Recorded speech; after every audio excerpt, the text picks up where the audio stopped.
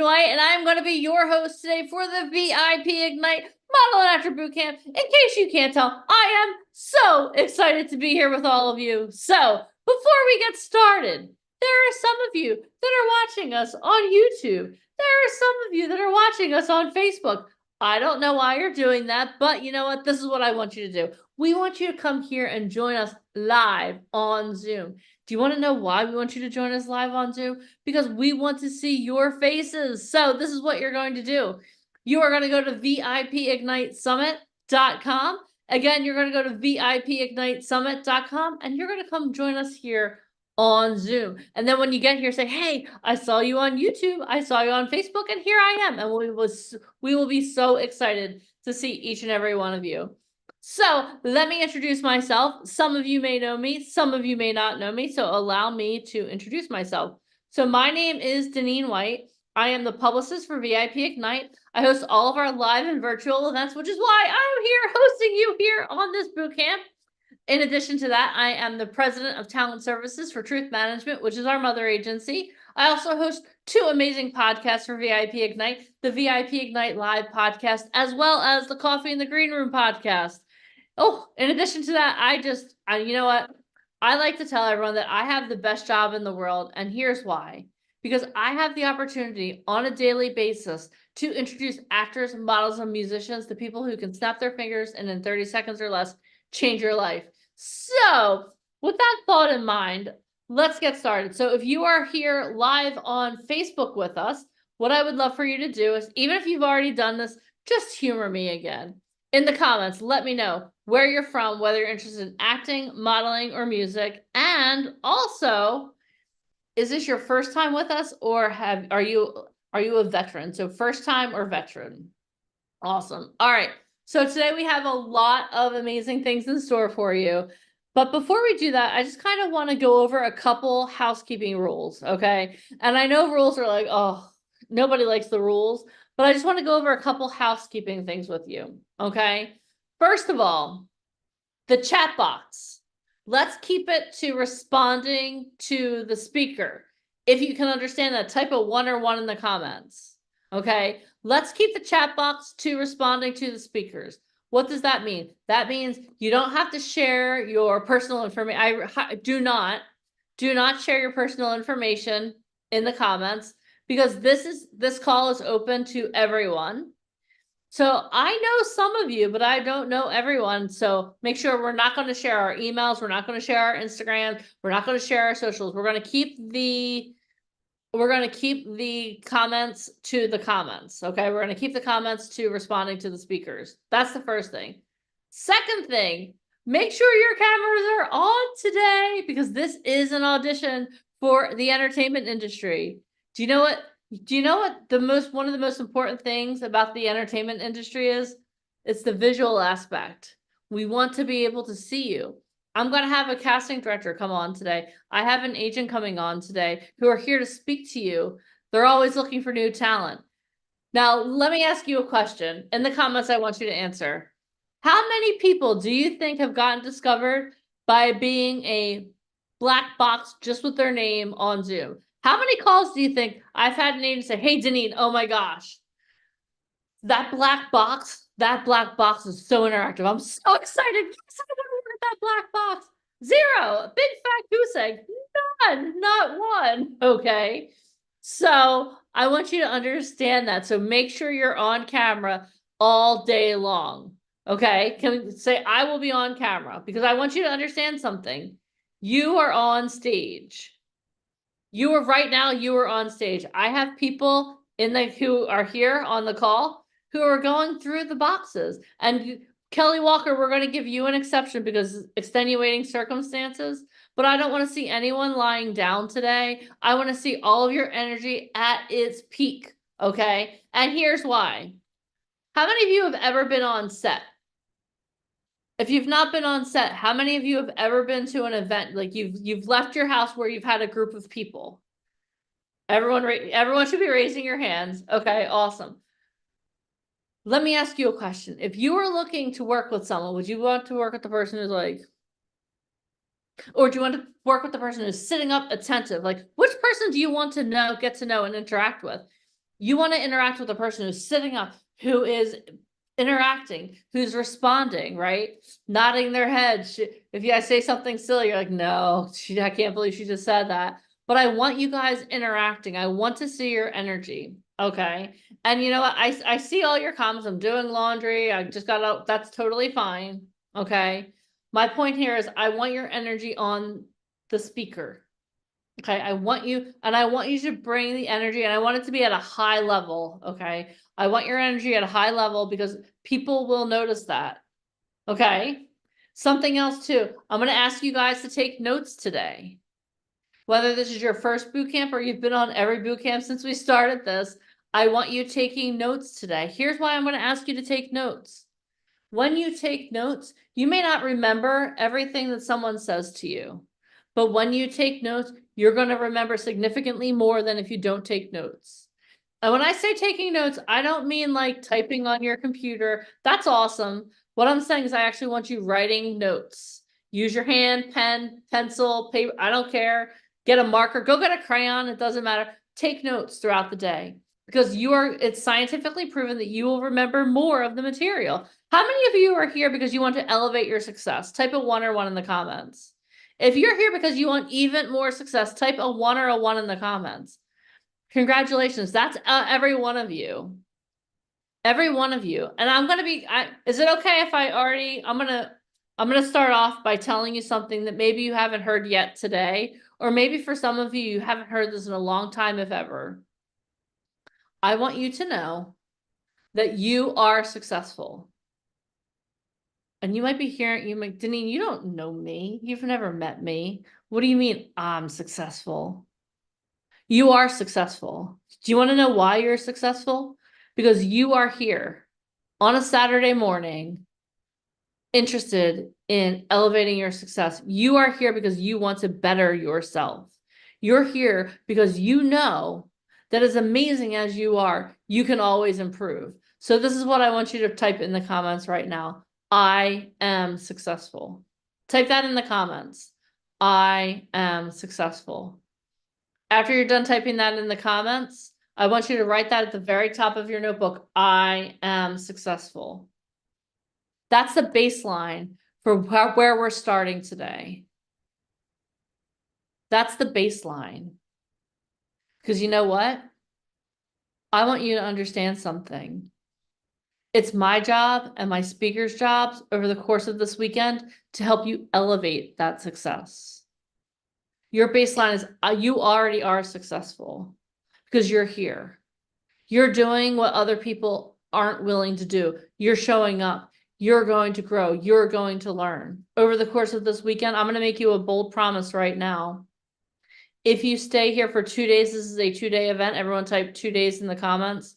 James Warren, I feel like I'm going to give you a pass because it feels like you have to walk like 1.5 miles to like go to your computer and type in. I'm giving you a pass, but not really.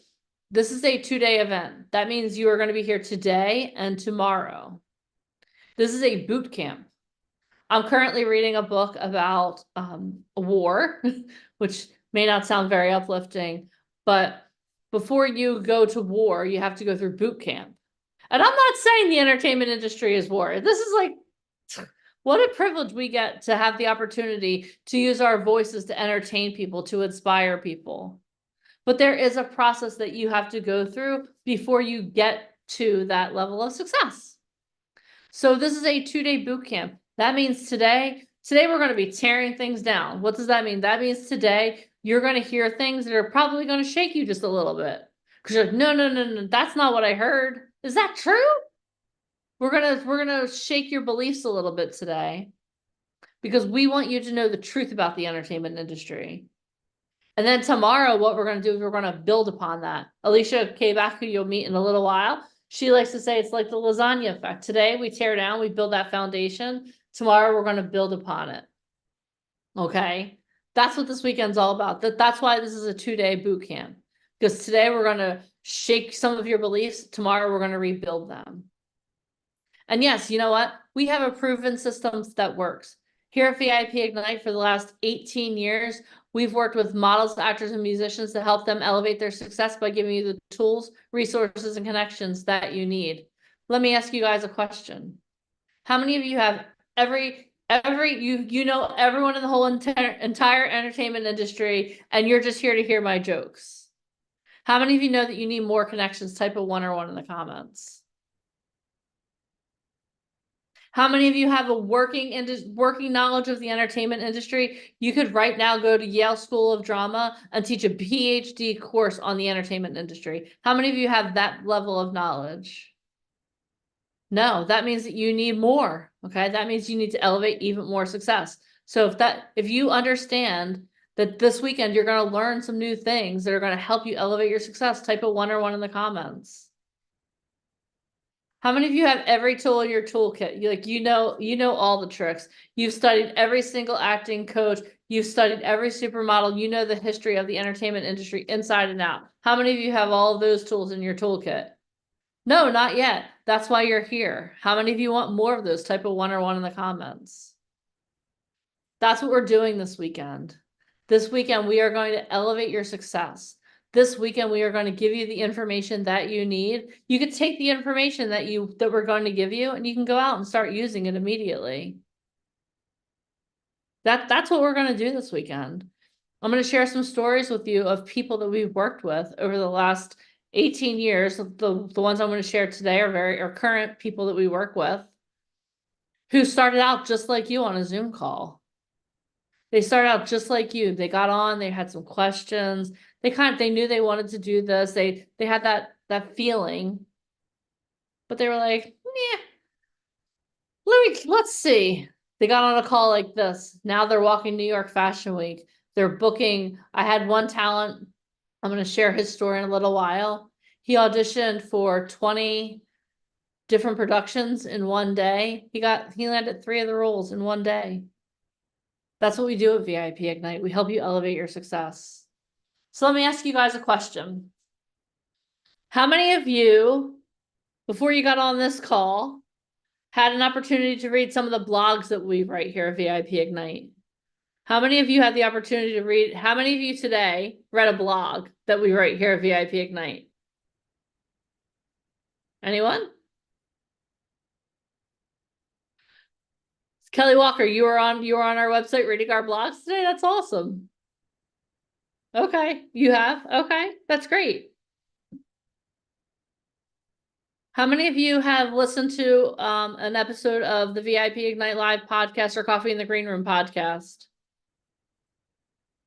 today? The last 24 hours? It's okay. I'm gonna throw you guys, I'm gonna throw you an easy one. How many of you have read the first chapter of Finding Fame? I know we literally send that out to you in emails, so many emails. Okay, that's good. Good baseline. All right. So what I'm gonna, oh yeah, you listened to the one with me and Anissa. That was a really good one, right? That's awesome. All right. All right. So what I'm gonna do now is I'm gonna make it easy for you guys. Okay. What I'm gonna do is I'm going to have my assistant. What she's going to do is she's going to send you, she's going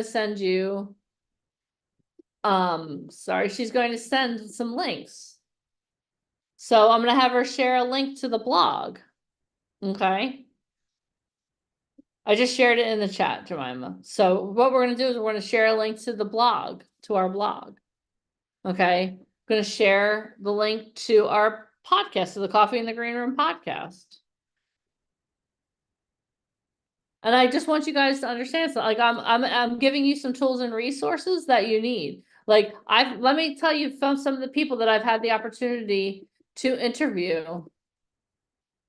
I've had the opportunity to interview the man who discovered Lady Gaga. How many of you would love to hear an interview with the man who discovered Lady Gaga? Type a 1 or 1 in the comments.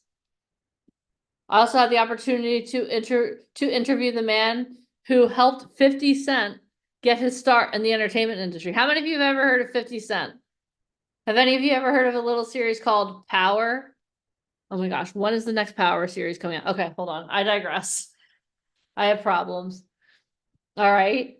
How many of you want some acting tips from the man who helped 50 Cent get his start in the entertainment industry, and not in the entertainment industry, but in acting? So this is what happened. So literally 50 Cent was transitioning from music to acting, and manager had him come in and do an audition. He was like, dude, you need some help. One of the people that we work with, Robert Galinsky, had auditioned for another project not too long ago. And 50 Cent was going to be starring opposite someone who looked and had a lot of the tonality of Robert Galinsky.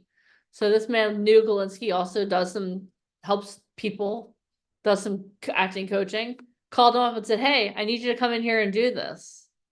I need you to come in here and I need you to coach 50 Cent. And he was like, okay, I'll do it. Went in, coached him. The coaching got so intense when they were acting out their scenes. 50 Cent's security opened the door and they were about to physically throw Galinsky out because they thought they were fighting. That's how intense it was. And at that point, Galinsky was like, you know what? I think you're good. I think you're ready for this. I had the opportunity to interview him. So what I want you to do is I want you to take down the link for the podcast. I want you guys to go and I want you to start listening to some of the podcasts. This isn't patting me on the shoulder. Oh, Deneen, you did such a great interview, because I've had the opportunity to interview amazing people so that you can learn from them. Go learn from their story. So Jemima, if you can share the link for the podcast in the comments, that would be great. And read the first chapter of Finding Fame. Let me ask you guys a question. Imagine this. Okay. I want you to imagine this. Imagine I sent you out on a casting. Okay. I sent you out on a casting for a shampoo commercial. Okay. Would you read the script before you went to the commercial? Okay. Would you read the script? Or would you be like, you know what? I got this. I shampoo my hair every day. I want you to imagine this. Okay. So imagine this. We send you a script for a shampoo commercial. You're like, I don't even need to look at the script, Deneen. I got this. I use shampoo all the time. What is there to know? Why do I need to know about the product? I'm gonna rock this. Look at my hair. I have such good hair. Obviously, I'm gonna rock this. So you go in and you sit down and they're like, okay, it's your turn. Come on in. And they're like, okay, go ahead. Let's see your audition. You're like, yeah, I use your shampoo. It was the best shampoo in the world. Look, my hair is so fluffy. It's so straight, so shiny. It's good. I like your shampoo is awesome. It's so good. Oh my gosh, such good shampoo. And they look at you like, huh? What? And you're like, no, look, seriously, look how shiny it is. And they're like, did you read the script? It's for shampoo. This is for dog shampoo. Imagine you walked in to an audition and you're like, yeah, shampoo is great for dog shampoo. Let me ask you a question. What do you think would happen to my relationship with that client if I sent you in for an audition for dog shampoo, but you didn't even read the script? Do you think that client would be like, Deneen, that was awesome. Like, that was the best thing I've ever seen. Or do you think he'd be like, yeah, your talent, yeah, lose my number. They'd be like, lose my number. So not only would you not get the job and would you be dropped from the agency pretty immediately, but then I would lose that client. And then that's fine. We can always find new clients, right? We can find new clients. But imagine the people that came after you. They could have booked that client, but because you didn't read the script and you're going in, oh yeah, I got this. So the point I'm trying to make is you have to make sure that you prepare. Okay. And I know that you guys are like, oh my God, this is like pretty harsh for first thing in the morning. But what I want you to understand is this. There are certain things that you can do that are so easy. Like we send you all of those things, right? And I want you to make sure something else too. We have a newsletter. So we have a newsletter that you can subscribe to. It's like, if you want to know, like, where in the world, like, how many of you follow along on our social media and you're like, whoa, where are they? What's going on? I don't even know what's going on. like Alicia's here, Denise and Mike are here. Oh my gosh, they're so how do I even keep up, right? Yeah, so you follow along on the social media.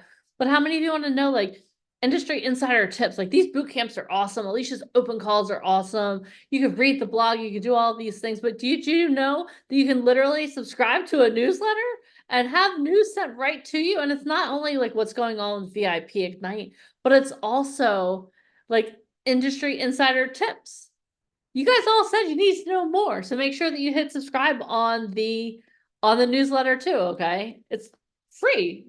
For 1 year, you can learn all about VIP Ignite. Awesome. All right. All right. So are you guys excited about boot camp? Or you're like, oh my God, Deneen, like she's like, what's going on? Let me take a sip of my energy drink and then we're gonna move on to our next thing. Awesome. All right. So what I would like to do now is I would like to share some stories of some of the talent that we have come through one of these calls, just like you're on now. And I would like to share their stories. Is it okay if I do that? Type it 1 or 1 in the comments if you guys are ready for me to start sharing some stories about some talent that we work with. Now this is what I want you to do. As I'm sharing the stories of these talent, I don't want you to think, good for them. I want you to cheer them on, okay? I do. But when I'm going through their stories, I want you to see yourself in each and every one of their stories. Okay, the reason that we chose these talent is that there is something about each and every one of them that should resonate with you. What does that mean? That means that I want you to see yourself in each of them. I want you to celebrate them, but as you're celebrating them, I want you to celebrate yourself too. Can you do that? Okay, let's see here. I know I'm sitting down today, so I feel like my energy is a little bit different, but can I see you guys celebrate right now? Let me see you celebrate. Yeah. Okay. Come on now. I know it's early. For some of you, I know it's like 8 o'clock in the morning. You're like, I didn't have enough coffee yet. Okay. But can we bring the energy? I need you guys to bring the energy up. This is why I need you to bring your energy up. In about a half an hour, I'm going to have one of the biggest casting directors in the United States on here. And if she gets on, you guys are like, hey, what's up? She's going to be like, why? Why did you bring me on for these sleepy people? Didn't you at least tell them to have some coffee?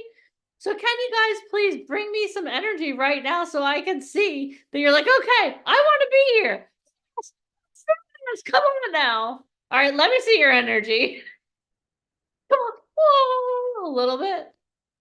GK, I don't know your name, but I'm not saying the energy. Come on now. Are you excited to be here? You should be excited to be here. Thank you, Elle. Thank you for being excited. Okay, awesome. All right. Thank you so much. Thank you for obliging me and being excited. All right. So let me share some stories with you of some talent that I've had the opportunity to work with, the VIP Ignites had the opportunity to work with, that I think are going to truly inspire you. All right. So can you guys see my screen? Give me a thumbs up. Okay, awesome. All right. So we're going to go to slideshow. All right. So this is the first thing I want you to understand. Every one of our success stories all started on a Zoom call, just like you are on right now. So everyone say it all starts on Zoom. It all starts on Zoom. All right. Okay. So let's start with our first talent, Brandon Hunter. So when I had the opportunity to interview Brandon Hunter, he got on one of Alicia's open calls, and the morning after the interview, we gave them all homework assignments. We don't normally do that on open call, but what we did was we gave them a homework assignment, and what we said was, okay, you know what? List out 10 reasons that we should work with you. List out 10 reasons that we should work with you. And as soon as I started talking to Brandon, like there's something about him. You know, have you ever just met someone you're like, okay, you know what? There's just something about him. He's a football player. He was in Montana playing football. After that, I knew his hometown was in Reno, Nevada. But he was like, Deneen, I love what I'm doing, but I want to be an actor. And I was like, okay, that's awesome. And so like we went through the interview, and again, there's just something about him when you meet him, like you can't not like him. So he was like, we got through the interview. I was like, okay, congratulations. He was like, Deneen, I was like, what? Congratulations. He was like, you gave me homework to do last night. I was like, oh my God. And like, he was like, don't you want to hear? Like, I literally thought about it and here I am. And I was like, oh my gosh, yes. So he gave me the 10 reasons. I can't remember what they were, but they were obviously amazing because here he is. But he gave me the 10 reasons. Like he's someone who follows through. Okay. So we met him for the first time in Las Vegas. He came out to an event and he had some photos done. He met his agent, but it just wasn't the right time. When we met him, like he was still in school. He had a girlfriend that didn't really support him very much doing this. It was just not the right time. But he was persistent. He was like, okay, he kept in contact. He kept in contact with me and he just kept that relationship going. Then one day he got an MBA. He graduated. He broke up with the girlfriend. He's like, okay, you know what? It's time now. It's time. So awesome thing about Brandon is that he graduated and now he's working full time as a model. Okay. All started on a Zoom call. All started with him being persistent. Okay. This is Masharad. So when we first met Masharad, his goal is acting. Okay. His passion is acting. He goes to a school in San Francisco where he's studying acting. He's studying theater. He's like all in on his craft. But when we met him, he was so shy and so insecure. Like I remember I was like, can you talk? Like the first time I met him in person, I'm like, hi. He's like, hello. Like he's like, and he's not a man of very many words, and that's totally fine. But he had self-confidence issues. He's obviously a beautiful person inside and out. He had some self-confidence issues. So he said yes to his success. He's one of our inner circle members. We had this opportunity for some of our inner circle members, some of our talent, to come out to an event that had absolutely nothing at all to do with acting and modeling. It was a business event.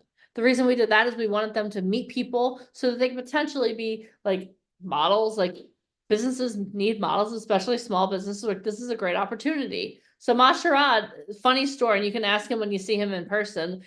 He's like, Deneen, I didn't even remember saying yes to coming, but he said, I got my phone, you sent me the text message, and I was like, yes. And then I was like, crap, what did I just say yes to? He was freaking out. He flew to Chicago. He had the opportunity to meet someone who literally saw potential in him and started working with him as a coach. Now, Masharad is not only acting in San Francisco. For spring break, he literally went into a room with 20 people who were planning short films, and he did an audition for all 20 of them at once. He got 3 callbacks out of that, shooting 3 films in like 3 weeks because his confidence was boosted, because he's a part of the inner circle. He invested in himself.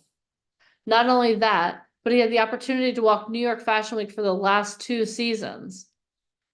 This is someone who could he didn't have the confidence to speak up for himself.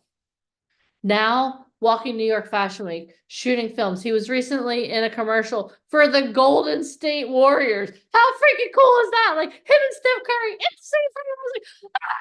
Like I freaked out. But when he first started working with us, no confidence. But now he's booking work consistently. How many of you want to book work consistently? Type a 1 or 1 in the comments. How many of you want to keep elevating your success? You want more. You're here because you know what? My goal for you is you can't get on these calls on a Saturday because you're booking work. Solange did that recently. She's one of our inner circle members. She's like, hey, Denise, I'm not going to be on the call because I'm on set. I'm like, you know what? That's my goal for each and every one of you. I want you to understand that. Okay, let's see here. This is Brandon and Masharad at New York Fashion Week in the fall. They had the opportunity to meet Isaac Mizrahi. Have any of you ever heard of him? Talk about an amazing designer. Like, I was like, excuse me, where's my invite to this call? I would have passed out. That's probably why I wasn't invited, because I would have passed out had I met him. But how cool is that? This is Masharad meeting with a huge casting director, with a huge producer, at the official opening party for New York Fashion Week for CFDA. I'll have Ryan talk about that later on the call.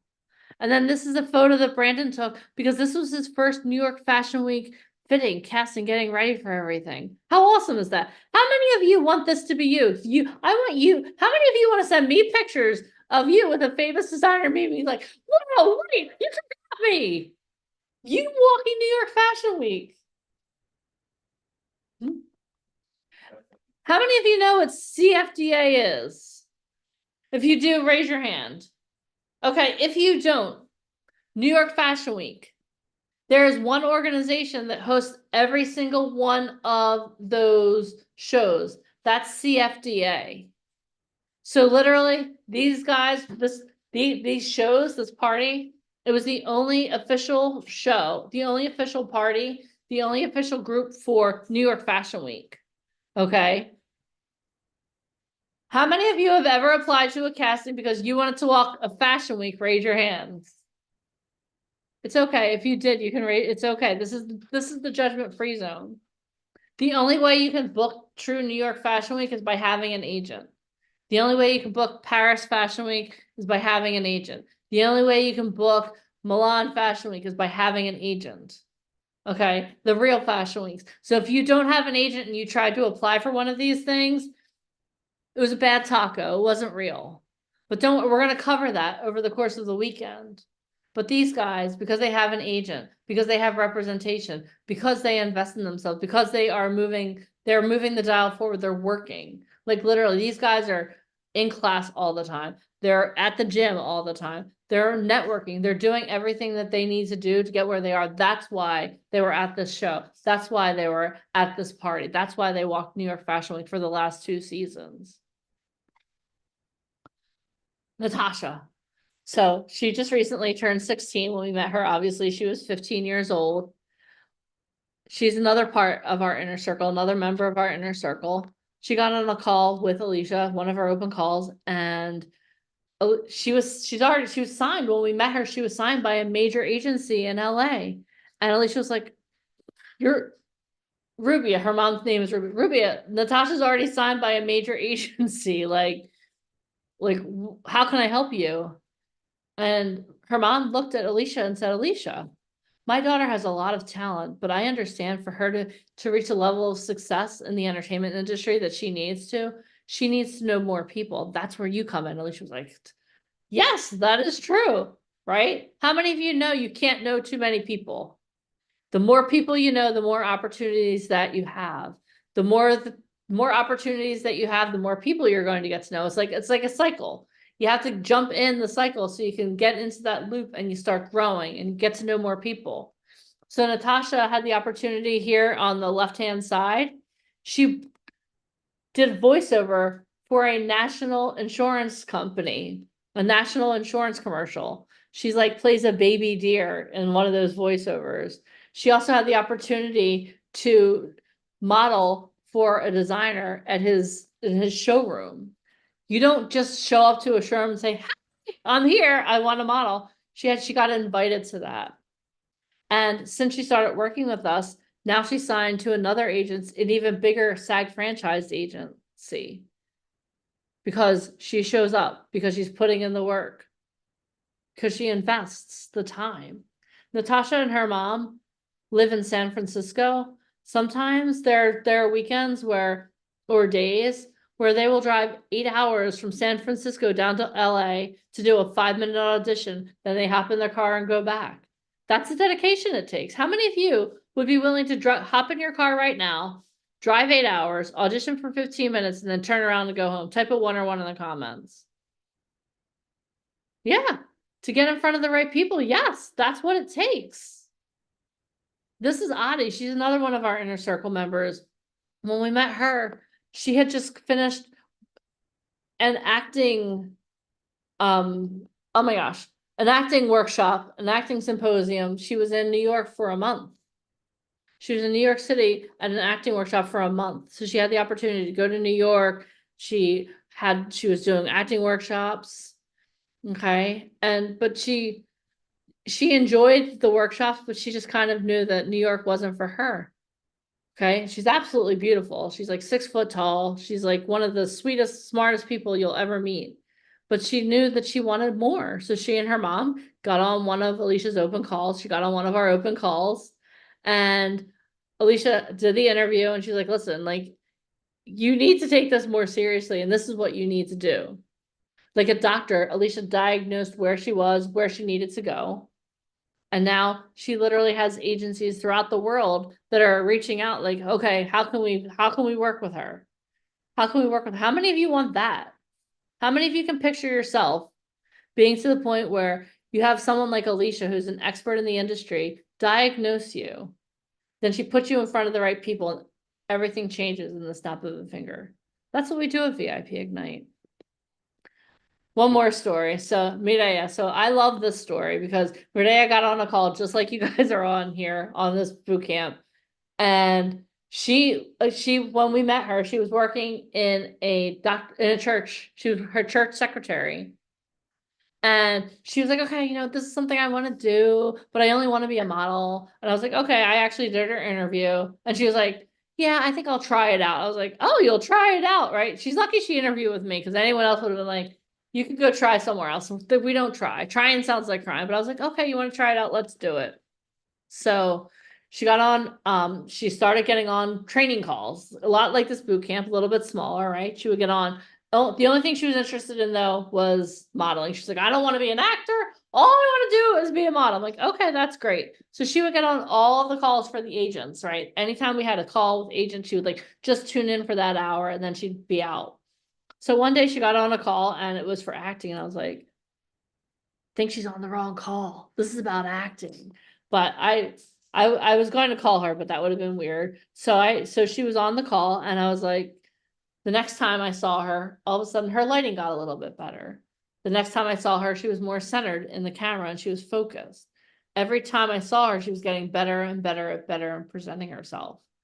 Then we had a big event just like this. It was actually a huge networking event. She got on and one of the agents on the event was really interested in her. So he reached out to her, he reached out to me. She called me, she's like, Denise, what do I do? Like, he wants to meet with me. I was like, you take the meeting. Like, what do you mean? What do I do? You take the meeting. So she did.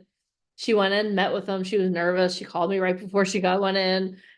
She called me right after. She's like, Denise, he wants to give me a contract. What do I do? I'm like, you sign the contract. What do you mean? What do I do? You sign the contract, of course.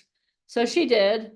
And then this was during COVID. So the casting directors, the casting process was a lot different back then. But the other thing is a lot of times they would want to cast families, right? Because it's a lot easier during a pandemic, like to cast families. You don't have to worry about, is this person, like they're all together, right? So on the opening night of the NFL season, the Patriots were playing. I'll never forget it. I was so excited because they had won the Super Bowl the year before.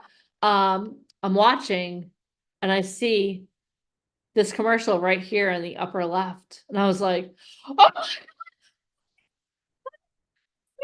yeah. And he was like, I think the neighbors like were about to call 911. Like they didn't know what was going on because I was screaming. But she and her husband got booked for an NFL commercial right out the gate because she met the right person. She said yes. She went off to the meeting. She moved forward. Since then, she's been in Starbucks ads. She was in this ad that was in New York City for Verizon and Apple.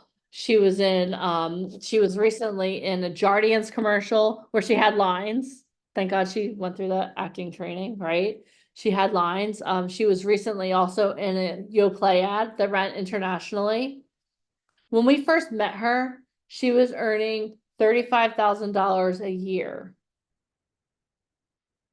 The last time we spoke to her agent, they told us they won't book her out for less than $30,000 a day.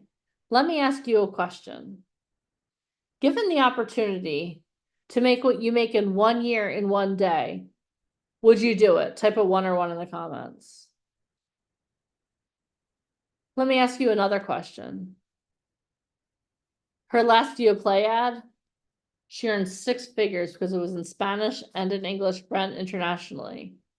How much would your life change if you booked 1 job a year where you earned 6 figures, where you earned approximately, let's see, 5 to 6 times what you make in a year in 1 day? How much would that change your life? How tons? Like, I want you to think about this. Given that opportunity, what's the first thing that you would buy? Like, what's the first thing that you would do? If you got a check for 6 times what you make in 1 year in 1 day, what is the first thing you would do with that money? Let me know in the comments. What was the first thing that you would do? It would change your life. Pay back and invest more, buy a house, pay off the truck, then buy a house, down payment for a house, invest it back in myself, pay for my home renovations, pay off my debt, save time, invest more, training, save it, pay off home. It would a lot, right? You would do a lot. I just want you to understand something. That's the opportunity that you have in the entertainment industry. The opportunities are endless. They're limitless. Here's the question to do for that. Are you willing to be here 2 days? If there's potentially an opportunity? Is that something? Would you be willing to start reinvesting that money back in yourself? Because this is what I want you to understand. Everything you want is on the other side of you taking action. I'm going to say that again. Everything you want is on the other side of you taking action. Looking around here, there's not one person that couldn't book opportunities consistently given the right connections. I'm looking through all the like black boxes. I can't guarantee anything for you guys because I can't see you. But looking through, there's no reason that every one of you can't be actively working in the industry. Whether you're a character actor, whether you are a voiceover actor, whether there's no reason that this can't be open to each and every one of you. Okay, and I want you to remember that as we're talking to the speakers that we're going to bring on today. There's not one reason that any of them wouldn't work with you based on your looks. I haven't heard all of you speak. I don't know what your skills are, but I can tell you that every one of you, the opportunities are endless. Literally one day you'll all meet Mike in person. And Mike and I have this game we like to play. Everywhere we go, we always find someone who we know could consistently book work if only someone told them, if only they took the opportunity to do something. And that's what this weekend is all about for you. How many of you are here because you're absolutely happy with your lives? You're like, yeah, I'm living my dream. Yes, this is exactly what I want to do. Yes. How many of you want more? If you want more, type more in the comments.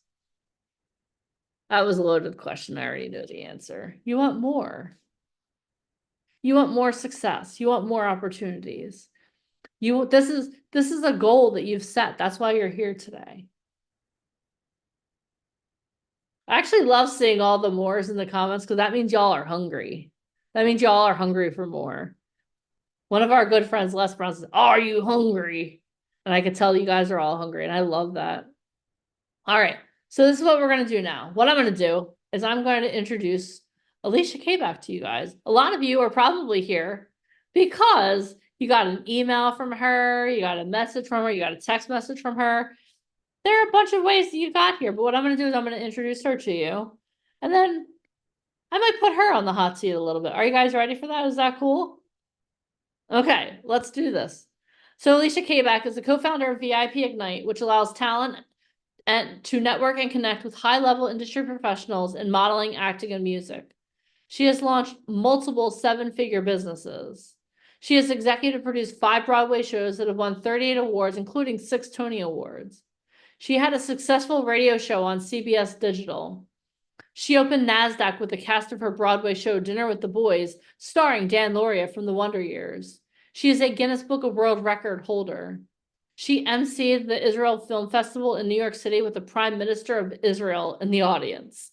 She has been featured in Forbes, Huffington Post, and Entrepreneur. She has shared the stage with such greats such as Les Brown, Bill Walsh, Greg Reed, Russell Brunson, Lee Steinberg, Brandon Steiner. Her first movie, Target, is currently streaming on Netflix and Apple TV. She is a Fox News music expert. She currently manages Francis Ford Coppola's protege. She has helped over 10,000 talents successfully get signed and book work through her program. Most recently, in May, she is going to be featured on Kevin Harrington, known for as a Shark Tank. She is going to be featured on his new show, Getting Down to Business. She is also co-authoring a book with Kevin Harrington. She also recently just won the 10X award from ClickFunnels, meaning that VIP Ignite has earned over $10 million through the use of one funnel. And most recently, she was on a podcast in Las Vegas with Sean Mike Kelly, who has over 20 million people following him. This is what I want you guys to do. Everyone give it up for the one and only Miss Alicia Kback. Morning. I took the red eye to make sure I was here on time, Deneen. I'm drinking so much coffee. How are you? I'm amazing. How are you? I'm doing okay. I don't know what coast I'm on right now. I'm back in Florida for a couple of days. We have an event this week in Tampa, and then we're back on the West Coast. I'm so confused. I'm just going to stay on West Coast time. So for those of you, it's what, 8:46 our time? Let's just go with it that way. I now live on the West Coast. Okay. So hi everybody. All How right, are you? So, hi Kelly Walker. Hope you're feeling good. Okay. Good morning. I have some questions for you, Miss Kayla. Oh dear. Hold on. Let me take another sip of coffee. I heard something about hot seat. Hold on. Hi, Solange. All right. Hit me. Go. You were just in Las Vegas for like a whirlwind tour, like 48 hours. 48 hours. So normally you put people on the hot seat. Yeah. But you had the opportunity to not do one podcast, but two podcasts. So first of all, let's talk about the podcast that you did on AI in the entertainment industry. How cool was that? That was really cool. We actually sat at a poker table, Deneen. I don't know if you saw, but we had a poker table. We had poker chips. I'm like, this is just too good. We're in Vegas. And one thing that we talked about on Boss Babes AI, which our friend Katya hosts, is the fact that sometimes like people do this like half-ass, like, oh, I'm going to put the least amount of work in, but I want everything. And it's like, I'm sorry, what? No, all in. And if you're not all in, especially in show business, I mean, look around. This is your competition. It's the entire world. It's competitive. It's hard. And we were talking about AI replacing humans, and that's not going to happen. It's not. But I'll tell you what, Hollywood has gotten very creative. Yeah. And for those of you that really want to get your big break, I mean, AI was threatening like even extras being on set. Like why would they even have real people when they can computer generate, not have to pay you? Like it's not rocket science. But I think with SAG-AFTRA recently, and I talked about this on the podcast the other day, SAG-AFTRA like stood up for everybody. And I applaud Fran Drescher. For those of you guys that don't know, she's the SAG-AFTRA president. SAG is Film Actors TV. So for those of you that don't know Fran, that's the nanny. She legit understands this business. And I mean, nobody in Hollywood worked. You couldn't even cross the picket line. So for those of you just getting started, like round of applause for the union to get their shit together before, you know, everybody else getting into it, because this business is competitive. And especially now that we're on Zoom, I love the fact that no one had to fly to any of the offices today. I'm working from home right now, which is a blessing. But back in the day, you had to physically travel to audition live. You had to show up with like your headshots, your stuff memorized, and you were going in and it was like live in person. And the fact that we're on Zoom, everyone's like, oh my God, this is so cool. It is, but kind of like an elevator, what comes up must come down. Your competition now is the entire planet for one role. You're no longer just, I'm in LA, I'm in New York, that's my competition. So the formula that VIP Ignite does, how, you do these amazing things, and what separates us from the rest of, there's so much garbage on the internet, and so many like just pay to play schemes. And we're going to talk about that today. We have a huge casting director coming on that casted Selma Glory, Fried Green Tomato. She works very closely with Denzel. She literally cast some of the biggest Academy Award winning movies. You can't get that by not being legit, Yep. So covered AI. Let's talk about your second podcast on your podcast tour. So you had the opportunity to be interviewed by Sean Mike Kelly, who is beyond. I was nervous, Deneen. I literally, I just threw away, because I'll tell you what, like Michael, Michael had sent me, and if you guys don't understand, I'm like Rain Man most days when I'm like ready to go. Like, here are the questions he might be asking. I highlighted them. I was ready to go, like just in case. Yeah. Because that's what you do. You have one chance to make a great first impression. Yeah. And I'm a huge fan of his. And I know you and Mike met him when you were in Vegas, like, what was that, last week? 2 weeks ago? A couple weeks ago, yeah. A couple weeks ago. And he just had Grant Cardone on. I mean, yeah, he has 20 million followers, and Grant's video got like 5 million views already. So I was Yeah. like, oh God, what are we going to talk about? Like, and he said, just so you know, like, because I gave him, our company gave him our bio and what we've done and about the 10X award and all that good stuff. But he went off the cuff, and I almost wish that I took some improv classes, because I was like, oh shit, sorry. Well, we How do am I have going to be able improv to do classes, this? so you can tune in on them for your next podcast. Yeah, I How guess about that? so. Well, I'll you know, send we you have the the link. book tour next with Kevin Harrington from Shark Yeah. Tank. And I'll tell you what, if you guys don't understand how important improv is, it's like dinner party conversations. Like, I sat there like, I didn't even know what to say. Like, when I met him, I was just so awe-inspired. And I was like, wait, I'm here for a reason. Like, they chose me to be on this podcast. Okay, like, Allie, like, slap out of it. Like, you got this. And I did call you, Deneen. I was like, You did. I need some mindset, like Jedi mind tricks. there. I Get me was back in ready. the zone, Deneen White. No, that's how I felt when I met him. I was like, first of all, he's like 6'10". He's like 6'6". Yeah, He's like like I was like, hello, he's sir. 9 feet tall, essentially. He's so tall. He's like so tall. So Like, tall. hi, you don't look that tall on TV on Zoom. But talk a little bit about your interview. You said it was off the cuff, like we prepared you, but I'm like like what getting was it like? sweaty just thinking about it right now. But the It was thing is, awesome. Like, when I you're have pictures. Hold on. I have pictures because I'm kind of crazy, but you know, I'll tell you this, like, going to this podcast and knowing who he's interviewed, like, I was in a room with a guy, and this helps. Like, you and Mike told me to get there early. So I did. Like, my interview and was bring until food. 2:45. I got there at 11. And guys, I did not go empty-handed. I stopped off and I brought donuts for the green room. I went to this place in Vegas and I got like the craziest donuts in the world. And then I went, and everyone, including Sean's, like, oh, what kind of donuts are these?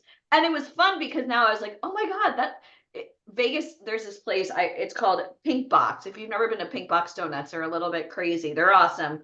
But everybody I met in that green room, including this crazy guy who has millions of followers, his publisher for his book is our publisher, our good friend Mark Victor Hansen, Chicken Soup for the Soul. And I was like, oh my gosh. And you started to realize, like, I'm glad I didn't just show up for the interview. And, you know, I was there early, so I got to know everybody else. There was a gentleman in the room, Randall Kaplan, $19 billion. I'm sorry. What? He's part of Google, Seagate. I text this to myself like, oh my gosh, make sure you follow up with him. I think it's so important, Deneen, that so many people are like, I want an agent. I want an agent. You sound foolish. Does an agent want you? And even if you got face to face with an agent or a casting director, are you ready to bring it? Yeah. And, you know, I was feeling pretty good about myself, you know, because we go around the table, oh, what have you done? And I was like, oh, we just won this award. And I was kind of going through our business. I was like, oh, tell me about yourself. He's like, well, my business is worth 19 billion. I just had the president of Goldman Sachs on my podcast yesterday. I was like, he's best friends with Dana White. And I was like, oh my God, like, there's no competition. You're right. It's not about competition. It's about finding like-minded individuals. How can I be of service to you? And he wants to talk to Mike now, which I think is really cool. So we're setting up meetings and and here's the thing, the value of being on the podcast, it's awesome that he has like 20 million viewers and all of that. Yeah. But the true value of being on the podcast, it's kind of like coming to an event or being on one of these Zoom calls, is being in the room with the right people and finding that connection and bringing value. Because we talk about that a lot too. Like, it may seem like a gesture, right? Bringing donuts bringing donuts or bringing food. But this is what I want each and every one of you to think about. Like, in 5 minutes, we're going to have our first speaker come on, and she's going to bring you a ton of value. And she just texted me, actually, Deneen, she's having problems with the link. If you can help her with that, or do you want me to send it to her? Yeah, if you can send it to her. That was the podcast. And that was really cool. I'll send her the link, but this is what I want you guys to think about. What value are you bringing to the table? So you're going to have the opportunity to ask questions in a little while. Not just like, help me. No. Because you sound weak. Like you're asking for favors. Like you know what's funny? I had somebody email me this morning. I can't get on your Zoom calls. It's never convenient for me, but can you book me work? No. No, you couldn't even show up on my Zoom call. Who the hell are you? Why would I risk my business to help you when I'm sorry if this isn't convenient? Make the time. But you know what? Make the time. Let's use that email as as an experience. Yeah. Let's make this a learning experience, okay? Okay. So now each and every one of you on this call knows, okay, you know what? You don't send an email saying, hey, it's not convenient for me. Can you still book me work? What kind of value can you bring to the table? Because if this was someone who's like, person's going to show up. But yeah, if this was someone who's like, hey, Alicia, my name is Deneen White. I host a podcast that has over 500,000 downloads. I have 10,000 people following me. And you know what? Unfortunately, at this time, I'm not going to be able to make your Zoom call. But can you please tell me when your next one is? Like, Exactly. Bring value to the table. Don't just like, me, please. Because you know what happens there? Like, it leaves a bad taste. And is it okay if I brag on one of our talent who's on here right now?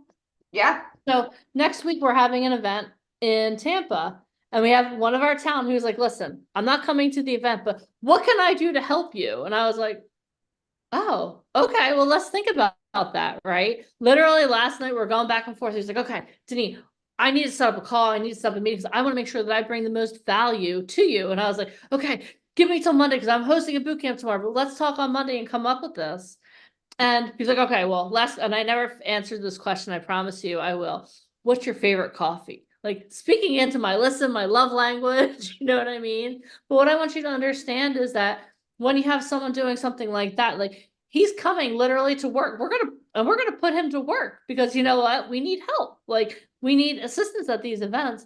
But if you come with that kind of energy, we're like, okay, you know what? How can I help this person? Versus, I'm so mad I can't. Can I just come and hang out for the day? Like if he would have said that, I would have been like, no, we'll see you at your event. You know what I mean? So I want you to think about that. What value are you bringing to the table when you're reaching out to people? What value are you bringing? Are you trying to help them, or is it just a very, very, very lightly veiled way for you to get what you want? Because if you're bringing value, like Alicia, she didn't have to bring donuts. And he said nobody ever brings anything. I'm like already like, what else can I found out he loves dim sum. So I found out his favorite restaurant. I'm going to just send him a little gift card. Just be like, oh my gosh, thank you so much for, having me on your podcast. How amazing is it that you now like know? And it's not about kissing butt. It's the right thing to do. Yeah. Maybe it's my mom. My mom was born in the South, like she's Louisiana. We still handwrite thank you cards. Yeah. And I just think it's proper etiquette. Yeah. My mom was Italian. You never went anywhere empty-handed, even if you brought an Entenmann's coffee cake. You never. They say you don't need to bring anything. I brought this anyways. It's just what you do. Exactly. So that's what I want you guys to think about. Like over the course of the next couple of hours, you're going to have the opportunity to ask questions. You're going to have the opportunity to interact with people who can literally snap their fingers and change your life in 30 seconds or less. What are you bringing to the table when you interact with them? What kind of value? Introduce yourself. Let's start with introduce yourself. Hi, my name is, don't just be like, hi, I know you can see my name on Zoom. This is what I want. Like start thinking about that, because these things that you're learning right now are going to set you heads and tails above so many other people. How many of you are here because you want, it's those little things. It's like the way you do the small things is the way that you do the big things, and people will notice that. So I want you to think about that throughout the course of the rest of the weekend. What can I do to bring value? Even like, and I see our next guest is here, so I'm going to introduce her in just a moment. But what value can you bring? What are you bringing to the table? And you know what? You might be like, well, I don't think about all the things that you lack in these moments. Think about, you know what can I bring? What is it? What is my superpower? What is great about me? Because each and every one of you has greatness inside of you. What is that thing that sets you apart? Well, remember let me just interject this. You're on Zoom. You're on Zoom. So Al Pacino, when we had a chance to talk like a while ago, he said to me, even when you walk into a room, they could, even before you open up your mouth, your body language, who you are, like your energy says a million things before Yep. you even say a spoken word. So if you're on Zoom right now and you're like, like, hi, Cynthia. She knows we're full of energy. She also knows I really love caffeine, but show her like you mean this is what we love. We love Yeah. we get more than you do. So hi, James Warren. So everybody put your shoulders back, like put your chin up a little bit, like look like you want to be here. Because if you don't, Smile. have a good weekend. Like, enjoy yourself. Let me see your beautiful smiles too. Everyone smile. Because you know what? I'm going to tell you, I'm going to give you a little hint and then I'm going to introduce Cynthia to you guys. When you smile, you release endorphins that make you happy. There you go. That's your free tip for the day. So smile. Bring your energy. You all have some amazing smiles, people. Smile. Bring some energy. All right. Are you guys ready to hear from our first speaker of the day? If you are, give me a big smile. Let me see your energy. Okay, awesome. Desiree Thompson's new hair. Look at her go. Hi, Desiree. Okay, sorry. It's okay. Awesome. All right, let me introduce our first guest to you. So Cynthia Fritz Stillwell has worked in the film, television, and live theater world for 45 years. She began working in theater during the 70s in Savannah, Georgia, and successfully spearheaded a capital campaign to buy out and develop a full-scale renovation of the 1870s Savannah Theater, which had regaled audiences for over 100 years. Because of her knowledge of creatives, as well as benefactors in the low country of Georgia and South Carolina, she continued building an independent network of working with New York City producers of bus and truck productions, starting in New York City and traveling down the highway to Miami. She successfully placed these productions along the coast of South Carolina and Georgia. In the 1980s, Cynthia was well known up and down the Eastern Seaboard with her "let's make it happen" attitude. And Hollywood and New York film companies and directors came calling to Savannah to meet her. Cynthia became the go-to girl to find film locations, secure local film crew, and available actors who had trained and worked with her as the president of the Savannah Theater.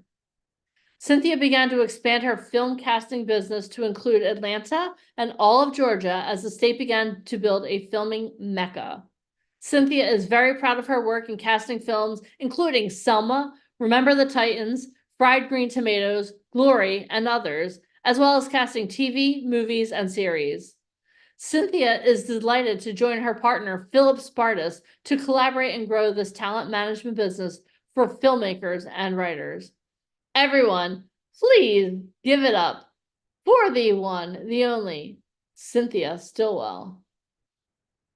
Good morning, everyone. Good morning, Cynthia. How are you? It's so I great to think see it's you. still morning on that's it's morning out here in Los Angeles. So to wherever you are, good morning, good day, happy Saturday, whatever.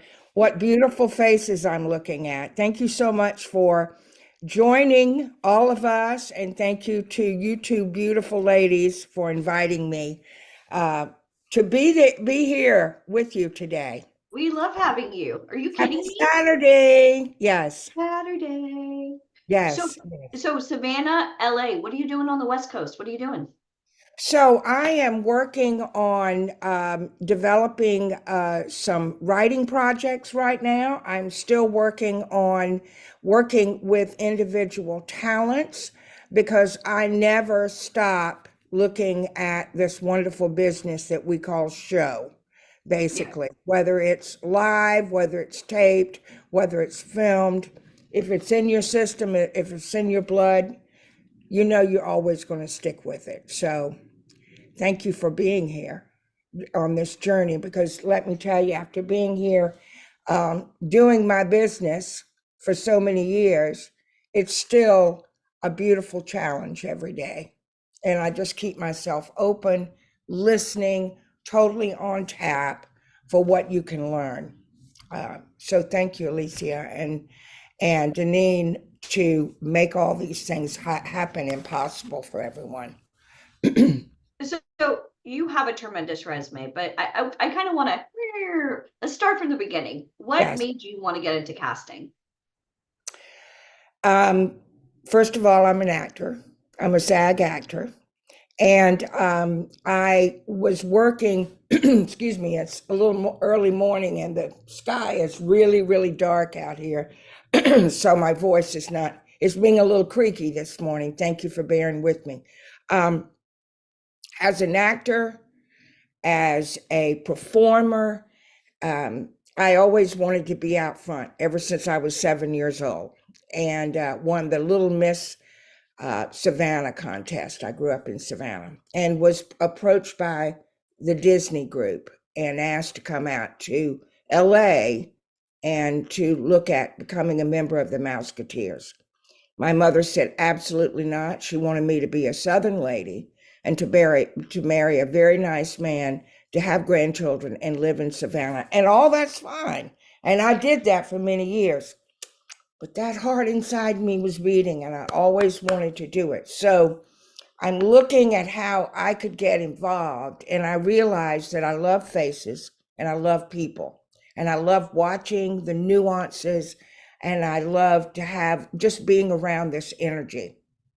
So on a local level, we started having some people look at Savannah as a place.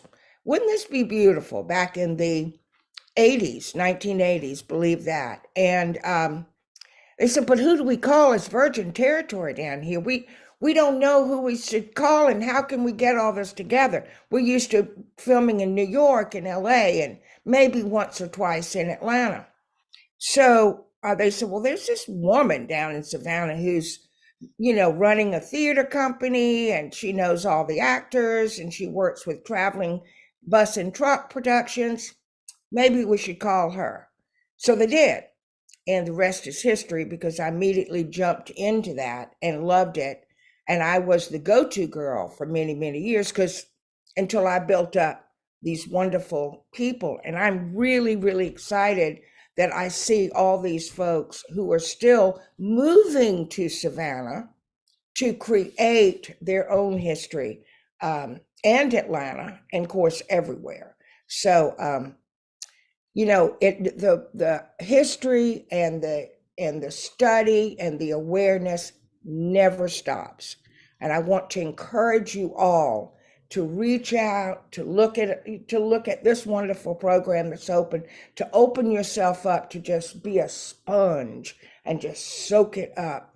Because with all the new things happening in all the AI and this and that and the other, and the awful strikes that we had, it's like we're going back and forth all the time. So keep yourself educated with this. Keep your ears and eyes always open for that. Yeah, definitely knowledge is key. It's power. Like It's if very you're trying to get into show business, you should know what's happening Yes, in this yes. business, because it's And constantly evolving.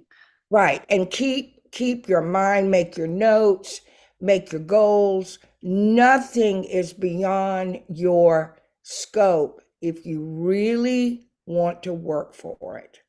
If you really want to focus and work for it, you can do it. Sometimes it happens a little slower than you thought it would. Sometimes it just slams you in the face and goes, "Oh my God, can you believe this happened?" But just keep yourself, just open up this part and just, I believe in that energy, just open yourself up and say, "Okay, I'm ready. Send it to me. I'm tuned in." And just Yeah. just make your notes and just get in there and do it. Now, You since you can't did make have, mistakes. You cannot make right, mistakes. I just want to say that. You are an individual, unique, incredible person.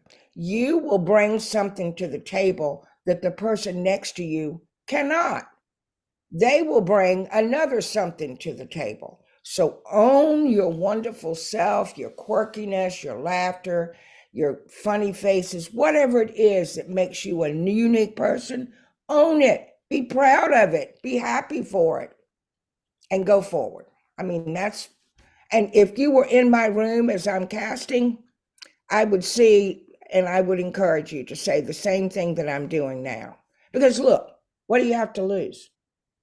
yeah. What do you have to lose?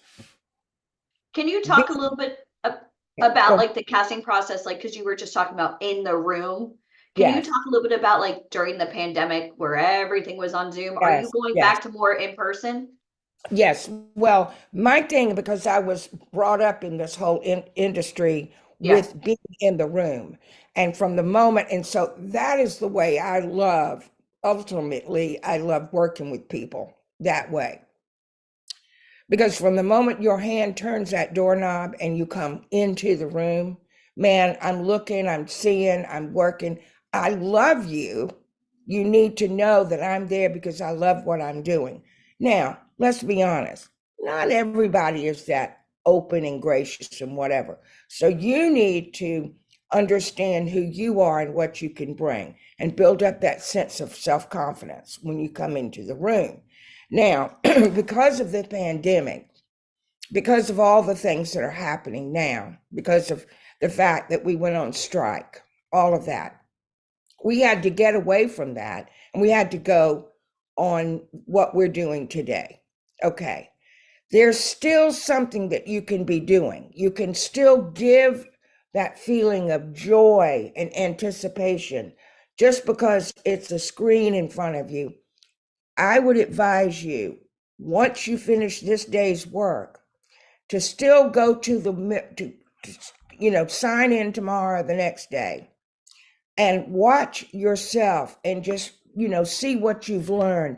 Use what you've learned from these fabulous workshops and these things that Alicia and Deneen have brought to you and make it work, because the more you work with it for you, the more it's going to work back. So you may be feeling a little uncomfortable about what they said today or what I'm saying or whatever. You know what? You got to go. You got to put your feet on the ground and you got to grasp it and you got to hold it, because this is your dream and you can't be timid about it. You got to put on your big girl pants and your big boy pants. I know that may not be, Just put on your kosher. pants. Wear pants. Pants are Right, necessary. just put on your pants. I'm sorry, Put on that your was a pants. throwback, so I'll apologize to any of that. But that's what it is. Put on your pants and say, you know what? I love this. There's a reason I'm here. And there's a difference between being confident and being cocky.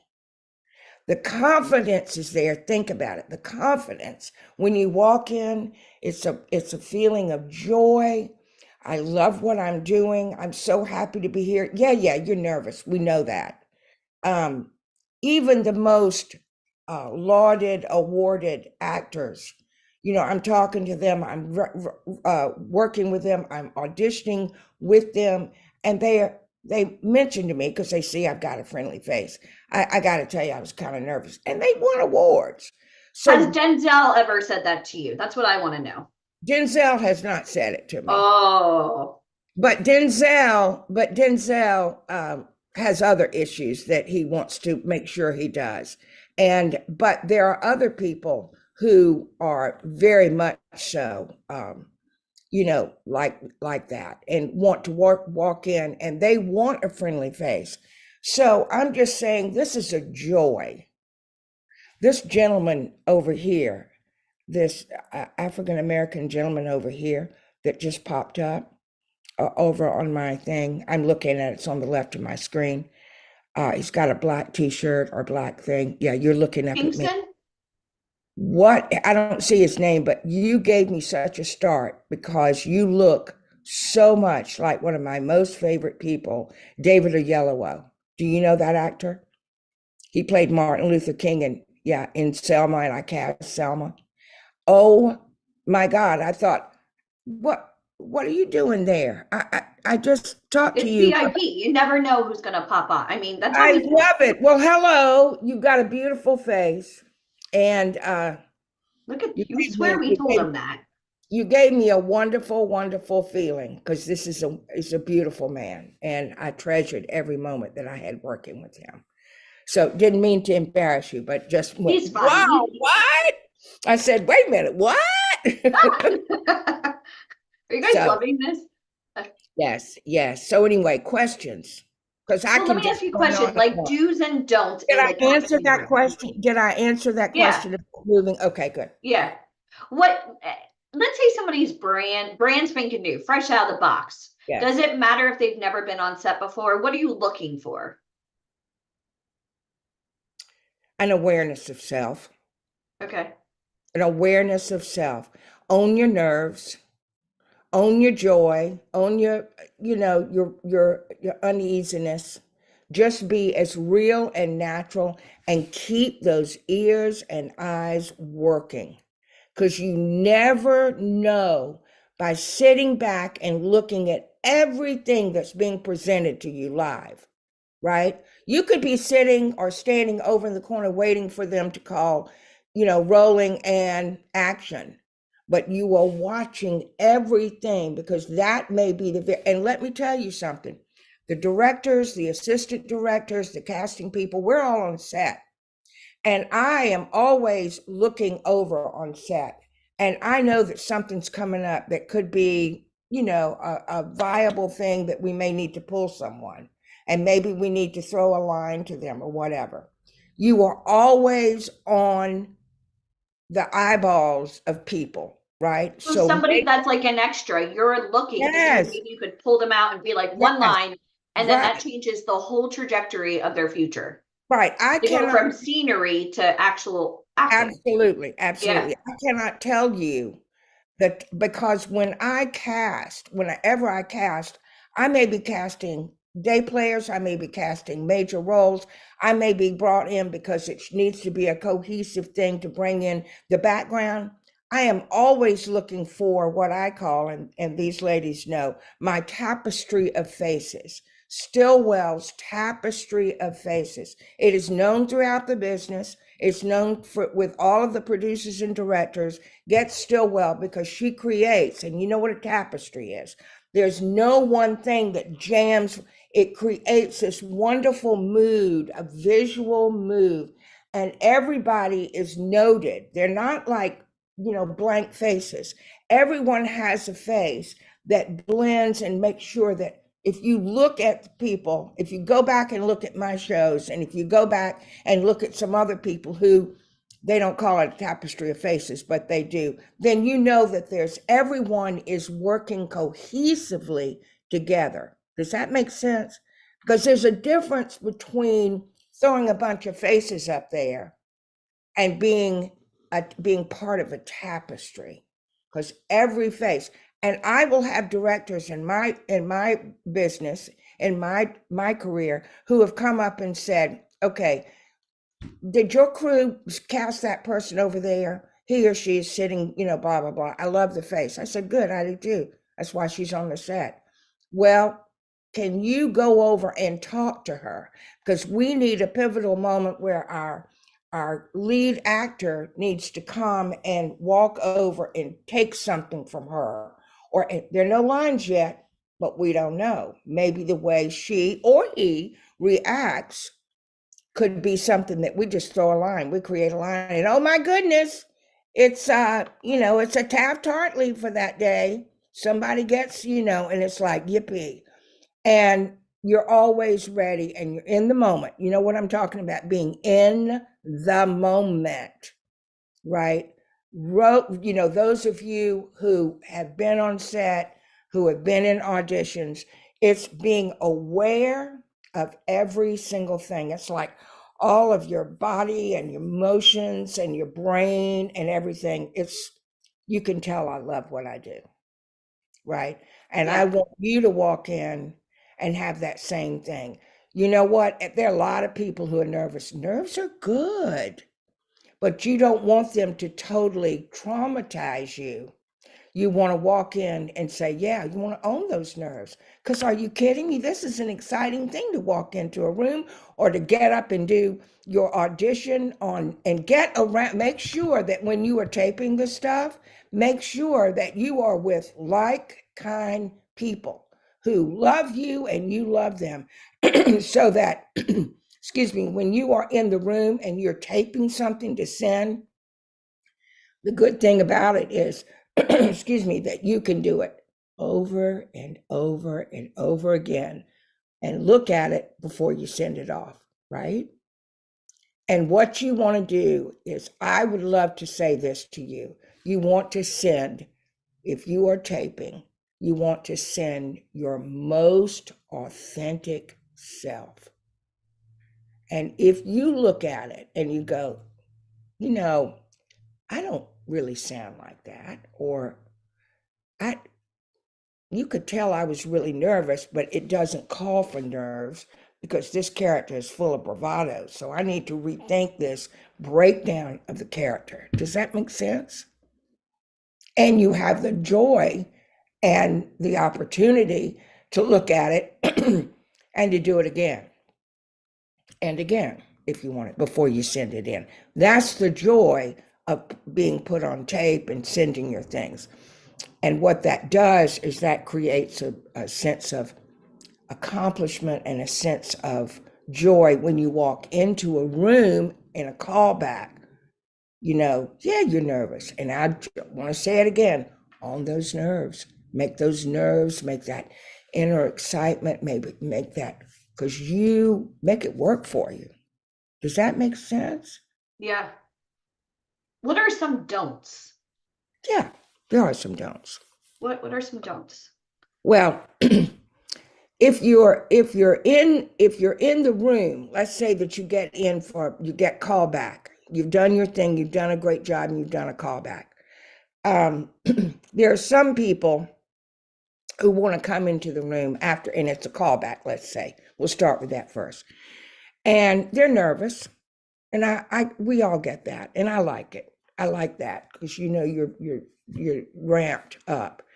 But I want you to be careful with the nerves, not to get into a jokey kind of, making those jokes like this person, that you want to, tell them a joke, you want to act, like this or whatever. Don't be, as my mother used to say long years ago, don't be too familiar with these people. You know what I'm talking about? This is a business. This is an audition. You are working for a job. Okay. Cordial, friendly, use that gorgeous smile that all of you have. It's okay to be a little nervous, but because that kind of ramps up your energy, but also know this is somebody who's going to hire you, and don't get too familiar. Does that make sense? Bring your joy, bring your wonderful personalities, but step back from being like, y'all go out and have a beer together, right? Yeah. Do you like a handshake when they walk in? Handshake or no handshake? I would wait for the person with whom you're interviewing or auditioning To see if they extend. their hand. Okay. Right? And then you walk in with a smile on your face, you're full of confidence, your heart's beating, but you're in the right place, the right time, because this is what you've wanted to do, right? And you're saying, okay, what's coming next?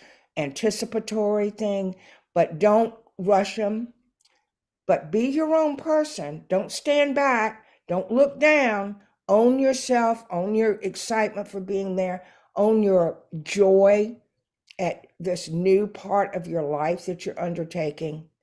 Does that make sense? But Yeah. don't be too pushy. They're going to, and a lot of times I'm sitting behind a desk once you come in for callbacks or whatever, and I will get up, I'll say, hello, how are you? Or maybe I might sit. But remember, from the time you open the door, you're on. You're on stage. Yeah. You're on stage until the time you thank them very much, smile, give them a moment for you to get that still moment, and you thank them, and they hopefully will thank you for coming in, and then you'll say goodbye and exit stage left or stage right. So Right. a callback, you originally saw their headshot, correct? Can Yes. you talk a little bit about like marketing materials? Like, what do you like to see? Do you like to see on-camera training? Does that help you? Like, Yes.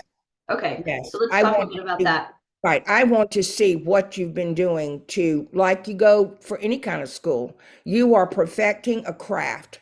You are moving through your life and you need all the tools in front of you to make you the best that you can be. Okay. And so I would like to see what your work has been as far as your studies, your classes, your comprehensive networking, whatever you've done that brings you closer to the craft of acting. Okay.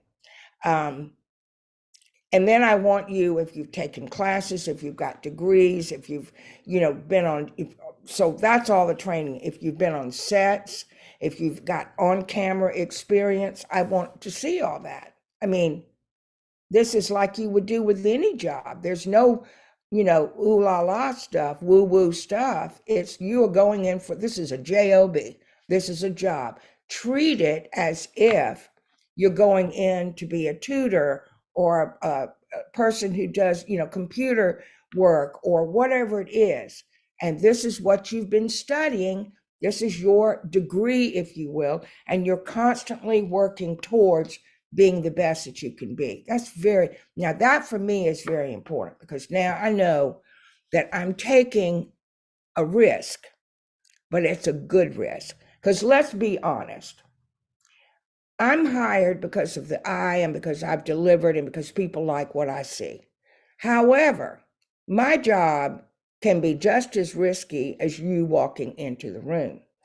If that producer or that director doesn't like what I've given to them, they may go, you're not giving us what we want, Cynthia.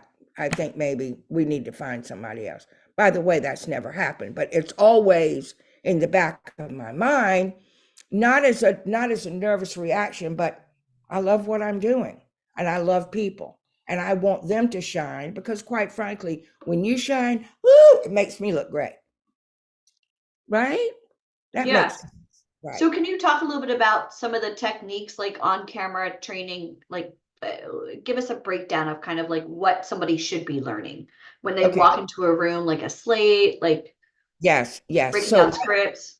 Right. So I would love to see you working on your slate. If you've got cameras, if you've got your phone, I would love for you to be working on learning how to be as natural as you possibly can.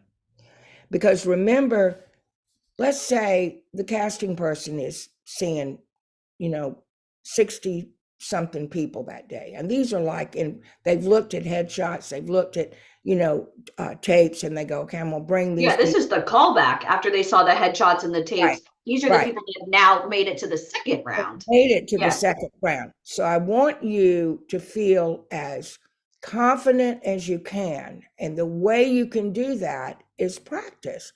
Practice with walking in, practice with, you can do it with the friend, you can do it with classes, you can watch yourself. You may not think that you are doing this. You may not realize that because you're nervous and maybe you're moving around. You may not, do that, you're doing your hair like this or whatever. You may not know it because you're so caught up in the moment.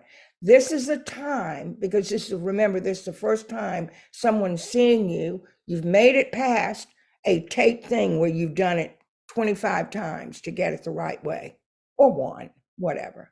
Anyway, you're satisfied. Now you walk into the real deal. It's live. This casting person is breathing the same air as you are. So how are you going to, they like you. It's like Sally Fields said, they like me. They really like me. Remember that show? They like you enough to bring you in. So remember that you want them to like you more to take you into the next phase, which is to move you into wardrobe, to get you a contract, to all of those wonderful Getting things. into motion. Yeah. Now, do you can you tell us what you'd like to hear in a slate? I want your name, and I want just, it should be really simple. I want your name. We do not need to have your date of birth. If you want to do it, that's fine. But I encourage, I'm going to look at you. I don't really care how old you are. I want to know how you appear. So an age, and by the way, no one should be asking you how old you are. And if they do, you can say, oh, I'm in my 20s or something like that. I mean, that is not kosher. And if it's something that you're doing for an off-brand or something, then you need to remember that. And if it's a SAG thing, you might need to talk to some folks and see, call Alicia and say, I had this happen, and, see if that's something that you might want to report to SAG. I mean, you don't want to it's a tricky thing because you don't want to get, quote, a bad name for yourself. But on the other hand, you shouldn't be forced into this. So I always tell people to kind of laugh it off. Oh, well, I'm in my 20s or something like that, and use it as a joke, right? And most of the time, because there have been people who have gotten severely chastised about saying, well, how old are you? People are very careful not to do that. But don't let it throw you in case it comes happen, okay? Just know. It drives me nuts when I'm in my 50s, but my friends say I'm in my 40s. Well, I didn't ask about your friends. Shush. I know it. It's like almost, it's almost like they're asking you to say, oh, you do look like you're in your 40s when they don't. Yeah.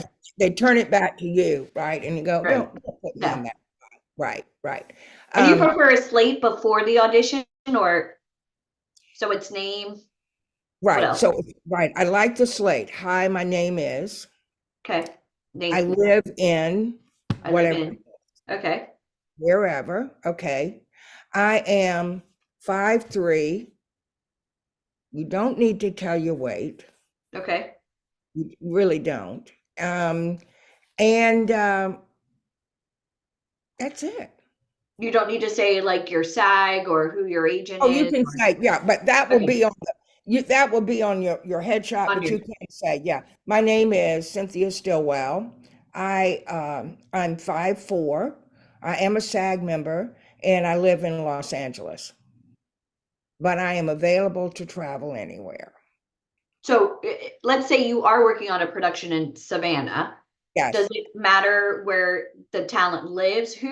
Who's responsible for the travel cost to come and audition for you? Well, the first time when they come in, you're on your own. Okay, so talent. So like, let's say Solange lives in Colorado. You love her look. You watch her tape and you're like, oh, she may be perfect. So it's Solange's responsibility to get from Colorado to Georgia to audition because she didn't book the job. Right. Not yet. So I would say what I would do personally is I would say, okay, let's see what we can do, because that's a big travel and that's a lot of money at this point. So let's get you, and I'll work with you. Now that's just me. I'll work with you and say, okay, let's see if we can get a little more info on tape with you. Let me see if I can sell you, because we can book from tape. Right. We can definitely book from tape and save that. However, I'm going to be honest with you. And if it says, no, this director really needs to see you in person. And when you book it for real, we're going to get some of this back. I mean, I can't guarantee that, but I think it's important that you do as much as you can without breaking the bank. And you know what? I'm going to be honest with you, and hopefully there are enough people who will be honest with you as well and say, well, is it worth it? I mean, that's going to be, $500 round trip. And, you might have somebody say, well, borrow the money if you can't, you really need to be here. And I may say that because I've done what I can do. I think that the key is honesty, and the key is you need to be as available and eager as you can be, but also knowing that the reality is you can't break your bank. But, you need to put your common sense. Can I do this? Can I borrow it? Whatever. It's about communication. I can only imagine somebody possibly getting a chance to work on Selma or Fried Green Tomatoes, like a movie that went on to win Oscars. Oh, I Yeah. couldn't afford the $500 flight to come and audition live. Yes. Like Yes. the whole trajectory of their life, like I completely. know. I know. And they're probably And it's an kicking. investment. I mean, if you're not in New York or LA or Atlanta, and I mean, there is competition throughout the country, like it's something that's expected. Right. Even like proper marketing materials, Yes. headshot, that gets you in the door, but your personality and if you can actually act will keep you Yes. there. 'Cause Yes. I think there's a lot of people, and you know that I deal primarily with people just getting started, or maybe they've spent some time or money on things and it didn't quite pan out the way they thought it would. I think people sometimes feel the sense of entitlement. Well, I want to get into this business, so I'm deserving. I paid for photos or I paid for classes. That doesn't mean you're going to be guaranteed work. And I really want to stress that to everybody here. No. Like there is a formula, like you do have to have proper marketing materials. You do need to show, even if you've never been on set before, like training. They're Yeah. looking for real actors, not impersonators. This is not to impress friends and family. And especially you and who you've worked with and your caliber, they're expecting a lot from you. There's just as much pressure from you for that stamp of approval. You don't want to bring in, you Right. know, the riffraff. You don't want to bring in the losers. You want winners. Right. That's right. And I Yeah. am personally, I will personally work with you Yeah. because you make me look good. So of course You I'm want going this just as much as they do. Yeah. to. Are you You're like kidding? number one cheerleader. Yes, exactly. Yeah. Um, I think that one of the things that you said is true about you need to take this as seriously as you would take anything. A It's a lot of business. Yeah. people will be talking to you and say, "Why are you putting money into that? You'll never make it." They're the downsayers, right? What are you doing? I mean, you live here. When have you ever? And you need to tune all that out and realize that this is like anything that you really want. This is your schooling, what you're doing. This is like going and getting a degree in presentation of self and saying those lines and creating a character into creating some make believe. How many of us grew up absolutely loving make believe and saying, I can be this person, I can pretend. Well, let's pretend we're going to do this today and this today. How much joy is that? But you got to be authentic in your pretense. Now, that comes at a price. You can't just wake up one day and say, oh boy, I feel so self-confident. I mean, I wish you could, but it's a constant thing. You're going to get more self-confidence the more you put yourself out there. The more you learn to be in front of people, the more you learn to listen to yourself and say and watch and tune in to what this person, if you're in a class, you're going to learn something. If you're doing it the right way, you're going and leave yourself wide open. You're going to learn something from every single person in that class. It could be something, boy, I couldn't do that because, or that was kind of negative, and I want to create this or whatever. You're going to be so focused that by the end of the day, you're going to look for a place where you can just relax in a Barco lounger or something and just whoo, and just, because it's hard work. This is not some frilly little, oh yeah, kind of thing. It's a lot of fun. It's a lot of joy, but it is hard work. And you need to treat it like you would as you're studying for your PhD, right? If this is where you want to be, then you need to give honor to this study, and it doesn't stop if you're right. You can't get to a point and say, oh yeah, I took a class. Yeah, I'm ready.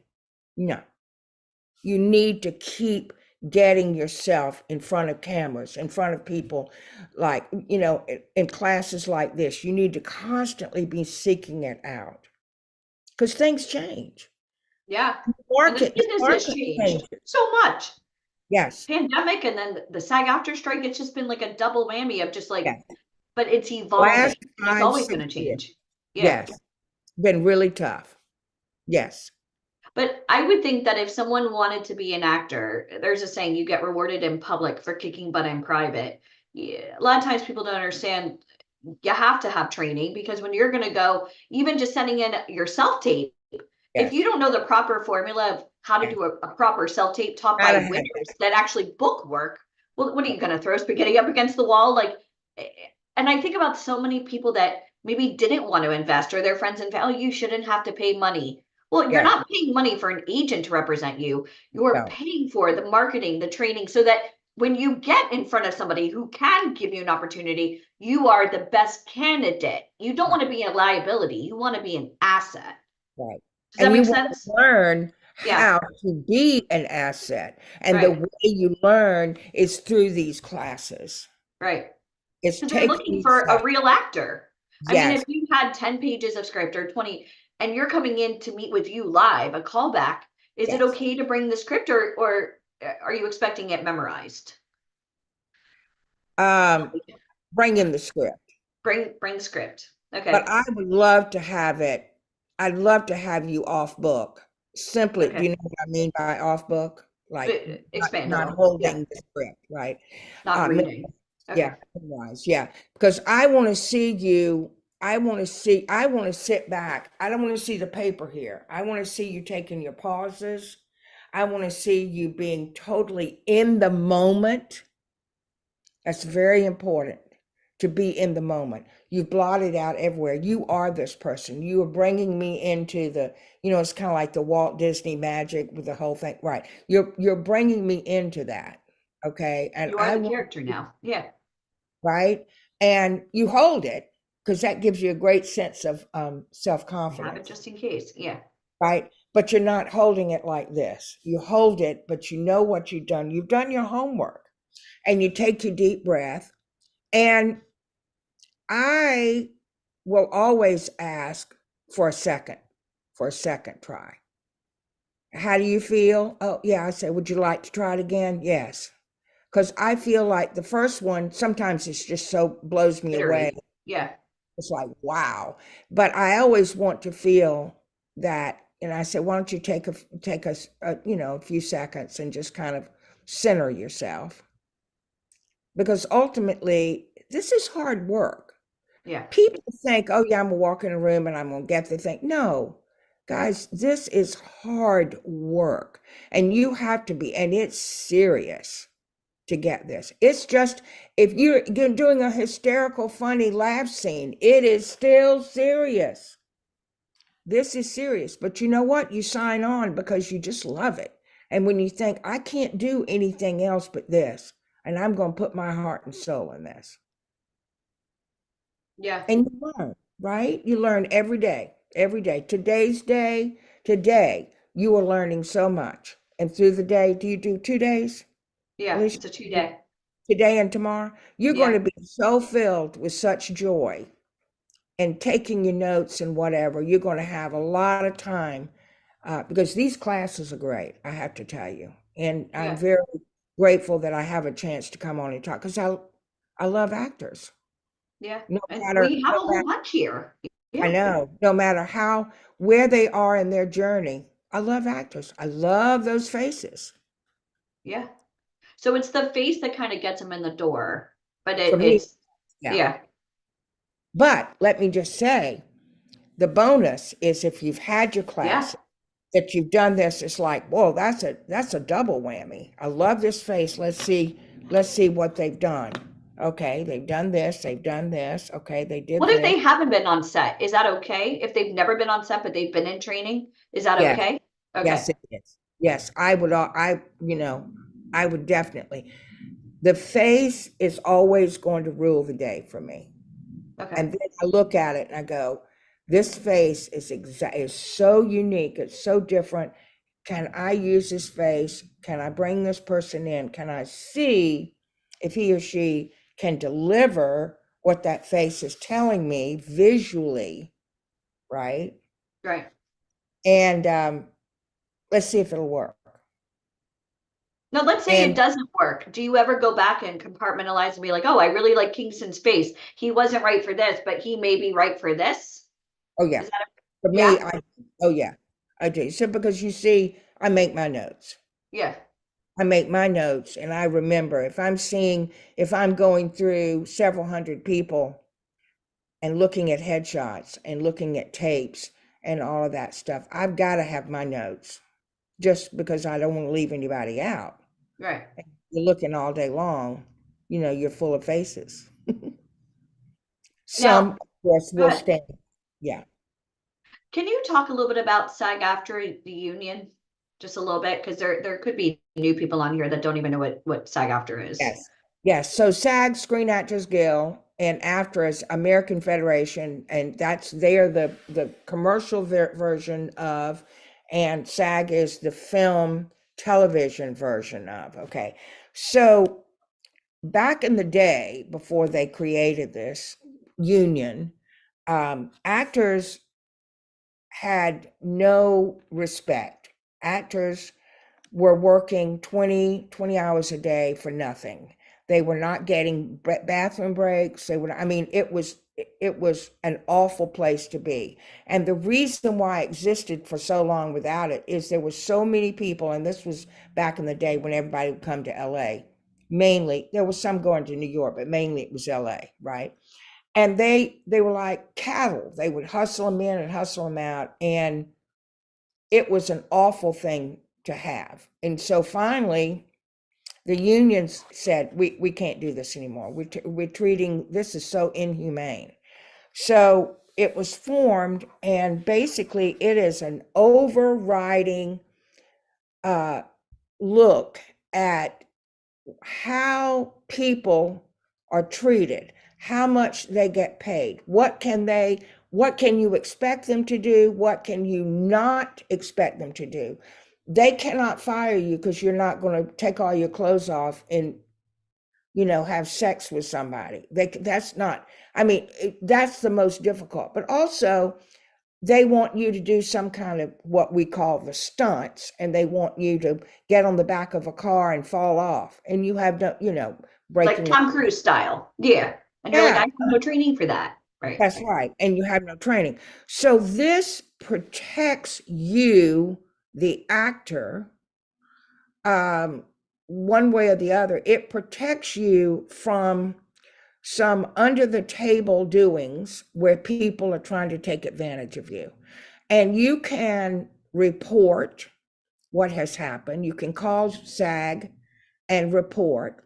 You can also go to, if you have someone that you trust, like a casting director who hired you, you can go to that casting director and say, I just want, everything is kept confidential. I owe that to the people I put on set to protect them in the best way I can. But I can't do it because my eyeballs are everywhere, but they may not be where you need me that particular moment.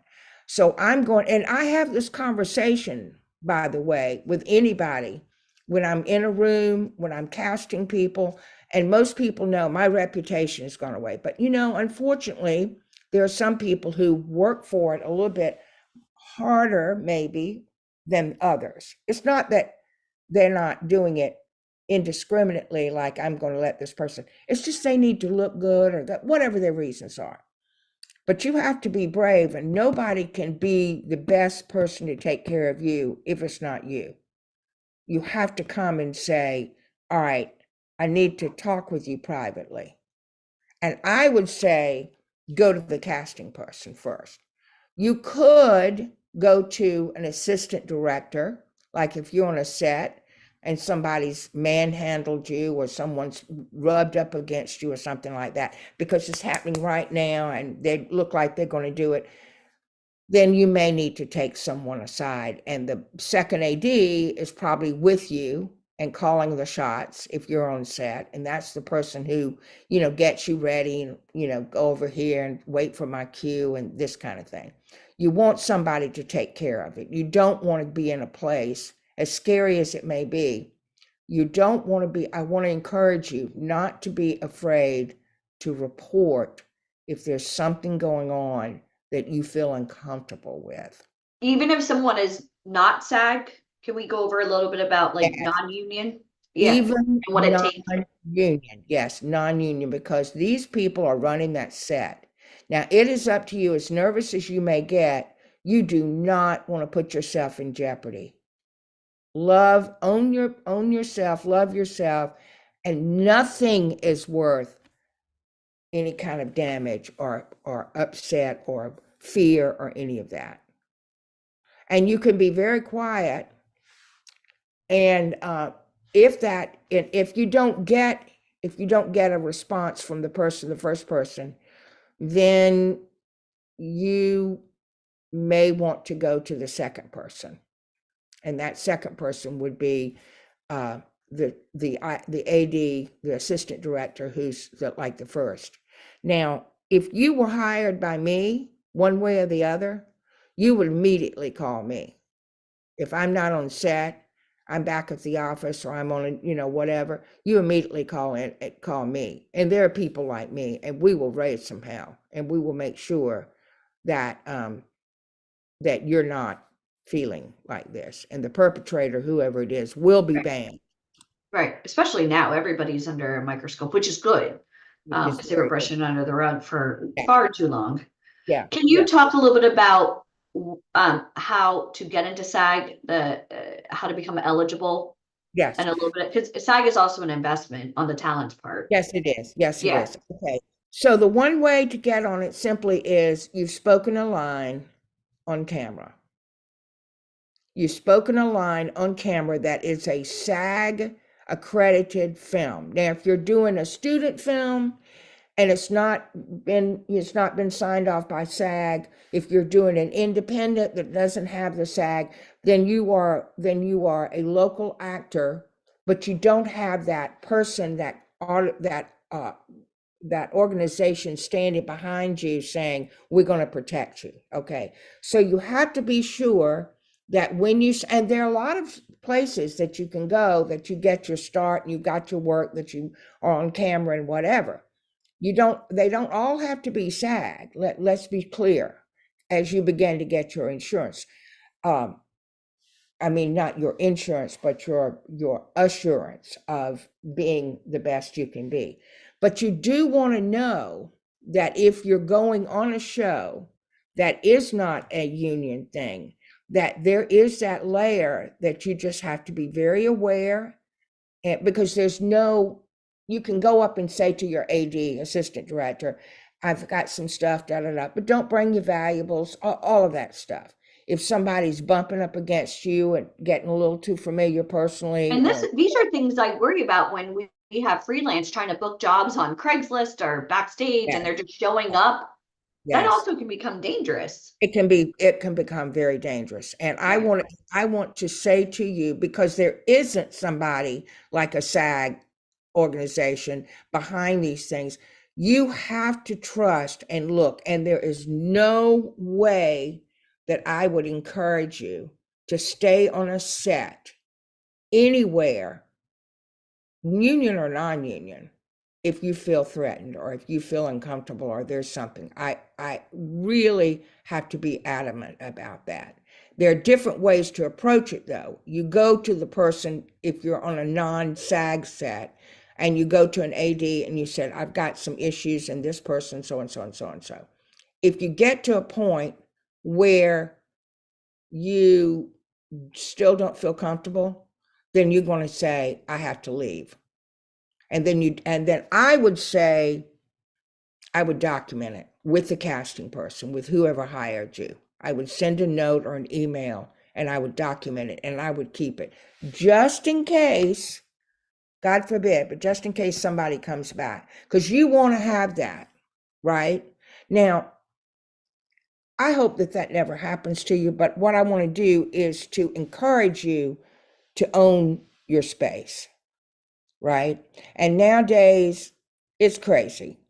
Now, that's a non-union. If you're on a union set, you will go to the assistant director who's been corralling you if you're working as an extra background that day, and you will tell him this and this, okay, or her, and then they will probably talk to you. There's a backup. SAG will do it. Once again, you still want to document it and send it to that AD. You want to have a copy. You want to do that because you want it to be dated, timed. You want to, and be very clear. This is what happened to me. I went to think, because you don't know. You just want to own this, and we're at a point now where we have a lot more protections than we've had in the past. Does Yeah. that make And sense? I also find that when people, Let me just say this. yeah, This is not going to lose you a job. And if it right. does, then we got And real serious yeah, problems. Then you call right. Liz and she'll call, and we will get into it. I can promise you that, because I will raise some hell. There's nobody better than you're the best one in the corner to fight. Yeah. But And I find that when someone's just getting started, oh, I want to star in a movie. Those are not real breakdowns on websites. Can you go over that a little bit? Like when people, oh, I'm going to star in a Marvel movie. Really? Where did yeah, you what find is that? that? Craigslist? Yeah. Yeah. What is that? Yeah, I want you to be careful. This is your career, this is your time, and I want you to honor the joy of being a part of this community, and all of that. Okay. Honor yourself, honor your joy, honor what it is that you want to do. Don't get caught up in the quick fix, because it isn't. Work with people that you feel are honest and reliable, and there's no BS. I mean, there's a lot of BS in this business. We know that. But there's BS, and then there's BS, right? And if there's any doubt in your mind that where you signed up and what you're doing on set and whatever, and you're beginning to get that queasy feeling that something's not happening right, I would say don't walk off the set, but like we said earlier, go to your assistant director. And this is like, even if it's union, you still go, but non-union, I want to encourage you not to stay anywhere if you're not feeling comfortable, or if you don't feel safe. Please, nothing is worth that. And by the way, people don't need to go through that. There are things now that are going to protect you. Does that make sense? Yeah. And a red flag for anybody watching this, and Cynthia, you could attest to this, Marvel, Disney, Netflix, Tyler Perry Productions, they don't advertise speaking roles on websites. No, they don't. They don't.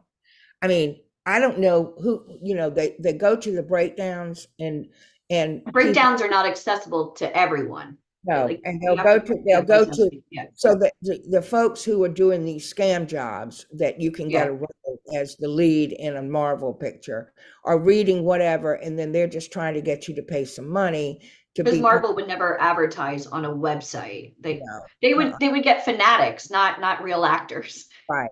That's Yeah. right. And safety is also a And big they're thing. going to go through their agents and their managers, and they're going to have a regular and their SAG, and there has to be a real cohesiveness to all of that. So this stuff is just, it's just a sham. We're trying so hard to squash those. We talk about them every day.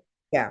I was on a podcast yesterday. Was it yesterday? Maybe it was. Yeah, I don't know. It's all a blur. But 20 million, followers, and he was asking me about the pay to play scams, and SAG-AFTRA is shutting down a lot of those websites because Yes. they're fake. And I'm going to audition for Marvel. No, that's not how it works. You would never get a speaking role for a major Tyler Perry movie on a website, ever. Right. I mean, you'd love to think that way, but it's bogus. Ever. Major. Yeah, bogus. Major bogus. Yes. Yes. Yeah. And you have to you know what? You have to honor yourself more. You have to honor the joy and the work that you're putting in, and look askance and not be scammed by these folks. And it's a shame. Because by the time they come here, it's like the bad boyfriend syndrome. I don't care where you've been in the past. I care about where you're going. Or worse off, more than the scams, they're asking friends and family for opinions, not asking educated professionals about the industry. How many of you guys are in that situation now? Like, you're asking your mom, your dad, your friends, about Yes. show business. Why are you Yes. asking for opinions? That Yes. doesn't even make any sense. And why would they know? With all due respect, Yeah. why would somebody know the ins and outs of this business we call show if Right. you're not involved with it? Right? That's why you come here, talk to the best, live. Yes. Yeah, Live, and you get the whole deal. that's Yes. what we do here, and we love you. Hi, Deneen. Thank you. This is so great. Thank you. I just love working with you, the two of Thank you, and with folks who come in. And I just love seeing people say, yes, we're going to get the best we can get, and we're going to learn this so that we're not going to be taken advantage of. You know, Yeah. that these ladies are the best. Thank you for Thank all you. this. And we're doing something very special with you in Atlanta. How many of you guys would love to come out to Atlanta and get a chance to work with Cynthia? Would that Yay. help you a little bit or a lot? Yeah, that would be, yeah, I love it. Boy, you'll be tired of my voice running Never. Are you kidding me? Never. Never. That's not possible. I'll tell Yeah. you what, if anybody's on here that's an aspiring actor, even if you weren't really serious about acting, but you want a chance to shine, it's a formula. You know what works. And it's not guaranteed, right? No. But I really want to say this. What is, right? Nothing. But if you knew what it really took to get into this industry, you had the best working with you, going over do's and don'ts. I mean, that literally, that sharpening crayons to then put them on paper. So many people talk the talk, but they don't walk the walk, you Yes, know? So if exactly. you love doing indie films and student films and you're not really getting paid, that's awesome. Let's make you a real working actor. How many of you Yes. guys are ready to be a real working actor? Because Yes. it's going to take balls. I'm going to tell you right now to come out to Atlanta, get a chance to work with you, and you're going to tell them everything that they need to know. It's going to be Yes. super. And you've already told us that you're going to be very constructive criticism because Yes. you don't know until you know. Right, exactly. Yeah. Exactly. Yeah, life-changing opportunities. So we're Very very much excited so, to see in a you. very positive, Yeah, affirmative way. right. Yes. And you work with the best. So we thank you so much for being here and Thank you. I love spending it. your Thank you so Saturday. much. I know it's early Thank in you for LA. letting me share some of my experiences with all of you. Thank you so much. Yeah. Well, we love you. Thank you Thank so you. much, Cynthia. Bye-bye. Bye. Enjoy your Bye. weekend. Thank you too. Okay, bye-bye. Bye. Scale 1 to 10, guys. How much did you love that? Think about it. Like, and we talked about this, Denise. We talk about this all the time. Oh, I'm going to go on a website. I'm going to join this, and I'm going to audition for a major role. No, you're not. They're not posted on the internet. So, in order to get those types of castings, and especially meet a casting director, she's not booking extra. I mean, she's booking major speaking roles, co-starring roles. You need to have the training. You need to have the proper marketing materials. And then on top of that, like whether or not you've ever been on set, you have to show them that you can handle the job. Everybody wants to get a paycheck, but are you the proper candidate to receive that opportunity?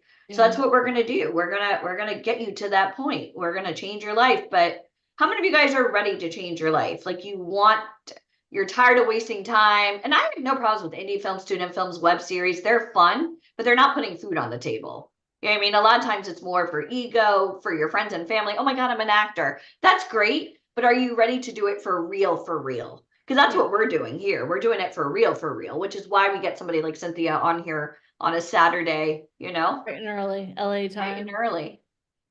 But we've also built the credibility with her, and that's how we're able to get her on here. Yep. Yeah. How many of you know that you're in the right room right now? Raise your hands. How many of you would know that you're on stage right now? Type I'm on stage. You're literally on stage. I just got a text message from our next agent telling me, hey, I need this person. Good news. If you're on camera, you have a much higher probability of that being. Just like I said, what we do works. Awesome. Okay, so before I bring our next speaker on, in the comments, what did you learn from Cynthia? Like, what was one of those, and I know you learned a lot, because I know you all are taking notes, but what is one thing you learned that, like, your head's like, whoa? Like, what is one of those things that you learned this morning? Let me know in the comments. And I'll bring our next speaker on, because I know that he has He has quite the busy day. Honor yourself always. Own your space, nerves, right? On stage. Yeah, awareness. I love that because you know what the thing is, something that she said, and I know this is pretty tapestry of faces. I could go on and on about tapestries, but the thing that she said very in the beginning, the thing that she said in the beginning that really struck me was authenticity.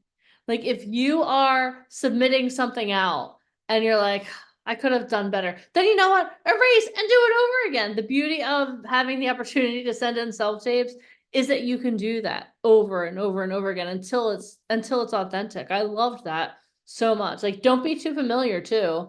That's awesome because you know what the thing, it's a job, it's a job. How many of you understand that? Even like this community right here. I love you guys, but this is a job. Like our job is to represent you. Our job is to elevate you. Always be bringing value, always bring authenticity to the table, because when you start doing that, that's when life changes. Don't half-ass anything. Excuse my language. Thank God it's only Saturday, right? Don't half-ass anything. Make sure that you're giving your all in. Alicia talked this morning about how she did that podcast. They were sitting at a poker table. Are you all in? Are all your chips on the table right now? Or are you raising? Or are you all in? If you're all in, type all in the comments. Because that's what we need. We need people. We're looking for people that are all in. We're looking for winners. We're not looking for people that are dipping their toe in the water. We're looking for winners. We're looking for people that want to take this to the next level. We're looking for people that, exactly the lasagna effect. We're looking for people who want this to be their be all end all. If that sounds like you, then you are going to love listening to our next speaker, who I'm going to introduce right now. Are you guys ready? I don't know if you are. Are you guys ready? You just got so much information, but here we go. Okay, so we're going to take off our casting director hats and we're going to put our agent hats on. Okay, and when you're listening to our next speaker, I want you to think, okay, you know what? I want an agent. I want to work with an agent. How can I become the person that an agent or manager wants to work with? He's going to lay out what it takes to work with him. He's going to lay out not only what it takes to work with him, but to work with other agents. Because all agents have a formula. They have a framework. They all have certain things that they're looking for. They may be looking for different faces to put on their board, but they all have the same formula. If you listen to Ryan, if you listen to Tanya Kleckner, who you've had the opportunity to hear from, if you hear from any agent, they all have the same thing that they're looking for in the talent, the same characteristics, but just the packaging might be different. I want you guys to bear that in mind when he's talking. Take notes. What can I learn? What can I be working on? How can I apply this to myself? What is one thing I can take action on today that will help move me forward? I want you to be thinking about all of these things as you hear from him. Okay.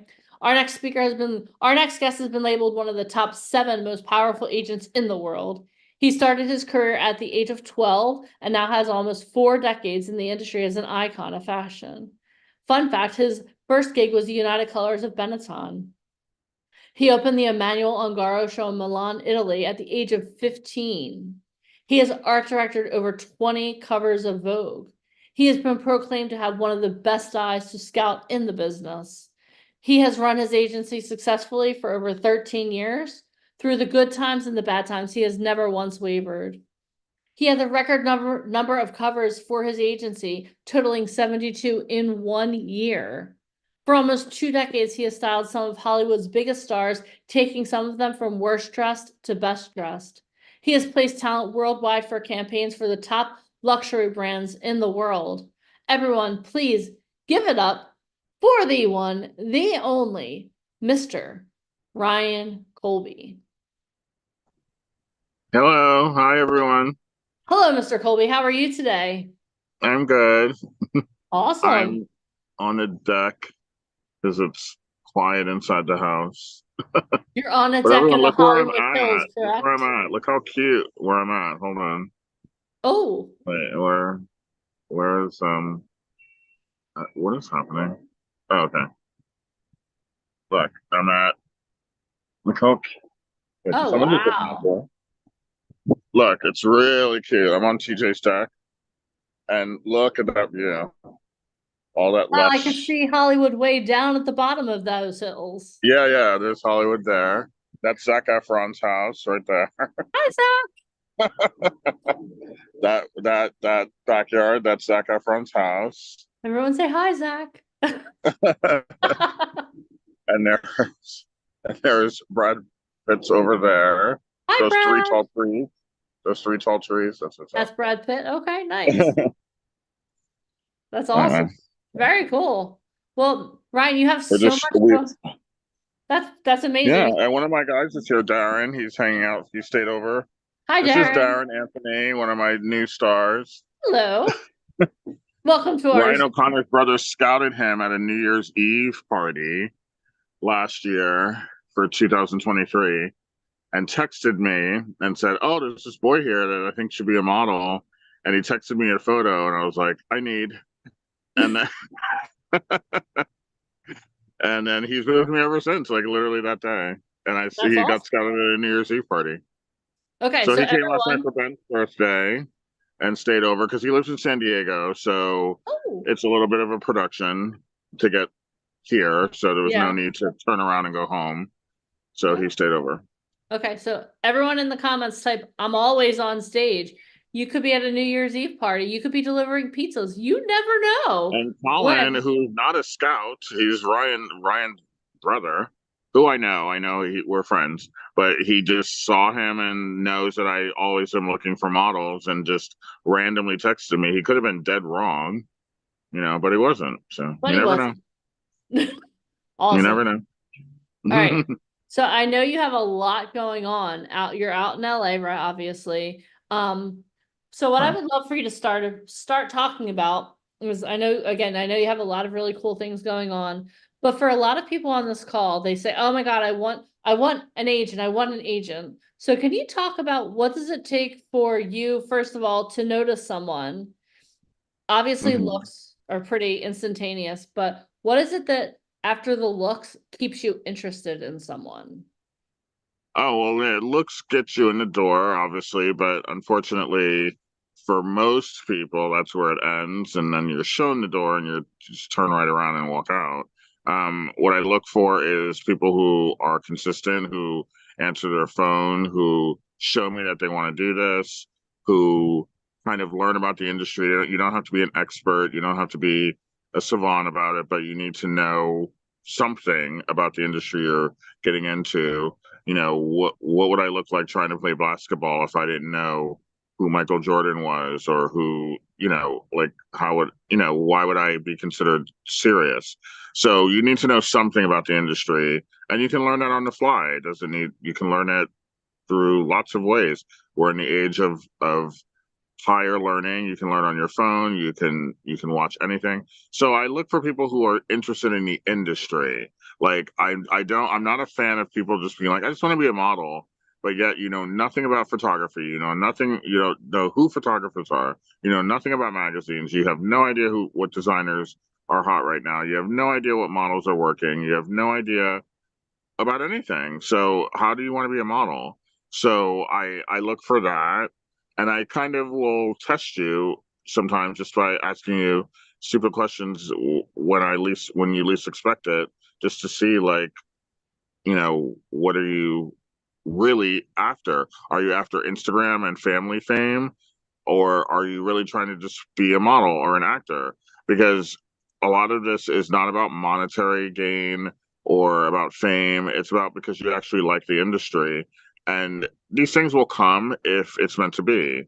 But if you're only in it so you can take cute pictures to show your ex-boyfriend or ex-girlfriend or your mom or dad, then I'm not interested, because that is so short-lived. I could get you pictures to show your ex-girlfriend in a weekend.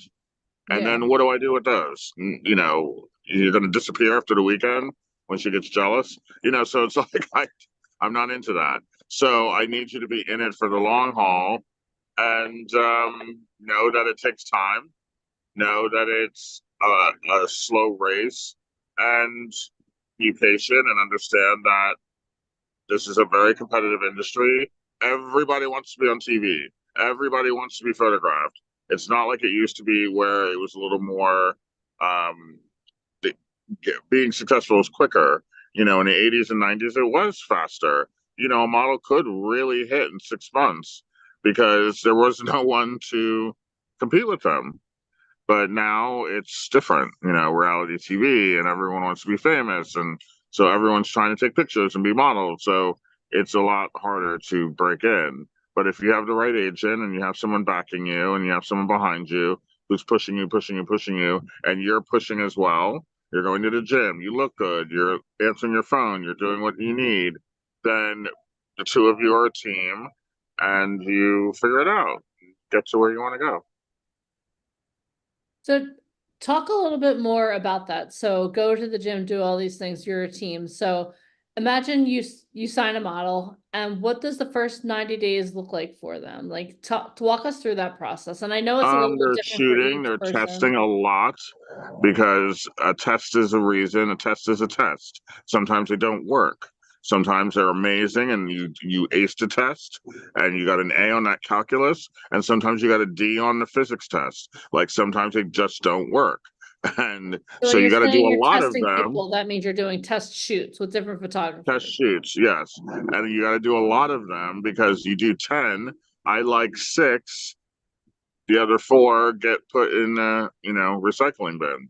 So you got to do a lot so I can have a body of work to show clients so you can start working and traveling and going overseas and going to different markets. That's what the first 90 days looks like if you're full-time. Now, if you're part-time, then it could take longer because you're not in a major city 7 days a week, 30 days a month. So it could take longer because you're not there 30 days a month. If you were in New York 30 days a month, it would be faster. It's just simple mathematics. But the first 90 days, if you're full-time, is you're pretty much shooting 5 to 6 days a week. You're being monitored by me, your gym. You're not going out. You're not on these stupid apps. You're not making dates. You're not hanging out. You're not doing anything but what I need you to do. It's very similar to boot camp. I do not, hence the word, of the call today. I do not allow any going out. I monitor the phone. I'm, a little crazy. Okay. So I do not allow the guys to go out. If they're getting too many text messages, I will literally grab their phone and be like, who's texting you? You're not going anywhere. So all of these texts of you, let's meet up, it's not happening. so you run a really tight ship. Yeah. There will be no meeting up. There will be no going out. There will be none of that. So, yeah. Okay. So so right now you're in LA, right? You've been in LA for a couple of months. You have some of your models are in New York. So how do you handle that? Like when you're in one location and they're in another location, how does that work? They're required to check in with me morning, noon, and night. They know this. When I leave a market, the boys are told what to do. And, they just kind of know, like, even Darren, like, he's here, like, he's in LA full time or San Diego full time. So basically he travels back and forth to LA when I need him to, which is, he's young, he works at SeaWorld. So he's, got a little job and he comes in and out when I need him to. But when I'm not here, he texts me and we talk and we do FaceTimes and I set up shoots for him here. I don't need to be here to set up a shoot. Yeah. So therefore he's doing everything right. And the same with the New York boys. When I'm not present, they text me, we do FaceTimes, I send them on appointments. And if for some reason they're not doing those things, then it's brought up. Like, why haven't I heard from you all week? Why is it always me? Why do I have to be always the one speaking to you or reaching out to you? It's got to be a two-way street. This is a relationship. We're not getting married, but I do need to hear from you. Why do I have to do all the work? Yeah. That makes sense. So when you see someone, you're yeah, fans. Like we're just saying. I don't think she was talking about me. No, she was. Thank you. It's 2024 Ryan, not the Ryan we heard about with the big hair last week. We heard about it's the 2024 Ryan. All right. So when you see a model, like when you saw Darren, like obviously there's something, you saw something in him. like, how do you know if the person has it? Because I know you reached out to me. We're not saying the person's name, but you're like, oh, I need this person. They have it. Well, How because can I you tell me saw about the that? person I reached out about, I've seen him several times, and because I'm doing something new that I'm going to announce in a minute, he fits that category. But how did I know he was right? I didn't. I mean, visually, yeah, great, but that doesn't mean anything. We had to speak, and I had to assess if he was someone I want to spend time with. Because at the end of the day, like, you can look amazing, but if I don't like your personality or your demeanor, then there's 50 boys that look like him that I can go on Instagram right now and find. So it's not about looks. That's a good 25%. The rest is, do I like you as a person? Are you interesting? Do you have anything to say? Like Yeah. anything, Yeah, because anything. back in You the can talk about 80s, baking. You can talk about cooking. You can talk about bicycling. Do you have anything to say? yeah, because And if you don't, then the answer is goodbye, good luck. You know. Yeah, because you've talked about this before. Back in the 80s, models Mm, were seen and not heard. But yeah. now, is it possible to just be a model or just be an actor, or is that something? Talk about a little bit No, about you that. got to be able to speak. You don't have to be Daniel Day-Lewis, but you have to be able to be some sort of actor. You have to be able to deliver some sort of dialogue, be believable in some sort of scenario, even if it's a fluffy Lifetime TV movie or anything. You've got to be able to do something other than pose. So if you can't do that, then you do have less value to me. Do I have models that only model? Yes. I have models that have no desire to act. And based upon their look and based upon the demand on them through the industry is whether I will put up with that. And there are a few boys that I do have, probably a half dozen, that will never, ever act in their lives. And that's fine because the demand on their modeling is fairly high that it kind of doesn't matter. So, and they know this. So, and it's been discussed and we discuss it. But on average, unless you're that stunning, you better learn how to talk. So Yeah, because I mean, even if they're the most beautiful boy or girl, it doesn't matter. Like, there are going to be times where there are going to be interviews. They're exactly. going You to go be to called fashion, upon like he just to. did LA Fashion Week, and the cameras were swarming him.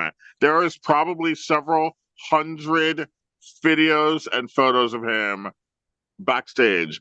Every news outlet, German, South America, Russian, they were all over him. So you have to be able to say your name and introduce yourself and be cognizant, and be, you don't have to deliver, some sort of, monologue from Meisner, but you have to be able to speak, Yeah. and he got swarmed at Fashion Week and everyone was taking pictures of him. Everyone was all Just over gotta be him. ready. Stay ready at all times. And he's You're learned always that. on stage. It's only been, Always on stage. Everyone comment always on stage. It's a fact. He's Yeah, going to it's a co-host fact. boot camp next time, so be prepared. He'll He probably could be do more it. excited. He's only been around a short period of time, probably like 18 months. And my training with him has been very light because I don't live here full time. And even when I am here, he is in San Diego. So it's not like he's down the street. It is, he's got to come in for special things, and I try and keep him on weekends. Like, his job is flexible. He doesn't work full time at SeaWorld. So it's like Personal trainer. it's a part-time gig. So he comes in like a Friday, Saturday, Sunday, and he'll do what I need him to do. But my training with him has been slight, but luckily he picks up on things easily. I don't have to do so much. He's getting good responses. Clients like him. This is his second Fashion Week season. He did very well. Actually, he did better this season than he did last season. Um, and yeah, it's a process, and it's coming along nicely. All right, let's talk about Fashion Week. I talked about this a little bit earlier because we talked about Masharat and Brandon, who you represent both of them. So can you talk a little bit about Fashion Weeks and what does it take? Like, can an unsigned model walk the official New York Fashion Week or LA Fashion Week? Can you talk a little bit about like what that takes? No, not New York for sure. LA is still behind New York as far as fashion weeks. They have a little lackadaisical rules that New York doesn't have. New York has much, much, much stricter rules. So New York, absolutely not. You can't do crap CFDA wise without an agency. Talk to them. LA Fashion Week is kind of strange. They it's weird. They haven't really caught up to New York. So were there unrepresented models on some shows? Yeah, probably. But they kind of learn their lesson every season, and it's getting stricter and stricter. Where when you hire these unrepresented models, you run the risk they're not coming. They lied about their hips. They lied about their height. They aren't as attractive because they photoshopped their pictures to death. You hired them based upon what False you saw, pretenses. and now you're regretting it because now they're standing right in front of you. And plus, LA is not considered a fashion city, so Yeah. the fashion week is growing slowly. The shows I book are only models, so it's kind of a mix. It's a hodgepodge, which I don't like, which is why I don't do it so much. New York, though, is different. New York is very strict. If you're not with an agency, there's a request casting. You must go to the request casting. Request means they specifically ask to see you based upon the package that the agent has sent. Meaning, they ask you for 5, 10 girls. They ask you for specific sizes. You send them, and they ask for 2 of the girls, 4 of the girls, 0 of the girls. Same with the guys. They ask for nobody, or they ask for all of them. So you have to be asked for, and sometimes they treat it like a nightclub. There's a clipboard. They will check you in if you're not on the list. Why are you here? Yeah. So actually, yeah, his castings for LA, there was a list. Yeah, there's a checkboard. Yeah, tell them about your castings. Yeah, so pretty much, you go in, you sign up. Everyone does an audition. You walk twice, and then by the end, they'll kind of tell you right then and there if they need you for the show. They'll get all your information, and if not, it's just you just have a great day and you know what to work on. Yeah, yeah. So yeah, the shows I do, you got to check in, which Yeah. means they know you're coming. Yeah. Sometimes these shows will just see anybody that walks in off the street, and that's good for them, but I want nothing to do with it. Okay. Yeah. So can you talk a little bit about what we throw around the words or letters CFDA? What exactly is that?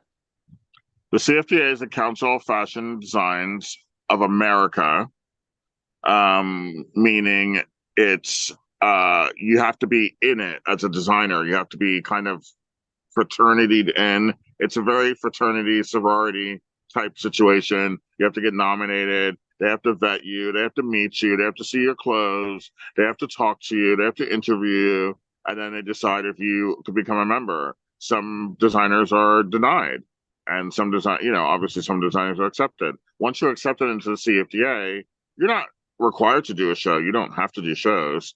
But if you do a show, then they give their stamp of approval. There's a calendar that comes out, and you're on that calendar, which means the agencies know you've been accepted to CFDA, so it's okay to send their models to your casting. Because when you email an agency and they've never heard of you, and maybe it's your first season or second season as a designer, and they've never heard of you, they have to check if you're CFDA approved. If you're CFDA approved, it's kind of like food. Like, are you FDA approved or whatever? That's a whatever. drug, but I hear you. What?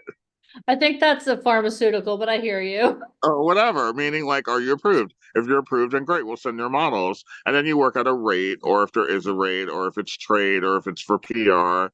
And all 3 of these things are plausible. Now, as an agent, I decide what I'm going to tolerate and what I'm not. So, some shows, if I don't know that a big press presence is going to be there, I really don't need the boys doing it, because what's the point? It's literally a waste of time. But if I know there's going to be a lot of press there, then it helps the boy. It gives them confidence. It provides them images. It makes them practice. It puts them in a high pressure situation, and some boys crack and start crying, and some boys thrive. So I will purposely put you in a situation that probably will break you just to see if you can do it. You know, and It's like fashion being shows in are a a good way, crucible. huh? It's like being in the crucible almost. Yeah, because some people will crack and freak Yeah. out and start being like, "Oh my God, I can't do this." Okay, great. Then you should just go home. Yeah. All right. So there are so many different types of modeling. When people think of modeling, they generally think of high fashion. Can you talk about Yeah. the different types of modeling that there are? Because I think like Oh yeah, there's plenty. There's plenty. There's describe- fitness. There's commercial print. There's lifestyle. There's live events. But some models can mix themselves into different categories. There are people who are just commercial print, that are just lifestyle, that are just Oh. high fashion, and then there are people that can bob and weave into different markets and be perfectly fine doing so. So speak in Commercial print and English because okay, yeah. what? I was going to ask you define the different categories of Okay, commercial print and commercial are like, okay, perfect example. I'm holding, this Snapple bottle. This is commercial print. This is commercial. This is also lifestyle. I'm doing a lifestyle event. I'm drinking something. I'm talking on my phone. I'm cutting a steak. I'm riding my car. These are lifestyle activities where people do these things every day. You don't even think about it.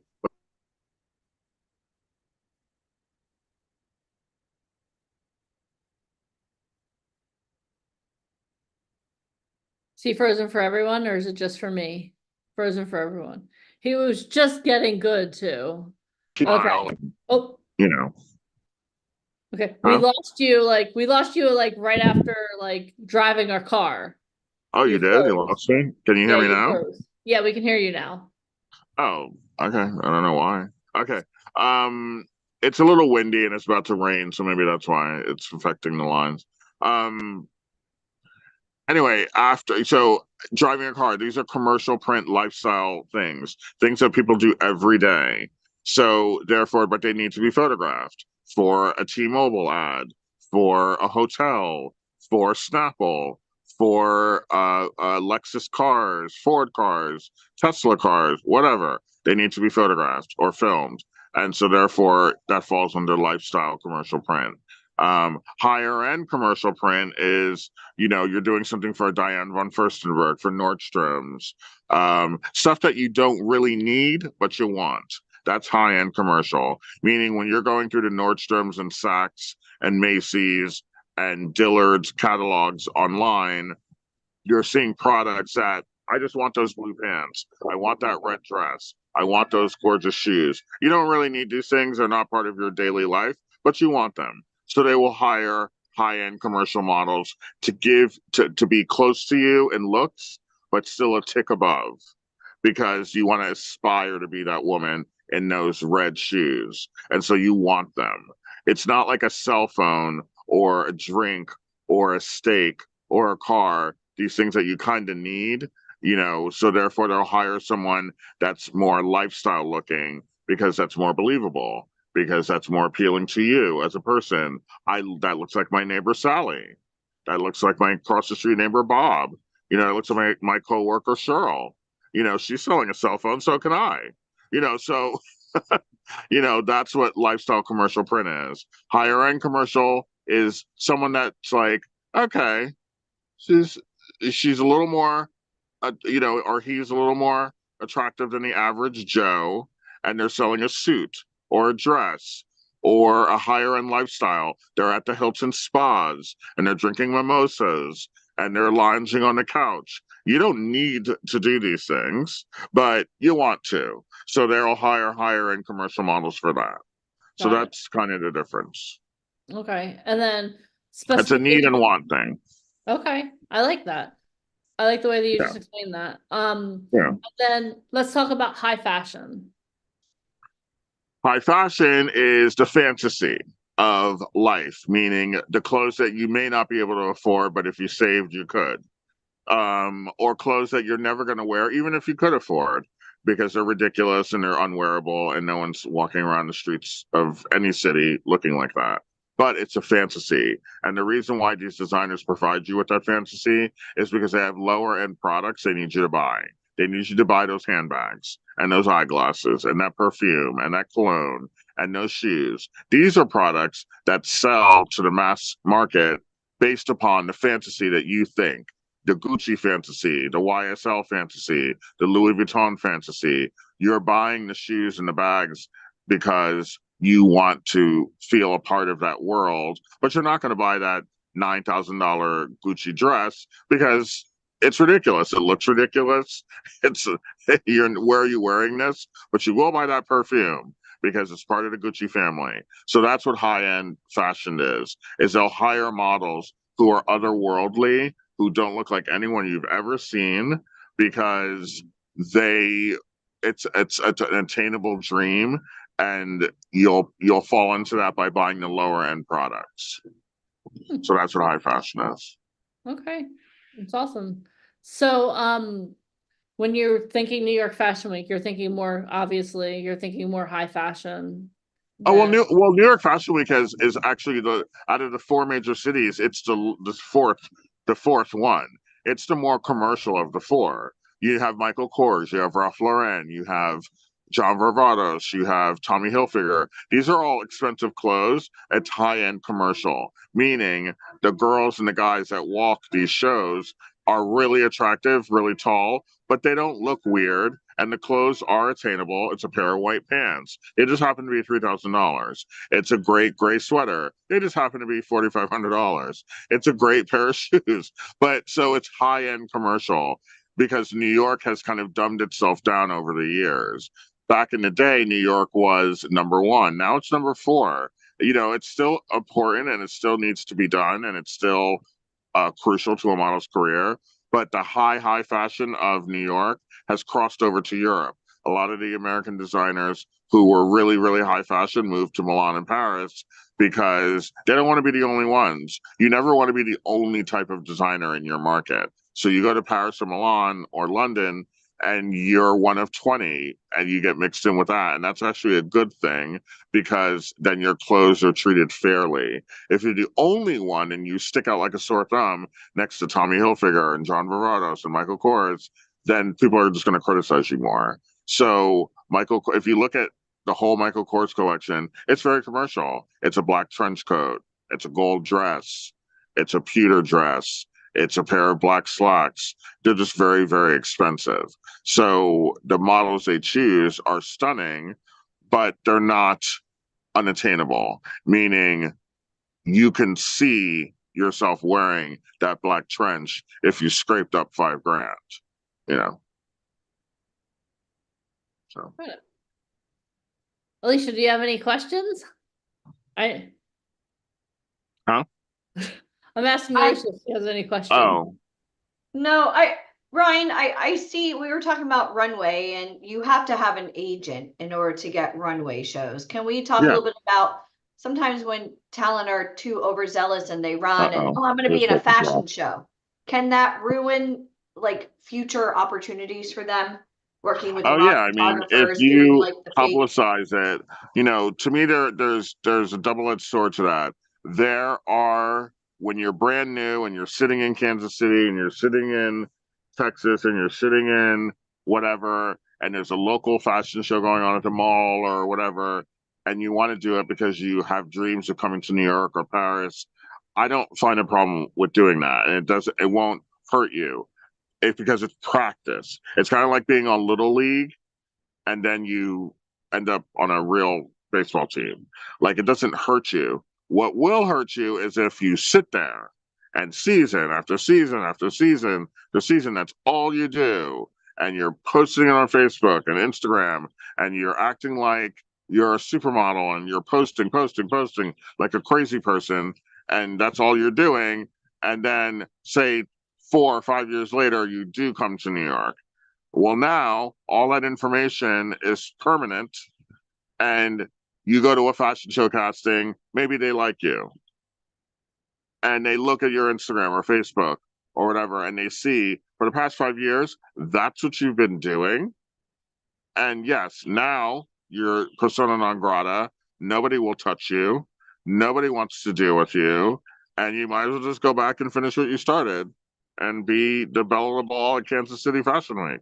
But you're never doing New York because you ruined it by being too extra and publicizing it. You do things for practice. Nobody needs to see it. That's how it hurts you. And also learning bad habits. Sometimes with these, I've also learned this, sometimes with these small fashion markets, you do weird fashion shows and you do weird poses and you do weird walking that actually doesn't happen in real life, in real fashion shows. So sometimes you have to unlearn that. But if you do it once or twice, there's nothing to unlearn. But if you spend years doing that, then there's plenty to unlearn. You've been brainwashed, and now an agent or a casting director or a designer has to undo the damage that you did in whatever market you were in. So, yeah. All right. Go ahead, I'm just Alicia. going to ask one more question about marketing materials. For anybody aspiring to be models, is there such a thing as bad portfolios? Because sometimes people in their Yeah. local markets, I want to be a model, so they run out and they hire a photographer. Is that a do Oh or a yeah, I do? mean, you portfolios need to be the best of what you shot. Meaning one image. He just did a shoot the other day, and we were talking about there's only 7 images from it. That's it. That's all you're getting. You're not getting any more because there's another 400, but I don't care. I only want those 7. So when you're shooting with every Tom, Dick, and Harry in Middle America or the South or whatever, and you're acquiring these hideous images, and that's all you're posting, that's not a portfolio. Your portfolio should be the best of what you shot in a good market with a working photographer that has a background with magazines and advertising and shooting working models, and it can't just be some guy that bought a camera the other day and decided to shoot you. So Well, I think portfolios you are just really like important. nail on the head. In a working market with a top photographer that works with major brands and publications, because they know what a model needs, not based Yeah. on convenience for the Oh talent yeah. who just wants to My hurry up and photographers don't shoot yeah. my models based on their personal opinions. They're based upon what the guy needs. Do they need beauty? Do they need body? Do they need fashion? Do they need smiles? Do they need movement? What do they need? I tell them what they need as an agent and they execute it.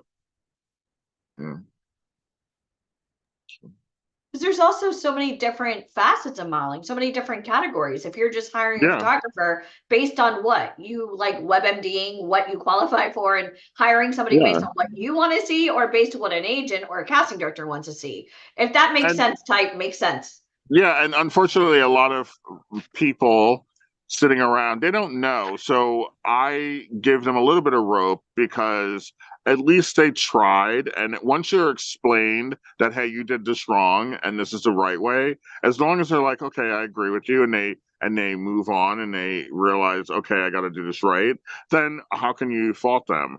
But if they fight you and they act weird and, oh my God, my photos are amazing and you don't know what you're talking about, and that's when I check out and I'm like, okay, just keep. That's when I doing run it. and get my camera to tape you on the response because that's Yeah, I really mean, but that doesn't happen often, but it does yeah. happen. I've had many times where people are like, I love my photos. I'm good with them. Great girl. Keep it up. Good for you. Obviously And my so time at let's see Vogue. where that goes. But most people are open to it because they know, okay, I'm not in New York. I'm sitting in, Mississippi, and I hired my friend to shoot me, and they didn't turn out so good, but at least I got attention from an agent because people can look great in bad photographs. Like I can tell in a hideous photograph that you've got potential. You just executed it wrong. Yeah. And Yeah. sometimes they don't know how to dress appropriately, makeup, They hair, don't know how to dress. The light yeah. sucks. The hair sucks. Everything sucks. But I can see through that and be like, if X, Y, and Z happen, you could actually model. And you could see that just based on, and somebody's asking what digitals are, but you could see potential, which is why. Yeah, of course. I do it Yeah. every day. I see hideous photographs daily. and I have to go through that and pick people who have potential, and they just did it wrong. Okay. And And what are that's okay. digitals? I can't expect everyone to do everything right. If I had a desire, like I love cooking, I'm quite sure I'm cutting things wrong. I'm quite sure I'm doing a ton I of doubt things it, wrong. though. I doubt it. No, I know I am, and that's that's something that Ben's leaving and going back to Texas. Come say hi, Ben, quickly. He's just woke up, Oh, and it's Ben's oh. birthday. We had his birthday party last night. That's why. Happy That's why birthday, we're here. Ben. Happy birthday! What's up? Hi. How's it going? Good. How are you? Doing good. Any new magazine covers? Any new bookings? What are you up Actually, to? yeah, he has a new cover with Oh. Brandon Oh, that came out like a week ago. Yep. Oh yeah, we saw that. That was great. I love that. Thanks, Kingston. Thanks. Yeah, and he's from Texas, guys. He's Hello. a daddy. He's from Texas. Now in LA, Houston, living out right? your dreams. This is cool. So Yeah, friends but and he's family leaving in like an supportive. hour. Yeah. He's going back to Texas to see his daughter in like an hour for his birthday. Oh, Anyway, that's so sweet. um, But yeah. sometimes you need to go to LA to be able to live out those dreams, and then you go back home. That's how it's done, guys. Oh yeah, he goes back and The forth and business is back and not forth coming and to back and Texas. forth. Yeah. And I Yeah. think Ben's a great example too, because he doesn't fit the traditional model. Like if No. someone saw him walking down the street, they wouldn't be like, oh my God, obviously that guy's a model. So can you talk a little bit about that too? About how do you take someone who doesn't fit the traditional mold of models and work that? I can see that there's potential. I don't need them to be the traditional model. I can see that they can do it with proper grooming. I don't know where it comes from. It's just an inherent I don't know, trick Okay. I have that I can just do it. You So said I knew when I met him, he's small, he's a little shorter, but I knew that with proper grooming, you shoot him the right way. There's no difference between him and Brandon or Darren, who are 6'2.5". He's 6'2.5". All equal opportunities. Yeah. So there's no difference. I mean, yes, are there clients that'll be like, okay, he's too small? Of course. But they're far and few between. It doesn't happen as much as you think. Because if the book looks stunning, if any of you look at his book online, there is no difference between his book and a top model's book who is 5 inches taller than him. There's no difference. And I make sure there's no difference, so there's very little prejudice. But that's when you come in handy because you're dressing appropriately, the poses, working with the top photographers to give him that equal opportunity. Yeah, exactly. Does that make sense? I mean, because the Yeah. photographers I choose for him, I don't have to physically even go there. I know what they're going to do. Right. I very rarely do I go to. I think out of the 2.5 years that it's been with me, I think I've been to maybe a half dozen shoots. I don't need to because I know who I'm hiring. I know who I'm asking to shoot him, and I know what they're going to do. So why do I need to be there? It's wasted. And then plus I'm lazy. I don't like going to shoots unless I have to. He doesn't even like going to Fashion Week anymore. This is I don't want to go. And if I don't have to go, then I'm not going. I will go sometimes if. When do I go? I go when it's sponsored by Smirnoff. He said never. I Yeah, go when it's convenient, like it's a nice day and it's down the street, fine, I'll go. Or if it was my idea and I have a specific idea in my head and I feel there's a 10% chance it won't get executed, right, then I'll go. But 95% of the time, I have no reason to go. I trust the photographer. They give me what I want. Are there rare occasions I get back stuff and I'm like, what the hell is this? Yes, it happens. But that's my fault for not going. So, And I think it's funny too. How many of you here would love the opportunity just to go to Fashion Week? Type a 1 or 1 in the comments. So and you I guys never are go like, to I fashion want to go. shows. I want I to go. haven't been Ryan's to a like, oh, I fashion only go show if I since, have like, to. Before the pandemic was the last time I went to a fashion show. I hate going to fashion It's shows. a lot of hoopla, guys. I It don't think is. you understand. I Like, never By go. the time they get everybody sat and the lights are on, they turn the lights off 10 minutes. And literally the house lights come on and it's everybody out because they're getting the next designer in. There's nothing sexy about fashion. I hate going to Yeah. a fashion show. I've been to a fashion show maybe since 2018 or 19. I do Just not hurry like up going and get to. out. Yeah, it's a Okay. lot. Yeah. It's So a lot. but what's cool, okay, so we're talking about this because we've done this, we're like, okay, you know, this is Well, but on TV, they make it seem like this whole but- drawn out, like networking and celebrities, and yeah, but you're nowhere near that. Like the front the first row, it's like why do they plant the celebrities in the front row, Rye? Is it for Well, name just for brand? press. I mean, you need the designers are desperate for press. I mean, you're spending 150, 200,000 dollars on this show. You want something out of it, and if nobody of notice is sitting in your front row, that's the easiest row to shoot because Right. it's And they unobstructed. want the images. So they Right. need people in that row to get into the fashion rags, People Magazine, Entertainment Weekly, Us Weekly. Like you need them on the websites, you need them on the blogs, you need them on the internet. And if it's just your Aunt Sally sitting in the first row, Well, Aunt nobody Sally cares. would never go. If you're Aunt a Sally is working not allowed model, to go, yeah, but you need, Jennifer Lopez and Venus Williams and Timothy Chalamet. You need these people sitting in your first row because they create imagery Yeah. and buzz, and you need the top editors from Elle and Vogue and Bazaar and W because they are the ones that are going to pull your clothes to put in the magazine. So it's a Right. mixture. It's celebrities and editors are in the first row. Buyers are pretty much exclusively in the second row. Now, buyers are the ones who buy the damn clothes to keep your lights on and keep your life moving. So therefore, they're the ones that buy 10,000 of that dress that they're going to put in all their department stores around the country, and these shoes and these bags and these glasses and whatever else you have coming down the runway. So the buyers are important. So they go in the second row. And then But it's not open to the public. And I just want to say this, if you ever No. see anybody on Facebook or Instagram talking about how you could walk Fashion Week and you have to sell Yeah, and how tickets you can bring your friends, and No. automatically it's not real. Like you don't even have to research. That's the funny thing about this is that there's no research needed.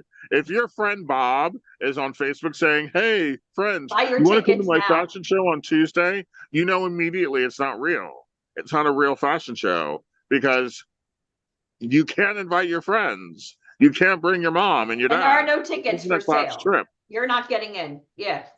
It's not a class trip. It's a job. Like when you're working at Microsoft and you're doing a big report and you're doing a big presentation in front of the CEOs, is your mom there? No, she's not because she can't be there because it's a real job and moms Yeah, can't that's go. in there. It's a tight crowd. They're A all lot of people think hand-selected. modeling is like a dance recital and like, oh my God, look at Billy up there. Like it doesn't work that way in real life. So chill with that.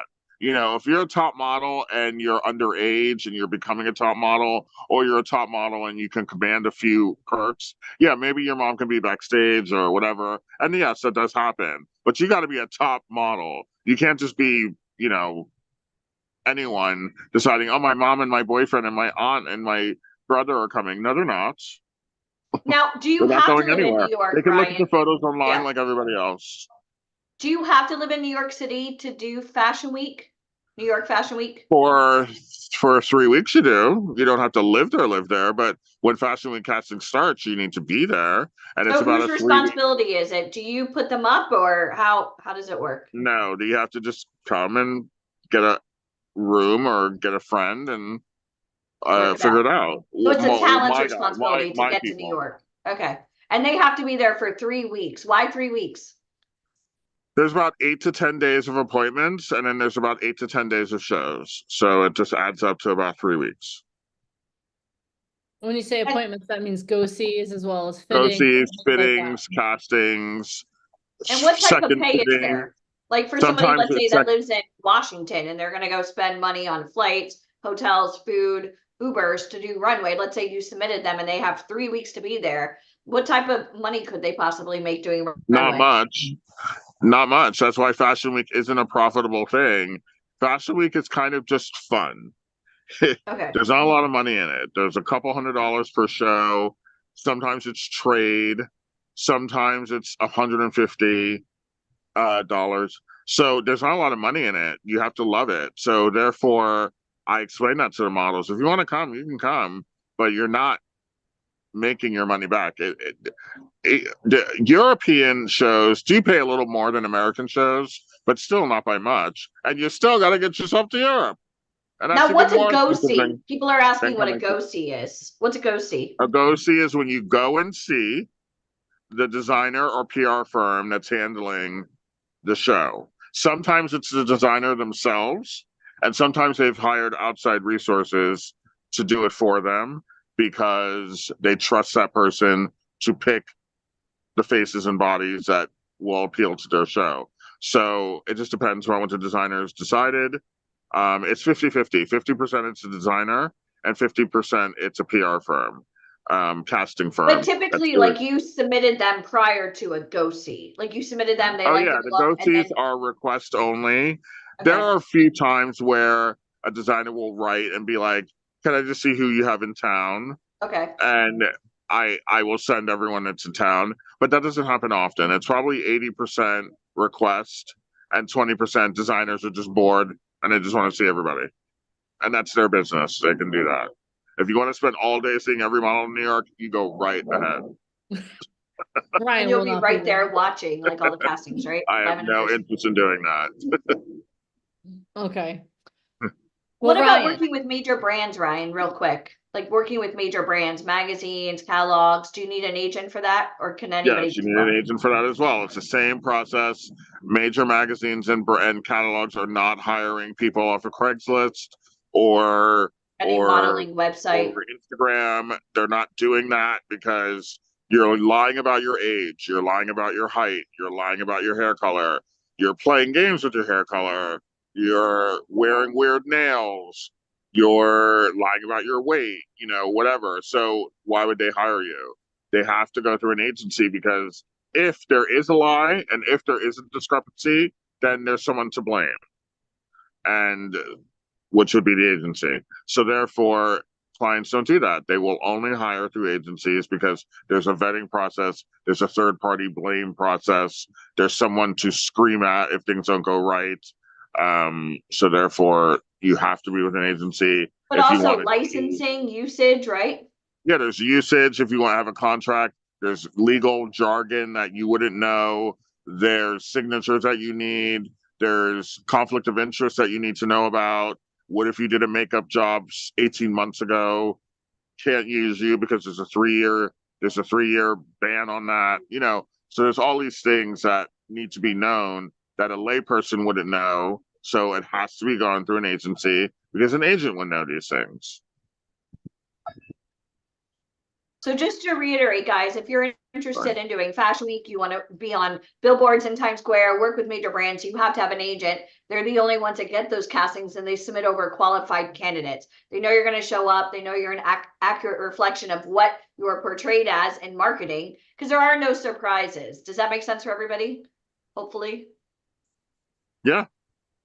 So when are you coming back to the East Coast, right? What'd you say?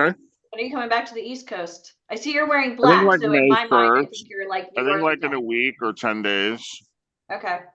nice. But All only right. for a month because guess what? Michael scheduled the LA shoot Well, we're June- busy. for June We're 7th having and your 8th list. and 9th. We got a lot going on. So, Ryan, in the last minute or two, you're working on a really cool new thing that I think a lot of people are going to be really excited about. Can you briefly? Yes, describe I've that? decided after years of pussyfooting around, I guess it's a proper word, We'll go with it. tiptoeing. I'm going to officially open Colby Commercial Print and only take on commercial print models who can do lifestyle commercial print. Is there talks about a kids Stuff division? like that. Any? No, that will never happen. Because Caden's ready. There's no pussyfooting around that. That's Colby never happening. Kids. I'd sooner be working at Target folding sweaters. It's never going to happen. So As you can tell, Ryan. there's nothing loves wrong with those working at Target, things. but I would literally just close the agency down and be like, I'm just going to work at 7-Eleven and have a nice life. I'm gonna go I work would at never Wawa, do make that. sandwiches. I'm never doing that. Subway I sandwich artist. can't. I've been around a lot of kids here in LA, and it just solidifies not happening. Yeah. Don't like. Being cute isn't good enough. To all the beautiful children that Ryan has interacted with, thank you. So commercial print, and there's a lot of money in that. Yeah, commercial print is great. I mean, there's jobs for everything. I mean, Every it's single you person on know, this call there's qualifies for commercial pharmaceutical. print. Yeah. There's like I said before, cars, food, appliances, tech. And what can There's those lots of jobs pay? colleges. We know Fashion Colleges Week are an doesn't pay. untapped market. I used to Yeah. book a lot of that, and I kind of stopped doing it because they used to complain about my models that they were too attractive, and I'm like, what do you want me to do? Always a problem. So I stopped doing colleges, Yeah. but with commercial print, I can start doing them again. A lot of these major colleges, when you go to see the pamphlet for Columbia or Temple or Penn or Dartmouth or whatever, these students do not go there.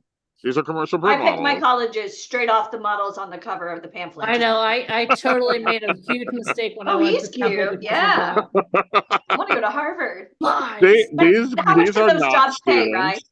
Like These doing a students Bank do of not go America to ad. Harvard. These are Yeah. commercial print models that they hired to shoot the Oh, catalog, smart. whatever it is you're looking at on a website or physical catalog. And what could they pay? We know like high fashion pays like It's not a 150, lot. It's not a 250. lot. It's like $500, $800. But I used to do them a lot for Temple and the local like Columbia, Philadelphia, New York City, and Philadelphia By schools. state, yeah. But they used to complain about the guys and the girls I would send them because they would be like, oh, have them come camera Too ready. hot for school. Okay, great. Yeah. They're coming camera ready. And they just looked unbelievable. It didn't look believable. And so they Mean kind of Girls, stopped yeah. calling me. Okay. But like Now when they can someone start books like a calling job you. with Kohl's, right? Kohl's, for an example, you do a lot of work with Kohl's and Well, Belks. Kohl's It is may more not sound fashion. attractive. They will hire fashion models for Kohl's. They'll do a mix. They'll do sometimes they'll hire commercial print people and sometimes they will hire fashion models because Kohl's is trying to upscale and they do want those khakis on a Lauren high fashion Conrad model. collection. Yeah. They do And what want does that that hideous pay? polo on a Yeah. high fashion model. What does that pay though? Oh, Kohl's pays great. They have a really good budget, $2 to $5 depending upon your book. Kohl's day? is very weird. Kohl's is one of the few companies that books based upon your book. Like they will literally look at your book and be like, "This is a $2,000 book," or "This is a $5,000 So book." you want to have a kick-ass book to get kick-ass results. Is that what you're saying? Yeah, they kind of judge based upon the book I'm a translator today. how much they're going to give you. Is anybody here making 2,000 to 5,000 a day? So for those of you that, you need to have a stellar book, which is why. And you have to go to Wisconsin and Michigan. They don't really shoot in New York. Sometimes they do, but 75% of the time you got to trek to them, and they have a warehouse and they shoot there. It's really boring. Where am I going? It's really boring. Like Darren, he did Kohl's a couple weeks ago. He just walked away. But he did Kohl's. He did And if you do well, they could constantly book you Sporting again. Goods. Yeah. He did Dick's Sporting Goods and Kohl's in the same week, and I managed to do it. He went to Pittsburgh for Dick's and then trekked into Michigan for Kohl's. And there's money in that. And then if they like you, repeatability. Yeah. Oh yeah, they liked him, and they want to book him more. It just the second time they wanted, it wasn't possible. He had to go to Arizona for a funeral. It was a whole mess. But yeah, they do repeat business if they like you. Yeah. Awesome. Cool. Well, Ryan Colby, this has been amazing. Thank you so much for being Sorry, here. my eyes are watering. It's so windy here. We'll go inside, be safe. I heard But you you felt look a drop. flawless. I just want you to know. Yeah. You do not look like you celebrated into the early morning in Into the LA. wee I went to bed hours. at 1. They went to bed at like 3. Ben was like still partying and playing games. I was like, goodbye. Good night, kids. Never. I'm a Not in little too Hollywood. old for these games. But they stayed up till like 3. But he has a flight in 1 hour. I don't know where did he go? Because he's got to leave in like 15 minutes. Okay, well, let's let you get Ben off to his flight. Yeah. thank you so much for being here. Congratulations on your new division. We're really excited to hear that. And I can't Yeah. wait to see Applause. some amazing success stories come out of that as per usual. Yeah, because there'll be some you're Ryan coming. Colby. There'll be some coming. Awesome. Cool. Well, congratulations and thank you for making the announcement here for all of us to hear. Yay! Okay, great. All right, you, thank you guys. guys. Have a good rest of the day. However Thanks, many Ryan. hours are on here. Awesome. Awesome. Okay, see you. Bye. Okay, Bye. bye. Bye. I always try for Colby kids. You know what? The day that he says yes to Colby Kids is the day that we know that like the aliens have come and taken over his body because we Well, you know what's funny was during the pandemic, before Kaden even turned 1, we were in New Orleans, and Ryan and Mike, they had all these pictures with my little boy. And one day somebody came on Ryan's Instagram and they said, "Oh, that's such a cute little boy. Is that yours?" And my little boy is blonde hair, blue eyed. And he's like, "No, that's Alicia Kabak's son." And they booked Kaden, guys. I They remember. sent clothing from Japan to Ryan. Ryan then sent it here to my home during the pandemic. All we had to do was put Kaden in like winter gear in like the middle of summer, whatever. But I think, Denise, it was like 20 minutes of us using our iPhone to try to get like stellar photos, and $900, guys. That is awesome.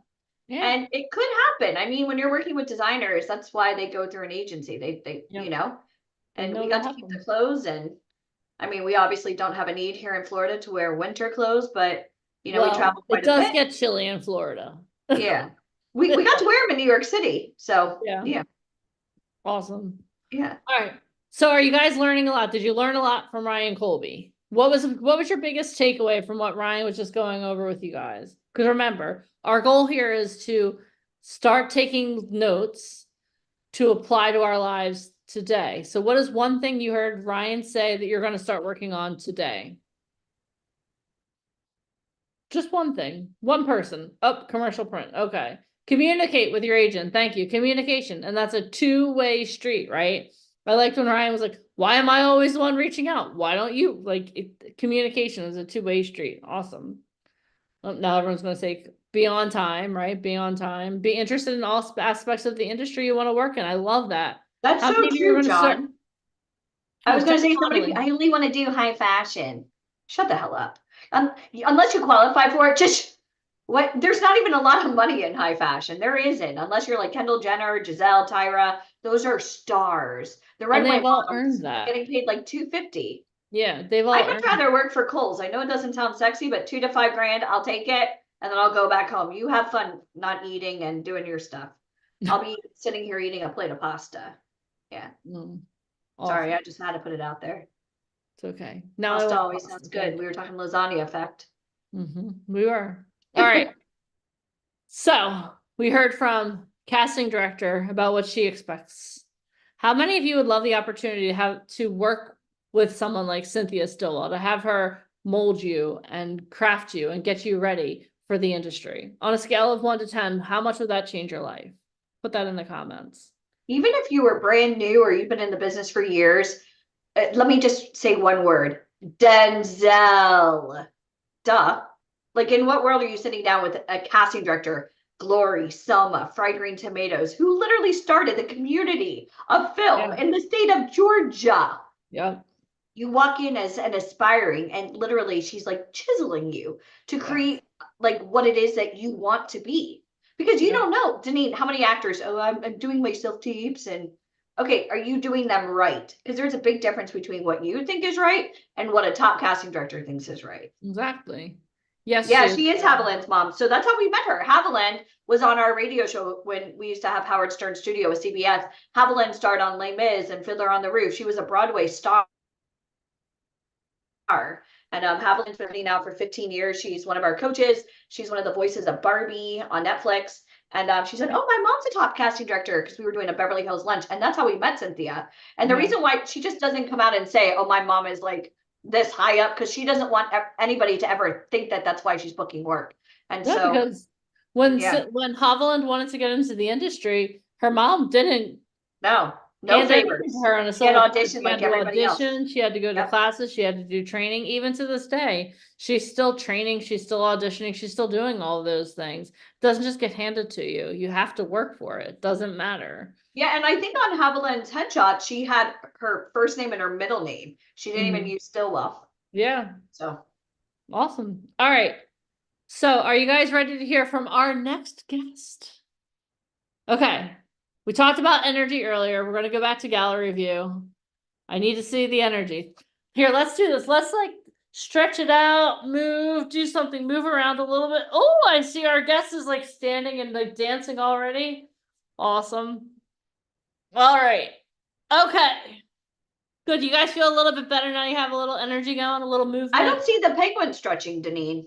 Oh wait, yeah, the paint. Yeah, he may have to come over. He has a new friend too. I'll put his friend out during my What? commercial break. What happens Yeah. when I'm in Vegas? What happens? Just wait. He has a little friend. We found him a friend in Vegas. I'll introduce the penguin to you guys after our next speaker. Okay, stay tuned if you want to hear more about the penguin that is our mascot. All right. It feels like it feels like a crazy show. Okay.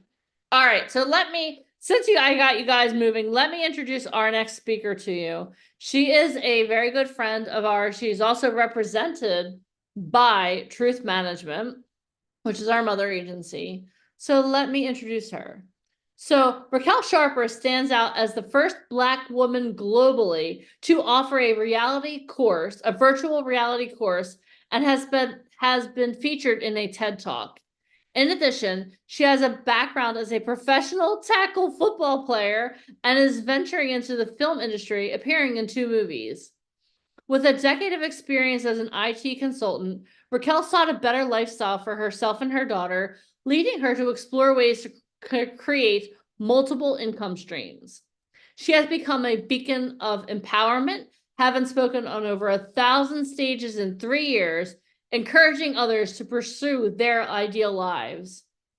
Raquel has transitioned into a role as a self-empowerment speaker and influencer, collaborating with such notable figures and organizations like Tony Robbins and Robert Kiyosaki, and sharing platforms with Les Brown and Kevin Harrington of Shark Tank fame. Her engaging content and dynamic presentation style enable her to connect with audiences, inspiring and motivating them to act on their passions and reach their full potential. How many of you here are ready to reach your full potential? If you are, type a 1 or 1 in the comments and join me in welcoming the one and only Raquel Sharper to the stage. Happy Saturday, everybody. I am super excited to be here with all of you today. I see all of your smiling faces, and my goal for us today is for you to take some nuggets that will actually transform your life. So I did hear this say, but I'm gonna make sure I preface this. Grab your pens, because I'm gonna give you the juicy nuggets that you need so you can get yourself to the next level. If you are excited for that, put excited in the comments, right? Okay, so thank you, Deneen. Thank you. Where did she disappear? She'll be right back. Oh, okay. I was like, where did she go? Right? I'm right here. I was like, Allie, yeah. I thought of you the other day. I was in Vegas literally just for a quick podcast. I'm like on tour, and I saw a big sign for Donny Osmond, and that's where we saw each other last. Yes. So here's what I want to say, and I'm going to talk about this a little bit, the network, but you are in the right place with the right people. And that's something that I am going to talk about towards the end, because when you want something, it's all about team. But I'm going to share with you a little bit about why they wanted me to speak with you today. Right. As Deneen had mentioned, I'm with Truth Management. I'm a speaker. I crush it as a speaker. Well, guess what wasn't crushing in the pandemic? Me standing on a stage with people in the room, So I had to transition. And in life, we do have to make those transitions. So what I had decided was, if I was doing, basically 6 to 10 stages a week, and I went to 0 to get that back started, I didn't know what it was going to take. So I decided I was going to be in front of the camera. And I came up with it by myself. I did a whole bunch of research. And this today is going to help you shortcut your process so you can collapse timeframes so you can get what you want. Who in here wants to collapse timeframes so they can get in front of the camera and have everybody see them? Yeah. And I am actually on gallery view because I want to see all of your faces and I want to see you excited, right? So my plan was I wanted to be on reality TV, right? I was like, you know what? I'm going to be on reality TV. So I put a bunch of goop on my face. I got goop on my face right now. Don't I look pretty? Right? Even guys get to put goop on their face, right? I put goop on my face. And here's what I did. I actually binged watched all the programs that I wanted to actually audition for, right? Then I turned on my camera, used my handy dandy little selfie stick tripod, and I got to recording. I recorded 5 videos that night. That night I stayed up till 2:30 in the morning. And from those 5 videos, well, I want you to know, when I bring it, I bring the sharper in everything that I do. From those 5 videos, the first one that came through, I got a contract. And then I got shortlisted. And then I got shortlisted again. Just to give you an idea of who's shortlisting Sharper and who's giving Sharper the contract, well, ABC, NBC, CBS, Netflix, Hulu, and BET was the one that brought me the shortlist and the contract. Here's what I want to share with you. BET was a dating show, right? But the cool part about that was it happened in the pandemic, and the dating show was supposed to be with my ex-husband. He was supposed to actually coach the men I was going to date. I don't know if I was really excited about being on TV with my ex-husband, but I was like, difference between getting on TV and actually also putting money in my ex-husband's pocket, it was a yes all day, right? So here's what I want to share with you. What was it that I did? Never did a self-tape before, never auditioned in the TV space before. I turned on the camera on my phone, did 5, and got incredible results. Put a 1 in the chat if you want to know what I did. Put a 1 in the chat. Because, yeah, I see it, right? So, and let me give you a little bit of an idea of some of the shows that I was shortlisted for. Yeah, you're going to love this. I was shortlisted for Survivor, The Amazing Race, Squid Games, just to name a few. And those are the big ones. Tell me, wave your hand if you've heard of those shows before, right? Yeah, they shortlisted me. And it was just like, wow. And every time I got shortlisted, I was super excited. And I realized that TV was for me and TV was my next step. And so happy I was already partnered with Truth Management because I know I'm in the right place with the right network to take me to my next level. And I'm here with people who are in the right place to take themselves to the next level, right? Nod your heads, yes? Perfect. So here's what I want to share. When I applied, like I said, I binged watched the shows, right? I'm going to give you just a few couple do nots, all right? These are very important. If you do not have the time or cannot take off of work, do not apply. This industry is a very small industry. So I'm going to give you a fun fact. Survivor airs, or shoots actually, I'm sorry. Survivor shoots May and March. They shoot 2 seasons a year. If you can't tell your boss bye-bye for 39 days-ish and not have your cell phone at all the entire time, do not apply. Most of your shows for reality TV will take your cell phone away, right? And this is very important to know because some people are like, well, I have a business. They don't care if you have a business.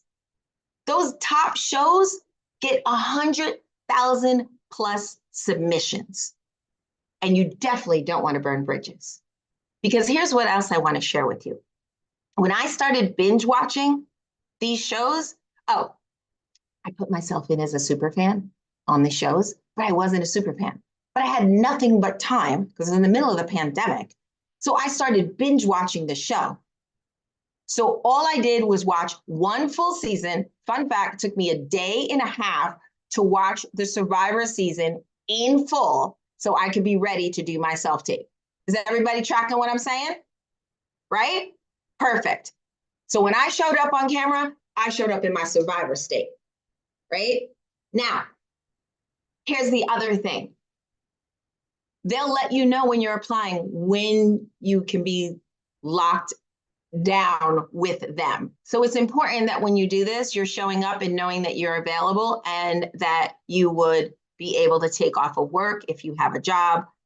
But here's what I'm going to say. You have an opportunity to get in TV. I don't want to say like quit your job, but there's a huge opportunity. And here's one of the things that I learned from binge watching Survivor. Before I decided to do reality TV, I wasn't watching any of those shows, right?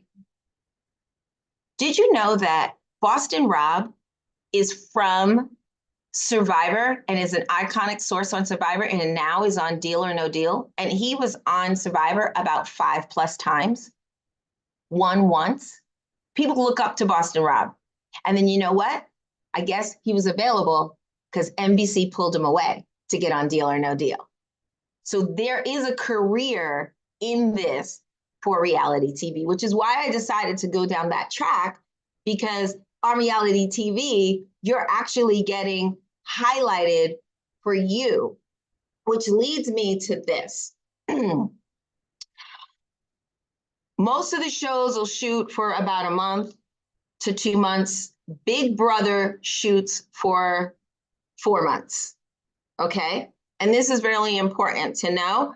Big Brother will also pay you a stipend of $1,000. But let's go back to getting that self-tape done. Are you guys ready? Excellent. So here's what I want you to know. There's 3 musts for your reality TV self-tape. 1, be excited. Be like, you're here, right? So I don't care what I'm doing. When I'm recording for my self-tape, I'm standing up and I'm like, hi, my name is Raquel Sharper and you want me for whatever show I'm doing it for. Do you understand? Never reuse Survivor for No Deal, even though it's kind of like you're on an island to win the money. Drop their name, right? Find your place in there. From binge watching the show, you should find where you fit in that puzzle. You must know that they're building a list for that show. They need the villain. Who there? Raise your hand if you want to be the villain in the show. Where's my villains at? Where's my villains at? Hey, I like that. High five to my villain. Who wants to be the goody? That want to help everybody? Where my goody two shoes? Yay! Right? Who's the person that's gonna act like the goody two shoes and then stab somebody in the back to get the $1 million? Yeah, give me a high five, right? Know what role you want to fill when you are doing this, and stick to it. Don't be like, oh, well, I'm gonna be the villain, and then I want to be a goody two-shoe. No, you can be a goody two-shoe that's gonna stab him in the back, but you gotta let him know. Does that make sense to everybody? Perfect. And here's what you also want. You want to highlight your secret sauce. Put secret sauce in the chat.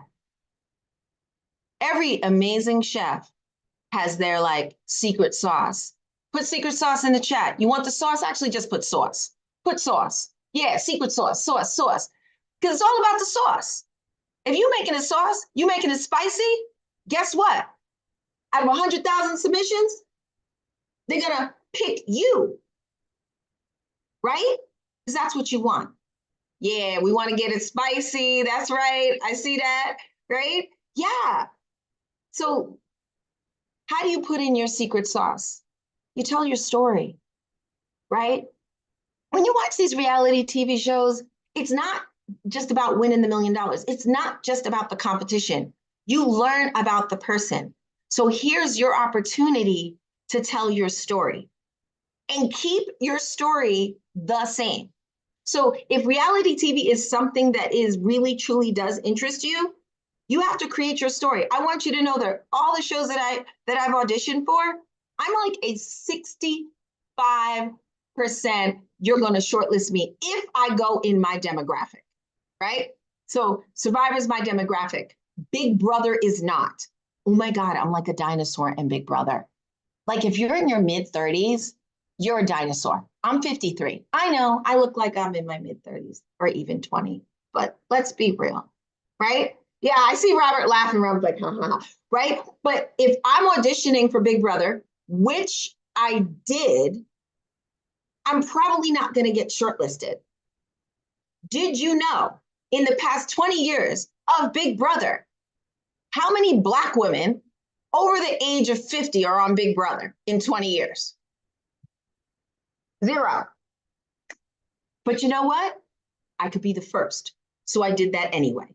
So I didn't get shortlisted. Does that make sense to everybody? But when I know that I'm going after my demographic, you're looking for me, boom, it's happening. So I'm going to tell you a little bit about my story. My story where I highlight, I'm a single parent. I have to get it done. I also did business, balance things. I am in business. I build rapport easy. I make friends easy. I coach people. On any of these shows where I'm going to make $1 million, I'm going to gain their trust. I'm going to coach them, and then I'm going to stab them in the back and get the money. Because in this case, sharper comes first. Who in here likes that? You feel me? Yeah. My story is consistent. So once I actually record the self-tapes, I'm one and done. It really doesn't take me much time. When you're doing it, pay close attention. You want to be able to record in landscape mode. Do not record it this way, landscape mode. Pay attention to how long. If they say give them 1 minute, give them 1 minute. Oh, and you want to know what they want in the 1 minute? Okay. The 1 minute submission for Squid Games first season that I got shortlisted for, they were like, we want to know what you're going to do with the money, where you live, a little bit of your background. We want to know what you do for a living, what you're going to do with the money, and why you want to be on the show. And we want you to do that in 60 seconds. That was the first time it took me 4 takes, because the first take was like 120 seconds. Follow the instructions. I know you heard this before, but I'm going to say it. Follow the instructions. 1 minute and 20 seconds. If you're looking at 100,000+ submissions, that extra 20 seconds will get you deleted without them even looking at you. Do you guys understand? Right? So the other thing is, in your story, highlight the hero's journey. My hero's journey is I went from single parent to speaker, amazing, changing lives. Everybody loves that. Why do you want the money? Oh, I want the money because my daughter is a gymnastics coach, cheer coach. She works 6 days a week and she gives back to the kids the same way coaches used to give back to her. And I want to buy her a multifamily home. Did that touch your heart? Raise your hand if that touched your heart. That's the story. You got to make your story juicy.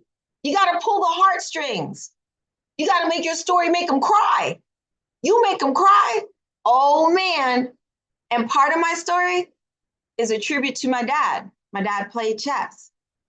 I'll always be like, and I want to play human chess for my dad, who is a chess master. Did you see that? Sometimes I would want to cry, but if you got 1 minute, you ain't got time for all that. Do you understand? So shows like Netflix is 1 minute. The other shows are typically 3 minutes. Don't go over the time for your submission. The other part that is really important, they're going to ask you lots of questions. One of the major questions that they ask you on those competition type shows is, what are you afraid of? Well, I'm afraid of like hot men and chocolate. Let's be real. Right? Hot men and chocolate. That's real scary for me. Right? So when I auditioned for The Amazing Race, I taught my friend, who was also like my teammate who recruited me for the football team. She's like, what are you putting down for you're afraid? I was like, hot men and chocolate. She was like, you're afraid of hot men and chocolate? I was like, no, but girl, whatever we put down, you are going to see in multitude in the show. So I'm not interested in seeing anything I'm really afraid of, because that takes away from me winning the game. Do we understand? Okay, cool. So, but you want to make it juicy. So I put that I was afraid of the dark, because we all know that I'm not afraid of hot men and I'm not afraid of chocolate. So what you're going to do with the money, think about that, because some of them are going to ask you what you're going to do with money. Some of them are dating shows. Why are you single? Why do you want to be in a relationship now? Why do you want them to help you? What have been your struggles? They'll ask you, what's the worst relationship you've had? What's the best relationship you have? Here's where you can bring that juicy story. Is everybody tracking what I'm saying? The more juicy the story, the more likely they're going to pick you because they like your secret sauce. Does everybody understand? Okay, excellent. Why do you want to be a chef? Right? So here's what's interesting. When I'm looking through the reality TV shows, I don't want to cook. Fun fact, I really could care less about dating, but I was bored at home and I was like, okay, so you'll take me away to a tropical island and make me date hot guys? Okay, yeah, I don't really care about dating. But if you're going to put me out of my house, I'm like, yeah, I'm going all in with the dating show, right? I can't sing. If I wanted to clear this room, I would start singing to you guys.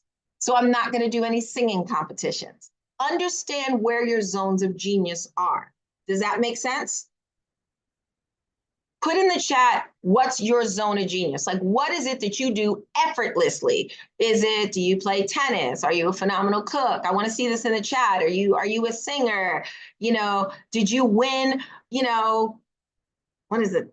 Like prom queen or, what is it? Right? So we only got one person that sings. Okay, we got singing, tennis, bowler, construction, athletics, write poems, all season athlete. I love that, Shannon. Kingston's construction singer, know all of that. And here's what social worker, that's amazing. Diamond, writing and singing and dancing. So Diamond's like got a list going. Who in here knows that you can add to your list? When I was 52, I added football to my list. That adds to my spice. That makes me sharper. Does that make sense? So what is it that you can do that you can add to your list? I started playing pickleball.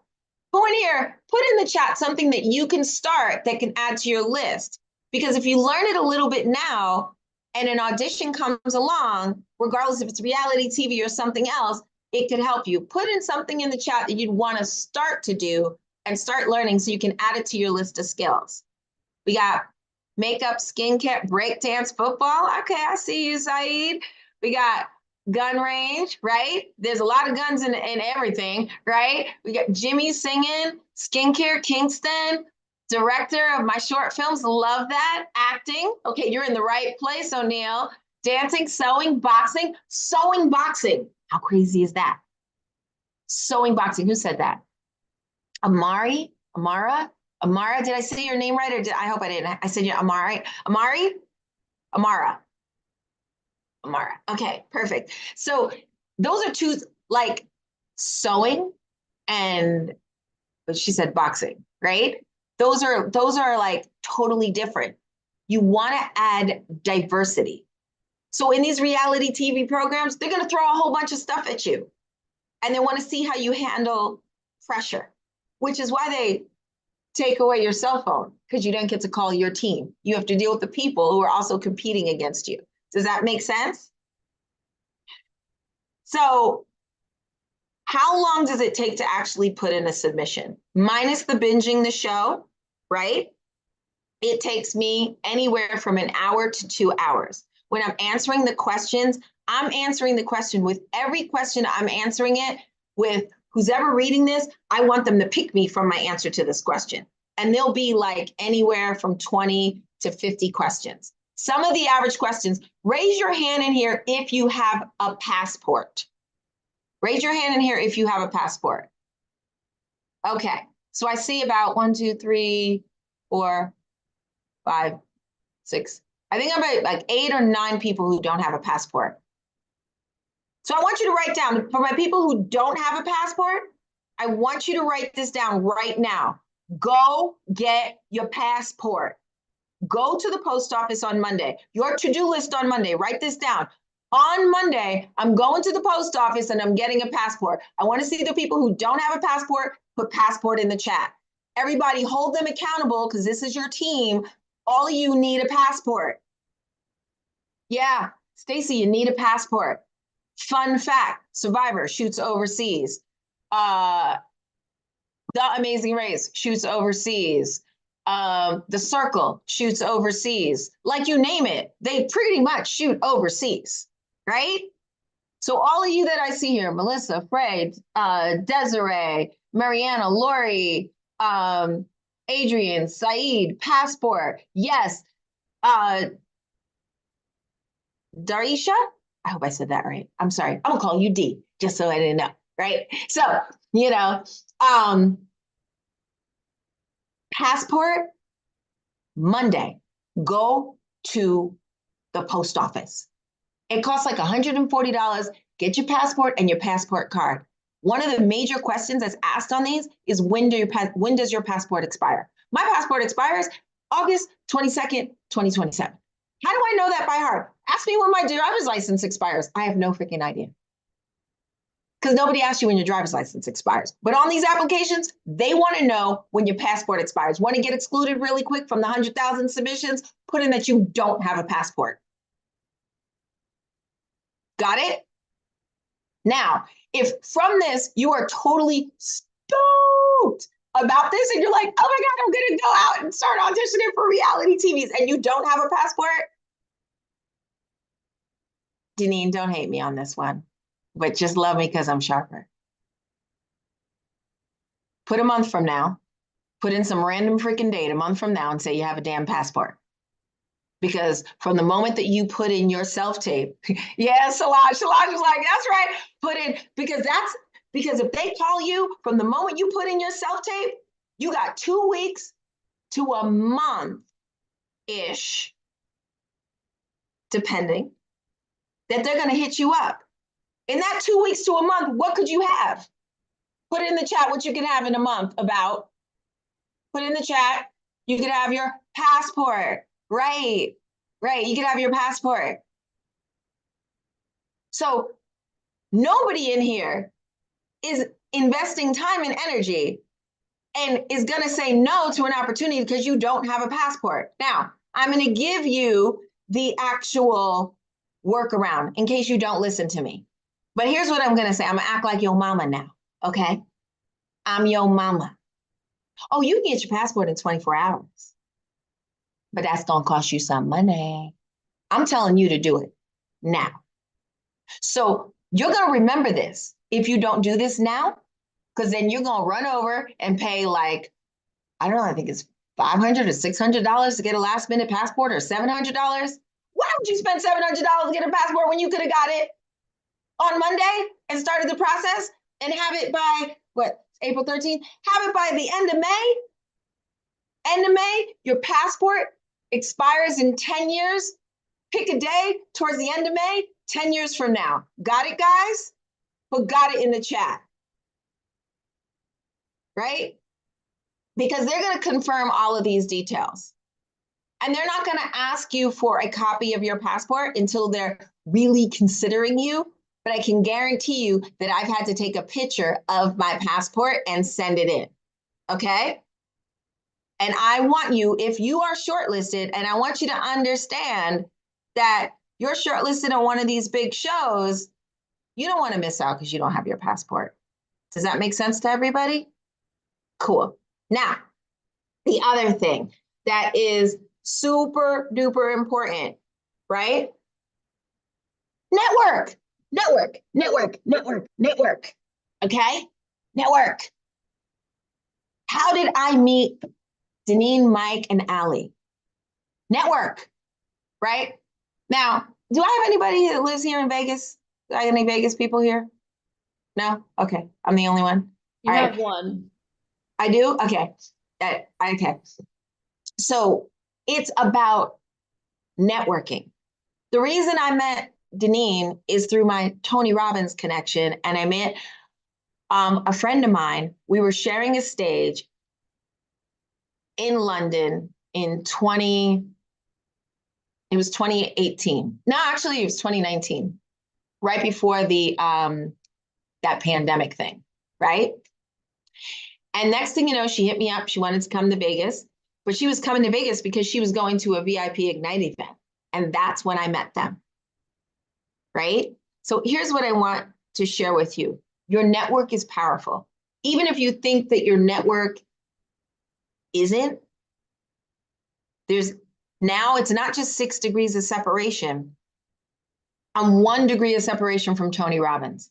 I'm 1 degree of separation from Oprah Winfrey. I'm 1 degree of separation from Obama. I'm 1 degree of separation from Donald Trump, just so I can be red, white, and blue. Does that make sense to everybody?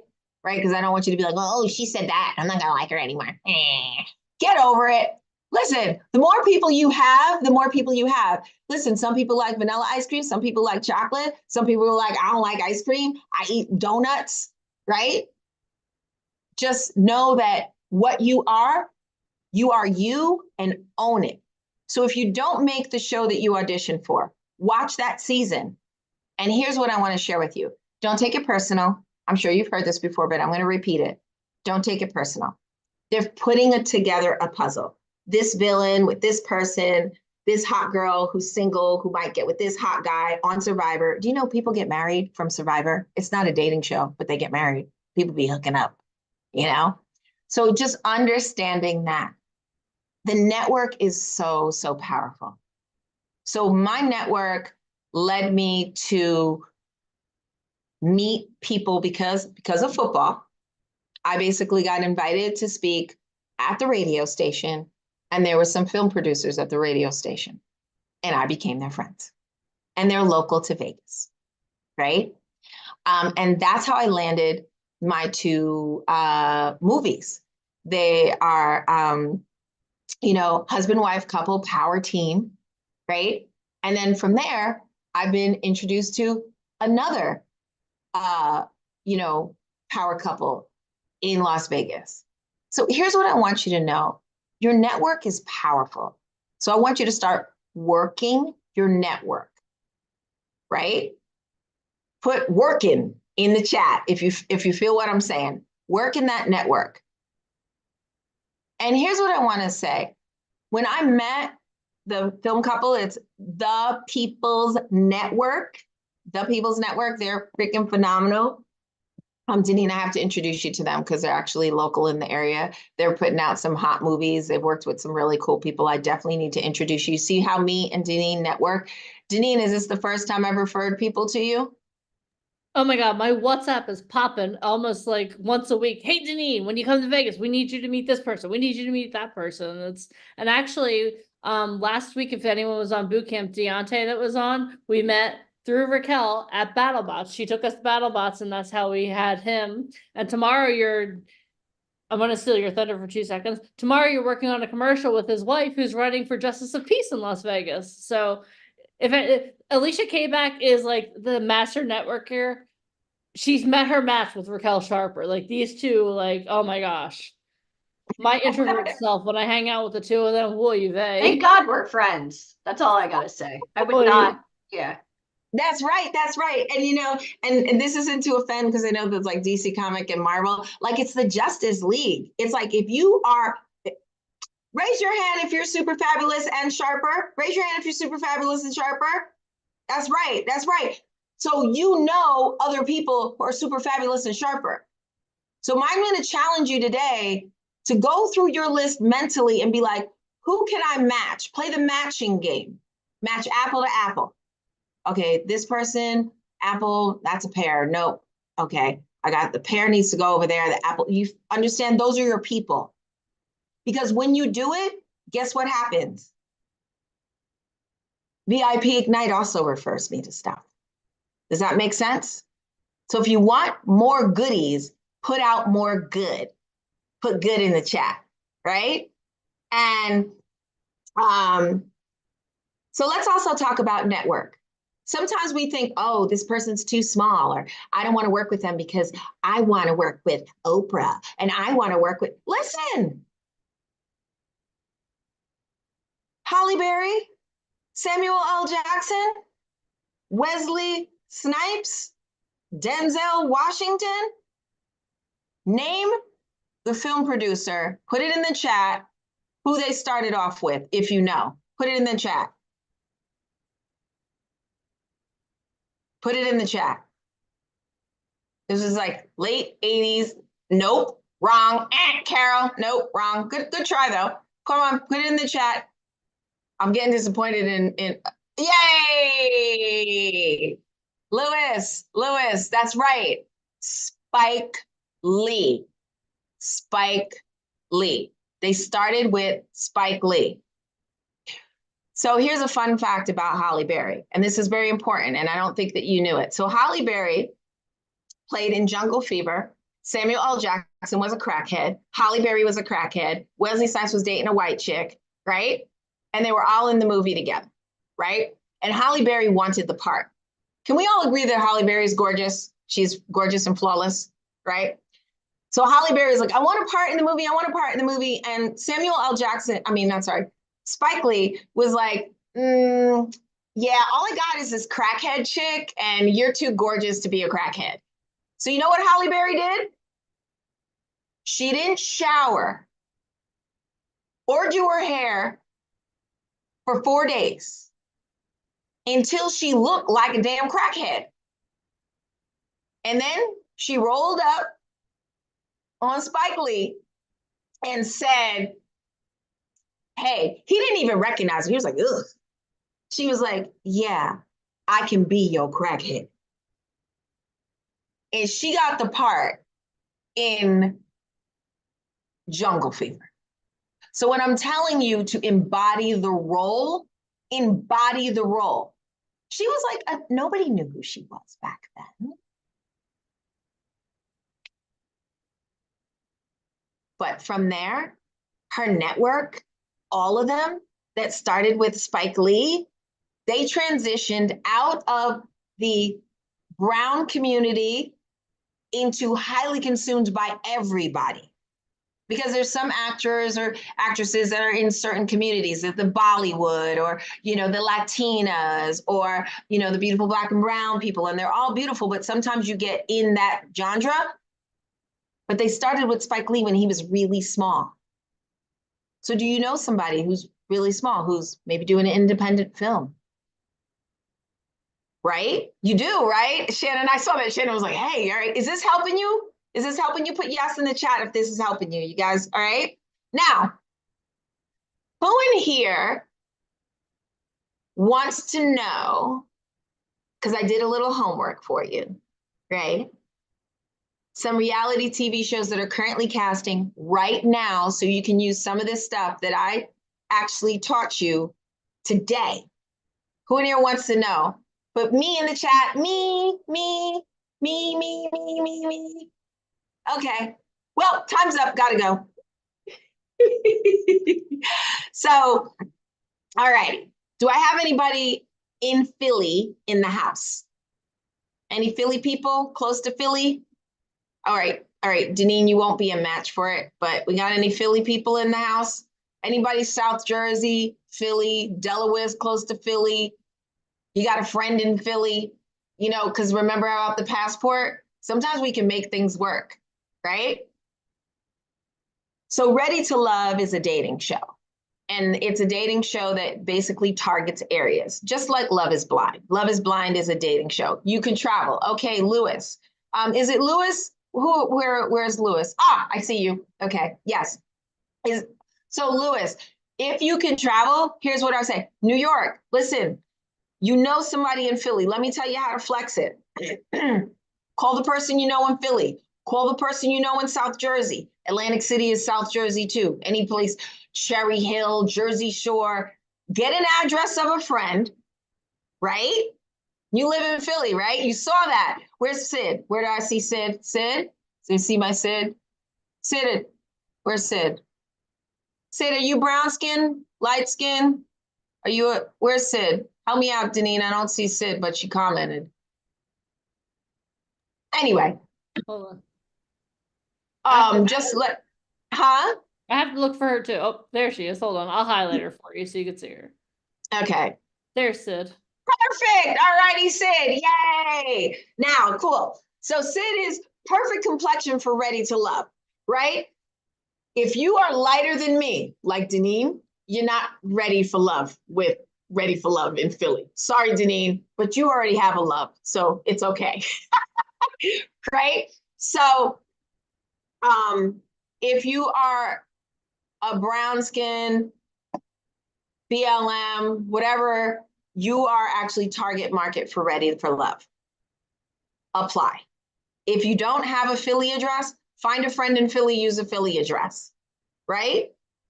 Listen, because you could just, like, who would move to Philly for the show and take an Airbnb to be on the show? Raise your hand, would you do that? Right? Yeah.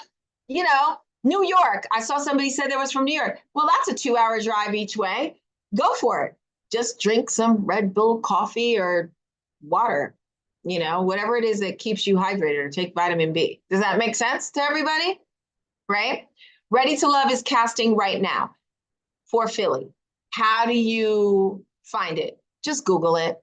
Google's like my best friend. I'm going to share her with you, you know, be nice to her. Say, Ready to Love, casting, and just do that. And use all the tips that I showed you, all right? So the other one that's casting, do I have anybody who's over 60 years old? Because that's right, Jimmy. Jimmy? Is Jimmy? Okay, cool. Jimmy, over 60 years old. Guess what's casting right now? Golden Bachelorette. Girl, throw in that card. Golden Bachelorette. That's on ABC. Golden Bachelorette. Go for it. Anybody over, women or men? I was like, Golden Bachelorette. What does that mean? That means the Golden Bachelorette women. That means Golden Bachelorette men, because women and men are on the show, right? So here's another one that's actually currently casting right now. Survivor. Right? You know, hey, welcome to the 60 Club. I'm in the 50 Club, right?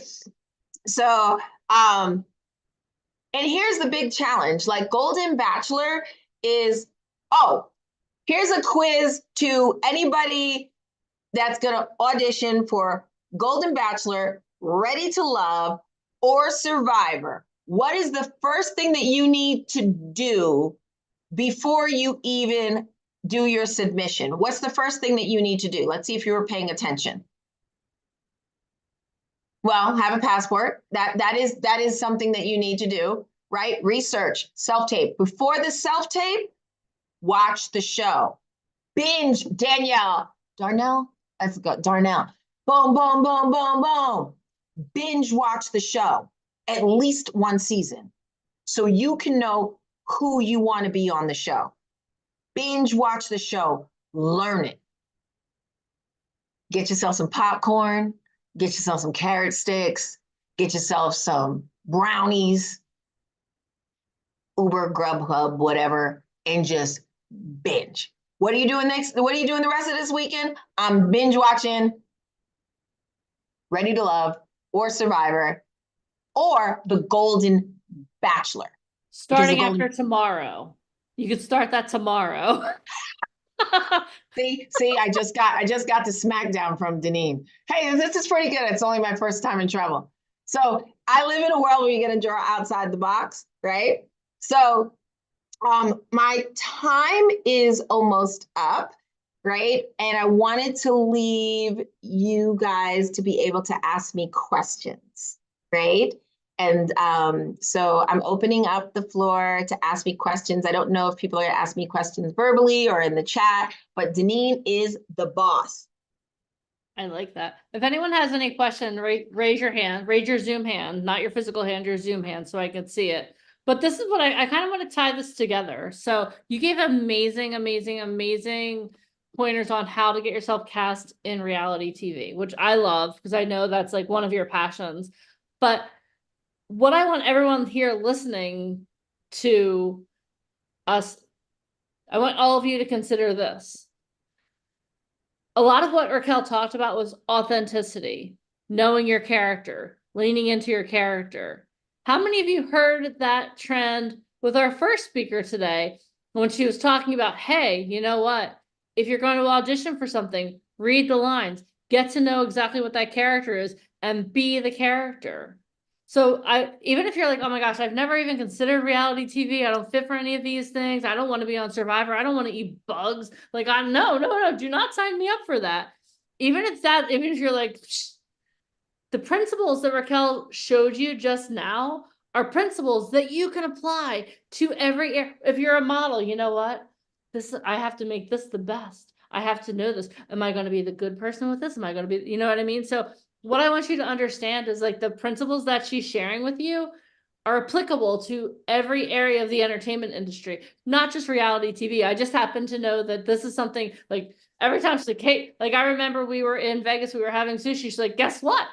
I'm auditioning for the Squid Games. Don't tell anyone. I was like, oh, I thought that was just a show on Netflix. I didn't even know that was a reality TV show. But the principle is like, she does the research. She knows, she leans into the character. And I want you guys to understand that. So even if you're like, Amazing Race, no, I'm not. You put me in, if I travel from here to Chicago, I get jet lagged. I can't imagine flying all the way across the world. That's not for me. It doesn't matter. The principles that she's teaching you about auditioning for these shows, you can use and you should use in every single audition. Answer the questions. Listen, I love the point that you made too, Raquel. If it says 1 minute, don't do 61 seconds. 60 seconds, because you know what? That 1 second will literally get you deleted without even being seen. Understand these things. It's the principles are so simple, but they're so mind-blowing. Follow directions. Follow directions. Follow directions. Follow directions. Do the research and follow directions. All right. Sorry, I got real excited. I always get real excited. I love it. You know what? You know what I love? I love the fact that I got Deneen excited because she knows this stuff. She's like, oh my God. And I knew that I was going to repeat some of the stuff that you knew because reality TV is actually just a bridge. Cardi B started off on reality TV. The Kardashians, she's like a billionaire. Like, so reality TV is not small. Kardashians have been around for over 20 years. Billion-dollar brand. She's a solid brand. So I just want you to know that don't frown on the reality TV because when you see me on a reality TV show, I can guarantee you I'm going to be like the Boston Rob or the Sandra Diaz for my people that are looking at Survivor. You need to know those names and a few others, right? They're going to snatch me up and put me on another show and another show and another show. And maybe then I will have my own show. So it is truly a phenomenal stepping stone for everything that you want to do. And I saw somebody with her hands up. I don't know the question. We answered her question. Amara, do you still have a question? Amira? Okay, hold on. Introduce yourself and then ask your question. Hi. Hi, it's pronounced Amira. But my question is because I honestly, the only agency I have right now is VIP Ignite. Would that affect doing the survival or any of the reality TV shows, trying to go out for it? So I'm going to answer this for Deneen, and then Deneen is going to either give me the smackdown or she's going to nod her head. Okay. Reality TV is between you and the reality TV. But if you get on reality TV, it actually will make you easier to market on any other program. So me and Deneen and Mike had a conversation that, that after you get on the show, whatever show it's going to be, because they've had all of those conversations with me. They were like, we're going to lock you in because if they want you for a round 2, we want to make sure that you're well taken care of. Is that correct, Deneen? That is correct. And the other thing is too, is that before you do anything, before you submit to anything, if you're represented by Truth Management, you're going to let us know what you're doing. Yes. So if it's something like we're like, okay, you know what, this goes completely against where we see you, then we're gonna be like, no, like you're not doing this, because there are a lot of agencies that like, so you're gonna, the whole point of having a mother agent, of having an agency, is so we can help guide your career. Like Raquel, Yes. we know, she's established, like she's been in movies, she's speaking, she speaks from TED stages. So her experience is a lot different than someone who you're literally just getting started. So Yes, with everything. So yeah, that's so, why like, I asked. And yeah, just wanted to that's my only question. yeah, no, that was a great question. Yes, Amira, and that is a great question. That is totally phenomenal. And you know what? I applaud you, high five, for asking the question, because I know that there were some people that were thinking that very question and didn't ask it. And that's very important. And even when I answered the question, I was like, okay, I'm gonna answer the question, but I'm a different person than you, Amira. So I have a different relationship. So all of you have your own relationship with VIP Ignite. The other thing I do want to share, because that actually also, so I was on hold for the BET show, and then Survivor hit me up, and then another show hit me up. And every time another show hit me up, they were like, are you currently in consideration with somebody for something? Deneen's gonna either be mad at me or she's gonna be like, yeah. I was like, no, I've got nothing going on. Because let me tell you something. If you like to put a ring on it, like if you like it, I need a contract. You ain't locking me down if we don't have a contract. Bird in the hand, 2 in the bush. I ain't even got the bird or the bush if I don't got the contract. You guys follow me? So Deneen can give me the smackdown, but unless I got the contract, I ain't committed to nobody. I'm a free agent. There you go. Again, hold on. Since you gave me permission to put down the smackdown, if you're on hold for something, you're literally not allowed to put yourself out for other thing. So if you're on hold, that means that they want you, and there's a reason that you're on hold. So again, something you talk about your agent. This is a completely different situation, what you're talking about, but for those of you that are represented by Truth Management, if you're on hold, there's no lying, because what that could potentially do is get your agent in a lot of trouble, get you in a lot of trouble, and cut off a lot of clients going forward. So again, completely different genre of topic. Am I right, Alicia? Yeah, sorry, I was on mute. Okay. Yeah, for sure. I mean, Raquel's a professional. She knows how to market. She speaks from stage. Raquel has no fear. For anybody here just starting, don't just try to self-submit and think that, especially like when we're working on brands, Deneen, how often is it that we've gotten professional photo shoot? Raquel, you've been to our photo shoots. And if Ryan Colby's interested in submitting you out for something and then you're doing something to kind of take yourself off the path, stop. Anytime you do anything, even with Truth Management, you're working with a different photographer, you're self-submitting, you have to tell us. That's why it's also about keeping you safe and making sure you're on the path, because reality shows are great, but just so you understand, just because you want to be on a reality show doesn't mean it's going to happen. And I love the fact that you said secret sauce, because you're one of a billion. You need to have a secret sauce. You need to have yourself, like, what makes you different? I mean, when Raquel turns on her camera, how many of you guys felt Raquel's energy before she even started talking? Right? Because she does the same shit when she goes into a room. I'll tell you right now. How many times have we been on stage? Right? We go to Laurie's Prime Rib. We walk in, everybody in the restaurant seems like, what's going on? Right? But she's also the mayor of everywhere we go to. Oh my God, everybody knows Raquel. Everybody. Like everywhere. Donny Osmond, come on. Yeah, I think you're friends with Donnie. I'm fully convinced of it. But she knows somebody somewhere. And I'll tell you what's really great about Raquel. She's always, what can I bring to the table? She never asks for anything. Like, we're like, hey, we're doing photos. You want to stop by? Because we know she's going to bring the value. Does that make sense? reciprocation is a really big thing. So many people, I just want to be famous. Maybe you don't deserve success. This is not about fame. This is about success. Does it make sense? Yeah, we love Donny Osmond. Oh my God, puppy love. Raquel, I had a white Russian Yes. yesterday and I thought of you. I But love it. I keep I was finding like- purple glitter. I was like, I have to have one drink before I leave Vegas. But you know, like Raquel's nothing but professional. And I'll tell you what, Raquel can turn it on and she can turn it off. Not the professionalism, but Raquel, as you see her on Zoom right now, this is the same energy she brings to networking events. She shows up and it's game on. Some of you are afraid of your own shadow. And I want to say this, like a casting director, I don't know if you got I don't know if you were able to see Cynthia Stillwell at all. But she's bigger than her on-screen presence. So I really want to say that whether you're getting photos done, you're doing training, at the end of the day, personality first and foremost, always. But you have to be genuine. You have to be genuine. And this is, she's What you see is what you get. yeah, for sure. And she's always so willing, like, what can I do to help? Hey, I know somebody.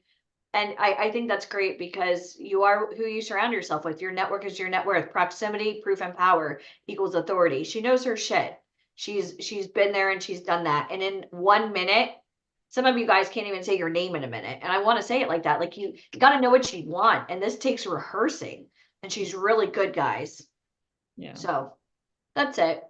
No bitch slap today, but good. Nope. Awesome. All right. I love And that. I think that would love be that. a fun challenge, Janine. Like everybody do like a 1 minute, like fun video, like 60 seconds. That's it. To come out with Okay. guns blaring. I mean, that would be an amazing challenge that maybe we could do on like the Facebook page where everybody just Yes. posts like as though it was a Survivor audition. What is your Yes. secret sauce? What is your not you should pick me because I want to make money. Like nobody wants to work with you. Nobody wants to work with you. Hey, and You already okay, so sound here's desperate. here's Oh, the that makes it 60 special. second Yeah. challenge. I love this. The 60-second challenge. You gotta tell me who you are, where you're from, why anybody should pick you with the because what Well, is I the hope you're secret taking notes. sauce? Yeah. The secret sauce. What do you bring into the table? Because understand, and this is why the secret sauce is so important. The most important thing to the people that are putting you on screen, ratings, eyes monetize. You got to let them know that it's money. It's all money. I don't care how good you look. It's all money. Kardashian, all money. Stallone's, all money. So when you're telling the secret sauce in the background, you don't talk about the money, but you show them the money. Talk is cheap. Talk Show is cheap. me the money. Very Jerry Maguire.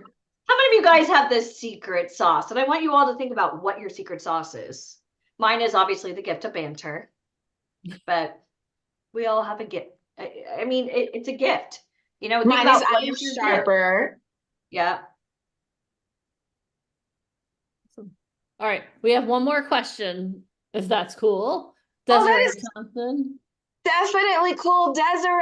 Hello, Desiree. You gotta unmute, love. Mute. Oh, There. okay. Hi, Raquel. Hi, beautiful. How you doing? Hi. I'm good. I just want to say one thing. I love your energy and I love your hair. I'm going crazy about it. My question is about the 1 minute. Like, so we only have sometimes 1 minute to just impress the directors. Like Yes. when we do our so where do you find that confidence when you're like, okay, I'm gonna go in front of this camera, I got 1 minute to, you know, really kill this and show them that I'm what they want. I'm the money, pretty much, Okay. you know? Great question, Desiree. So here's what'll help you. Like you take a piece of paper, Uh-huh. bullet, name, Okay. where I'm from, secret sauce. I kissed this boy in kindergarten and I'm secretly stalking him. You know, I don't know if it's a dating show or whatever, right? Yeah. And then you put it there. So it's like, you feel me? It's like right there. So you Yeah. can actually see it and glance at it. Now, And I'm just going to let you know, I am sharper. It's an everyday grind, and every day I get better and better, right? But here's Right. what I want you to know, that I can now do a 1 minute, like off the top of my head. I don't even need a bullet. But the reason I can is because I'm used to doing it. Mhm. Does that make sense to everybody? So another Yes. thing that you can do is you can practice. Like you Okay. get out the shower and you be like, hi, I'm Raquel Sharper. I'm from New York. And you want to know why you want to pick me for this show? This is why. I'm from New York and I know how to get it done. I'm on a constant grind. I'm going to play human chess and I'm going to get it done and I'm going to walk away and people are going to love me.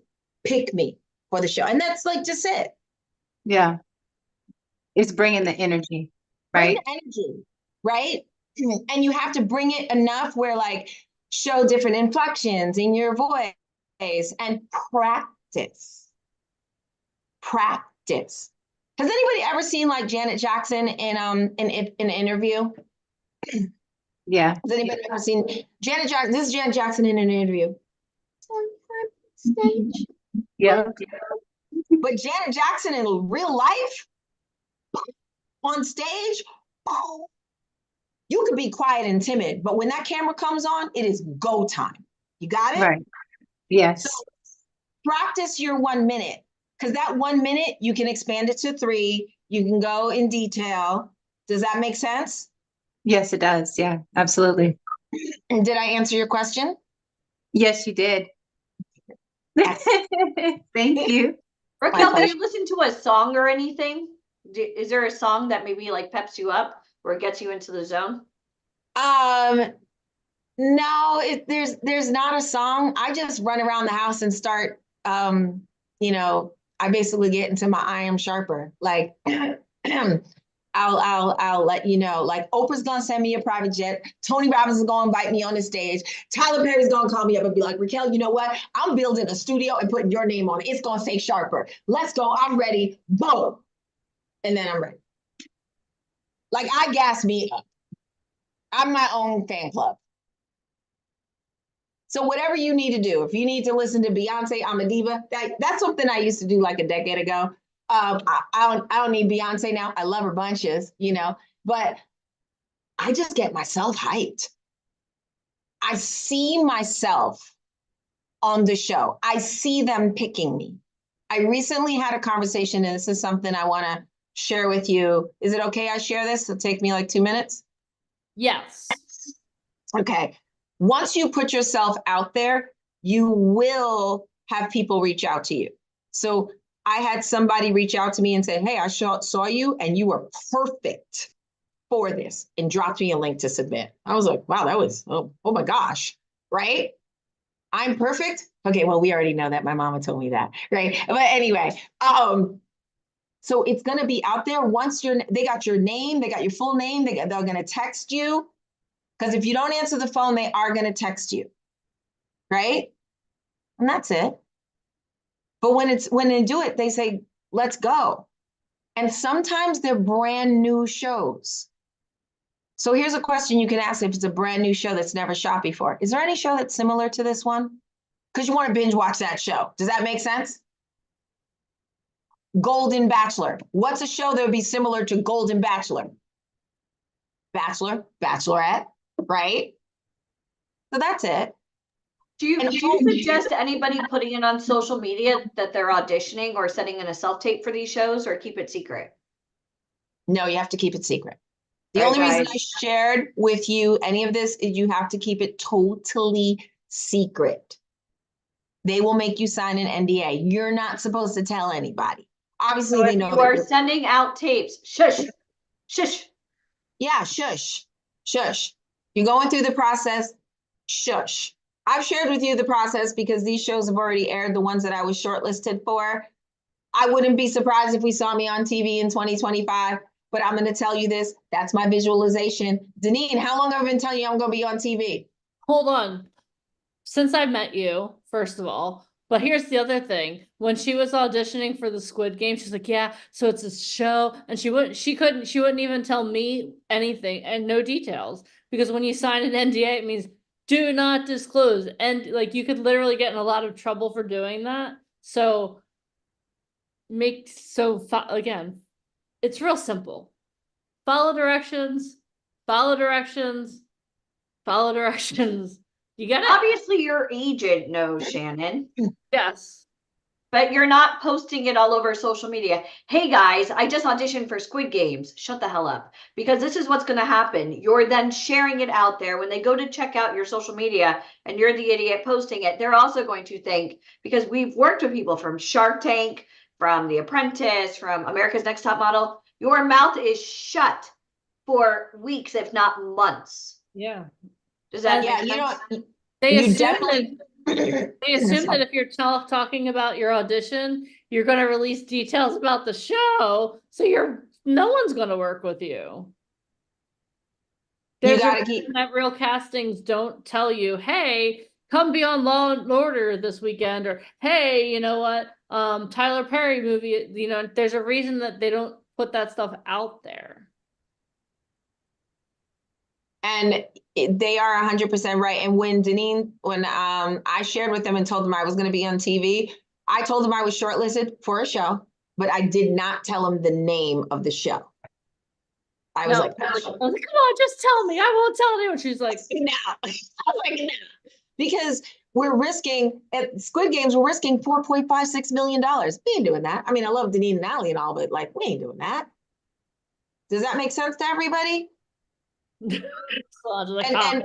And because I have a different relationship and I'm in a different place, right? I want you to know that, and I want you to put this in the chat. Anything that you do, put in tell VIP Ignite, tell VIP, put that in the chat. So we make sure that you've got this, because I'm not trying to get the smack down on y'all. And I want to be able to share my secret sauce and my success so I can pass it on. And if you happen to get success, then you have to tell VIP, and then they'll let me know, because I'm rooting for you.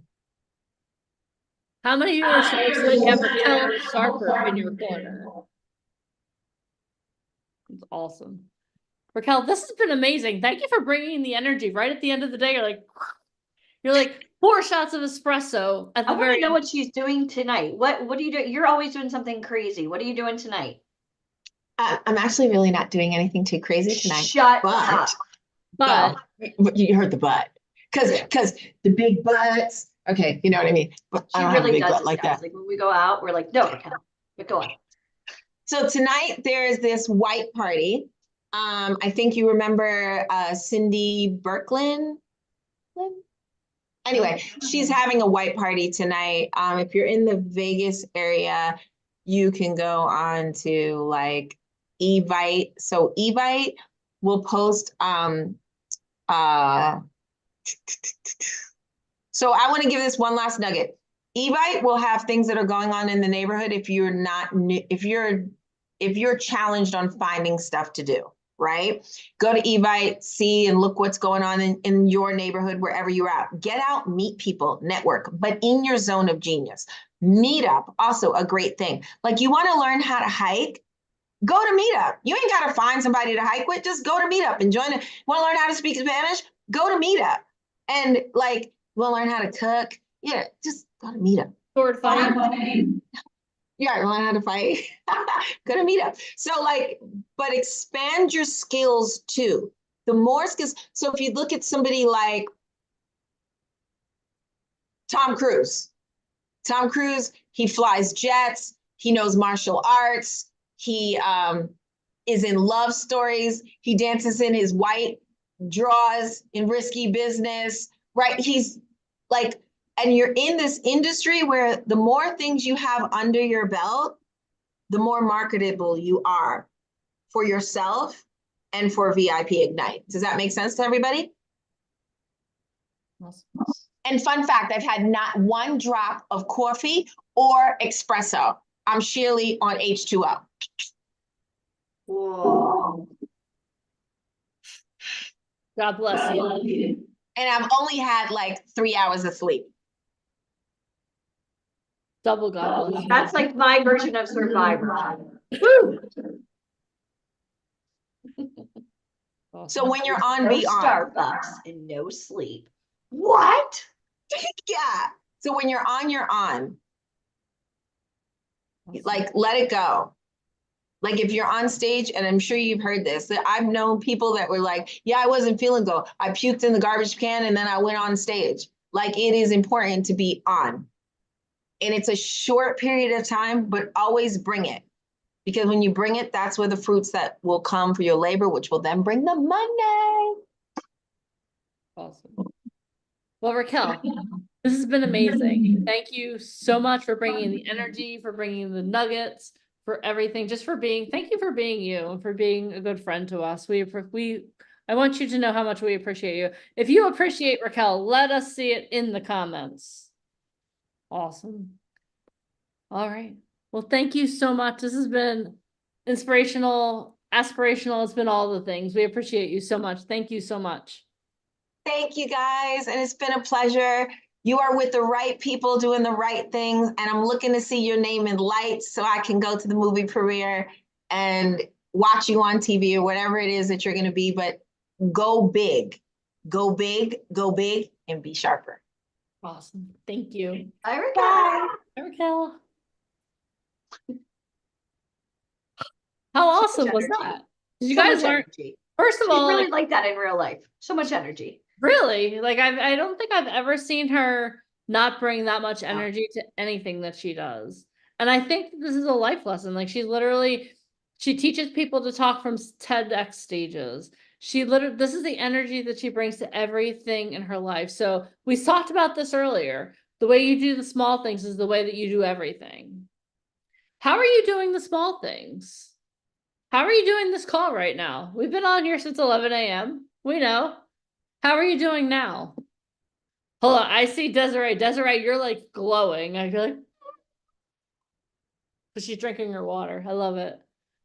Well, guys, this has been how many of you are happy you showed up today for yourself? How many of you learned at least one thing that you can start applying today that's going to radically transform your life? If that sounds like you, type a 1 or 1 in the comments.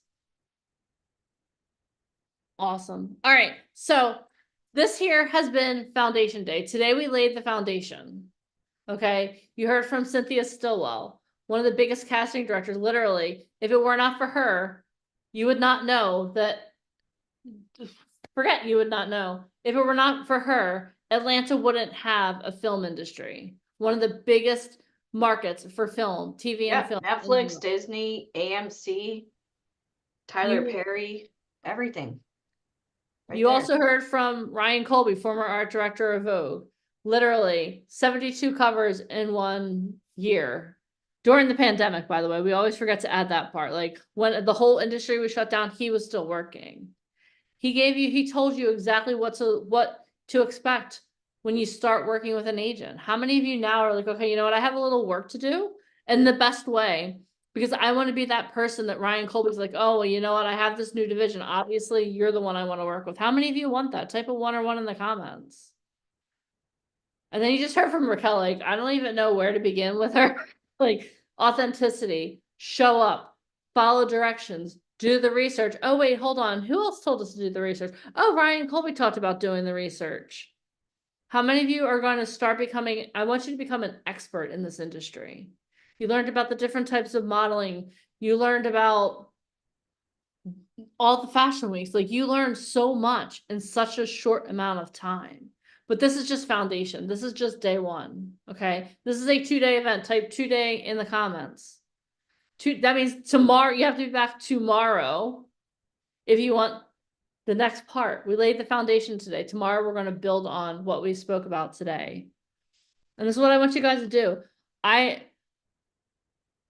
Okay, Alicia, Mike wanted us to do a Saturday selfie, but I feel like after having Raquel end the day, I feel like we need to up-level that. So this is what we're going to do. What I want you guys to do is I do want you to do a 1-minute video. Imagine you're auditioning. Oh, wait, hold on. You are auditioning for us. 1-minute video. Your name, where you're from. Why should we work with you? Why should we work with you? Even if you already work with us. Said it. It's a job. Why would somebody hire you? Yep. What makes you special? Even if you're already, and again, this is for my current people and for people who don't yet work with us. So Jemima, please in the comments, share the Facebook community. So what you're going to do is in this community that we're sharing, this specific Facebook group, that's where you're going to share your 1 minute video, not 65 seconds, 1 minute, your name, where do you live? Why should we pick you? That's your challenge. 60 seconds. Spit it 60 out. seconds. Get it done. And All again, right. if it takes you a couple of takes, then so be it. Practice. Do it until you get it perfect. Do it until it's authentic. Which character are you? Which character are you? Lean into that. Dude, take the energy that Raquel just brought to you, harness it, put it into a video, and I want to see some excitement. I want to see your exuberance. Unless you're like, you know what, I want to be the librarian. That's totally cool too. Be you. Okay? And okay, so tomorrow we're gonna start at 10:45 a.m. Eastern Standard Time. Everyone type that in the comments. 10:45 a.m. Eastern Standard Time. Same link that you used to get on today. And we're really excited. I'm excited to see you guys tomorrow. But you know what I'm really excited for? Those videos. And just so you know, Alicia and we're gonna go through every one of them. I'm gonna have Mike go through them too. And we're gonna talk about them tomorrow morning at the top of the day. All right. All right. Are you guys excited for tomorrow? Hold on. I'm going to ask you guys again. Are you excited for tomorrow? Yes? Awesome. Well, I can't wait to see your videos. I can't wait to see your energy. I can't wait to see your authenticity on camera and hear all of your voices. That'll be amazing also. All right, guys. Oh, that's good. Hashtag for the challenge. Secret sauce. Secret sauce. Thank you. Like, I've been talking for hours now. Secret sauce. Secret sauce. Secret sauce. All right. I can't wait to see all of your secret sauce. I want to say one thing. When we Yes. ask you to do challenges, guys, I don't care if you have a Facebook, create a Facebook. Get it done. Here's why. We work with agents. If you're all about excuses and you don't like, just hang up with us, practice and knock it out. Time kills all deals. I want you guys to understand that. If they were casting and they're like, hey, I need a quick self-tape, I need this. If you couldn't even do a free challenge, why would we ever want to work with you? Think about it. Who are you? So time kills all deals. That's the truth. Yep. So just get it done. Hang up here, go pee, do whatever you got to do. Come back and knock it out like homework. Then the rest of the night, enjoy your night. Yep. But just knock it out. And Deneen, I actually just downloaded the list of every single person here. And I'm going to literally highlight each person that does the challenge. Nice. Share that with me because I want to see that too. Because then, and that goes for current talent and for new people too. Just so you know, we're watching. Hashtag We're is always secret watching. sauce. Eat the frog. Yeah, eat that frog. Eat that frog. If you don't know what that is, we'll go over that tomorrow. We'll talk a little bit about school and the amazing ways. Hashtag secret sauce, Sid.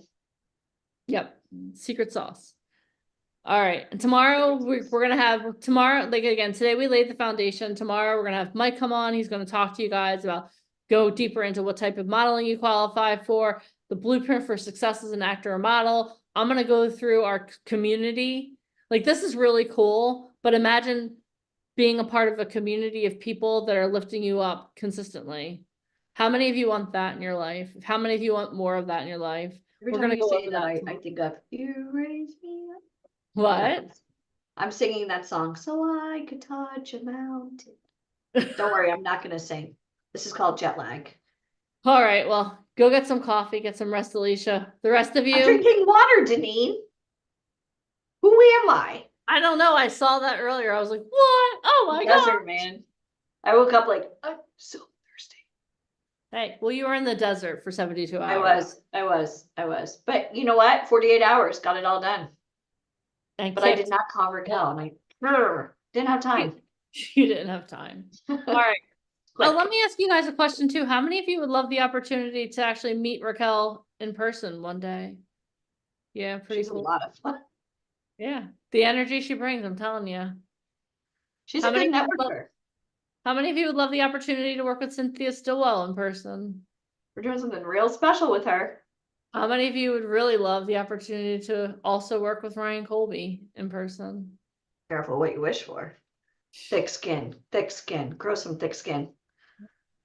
Awesome. All right. Well, we're going to go over all of that and more tomorrow. Make sure that you're here. I just want you guys to know you guys grew a lot today.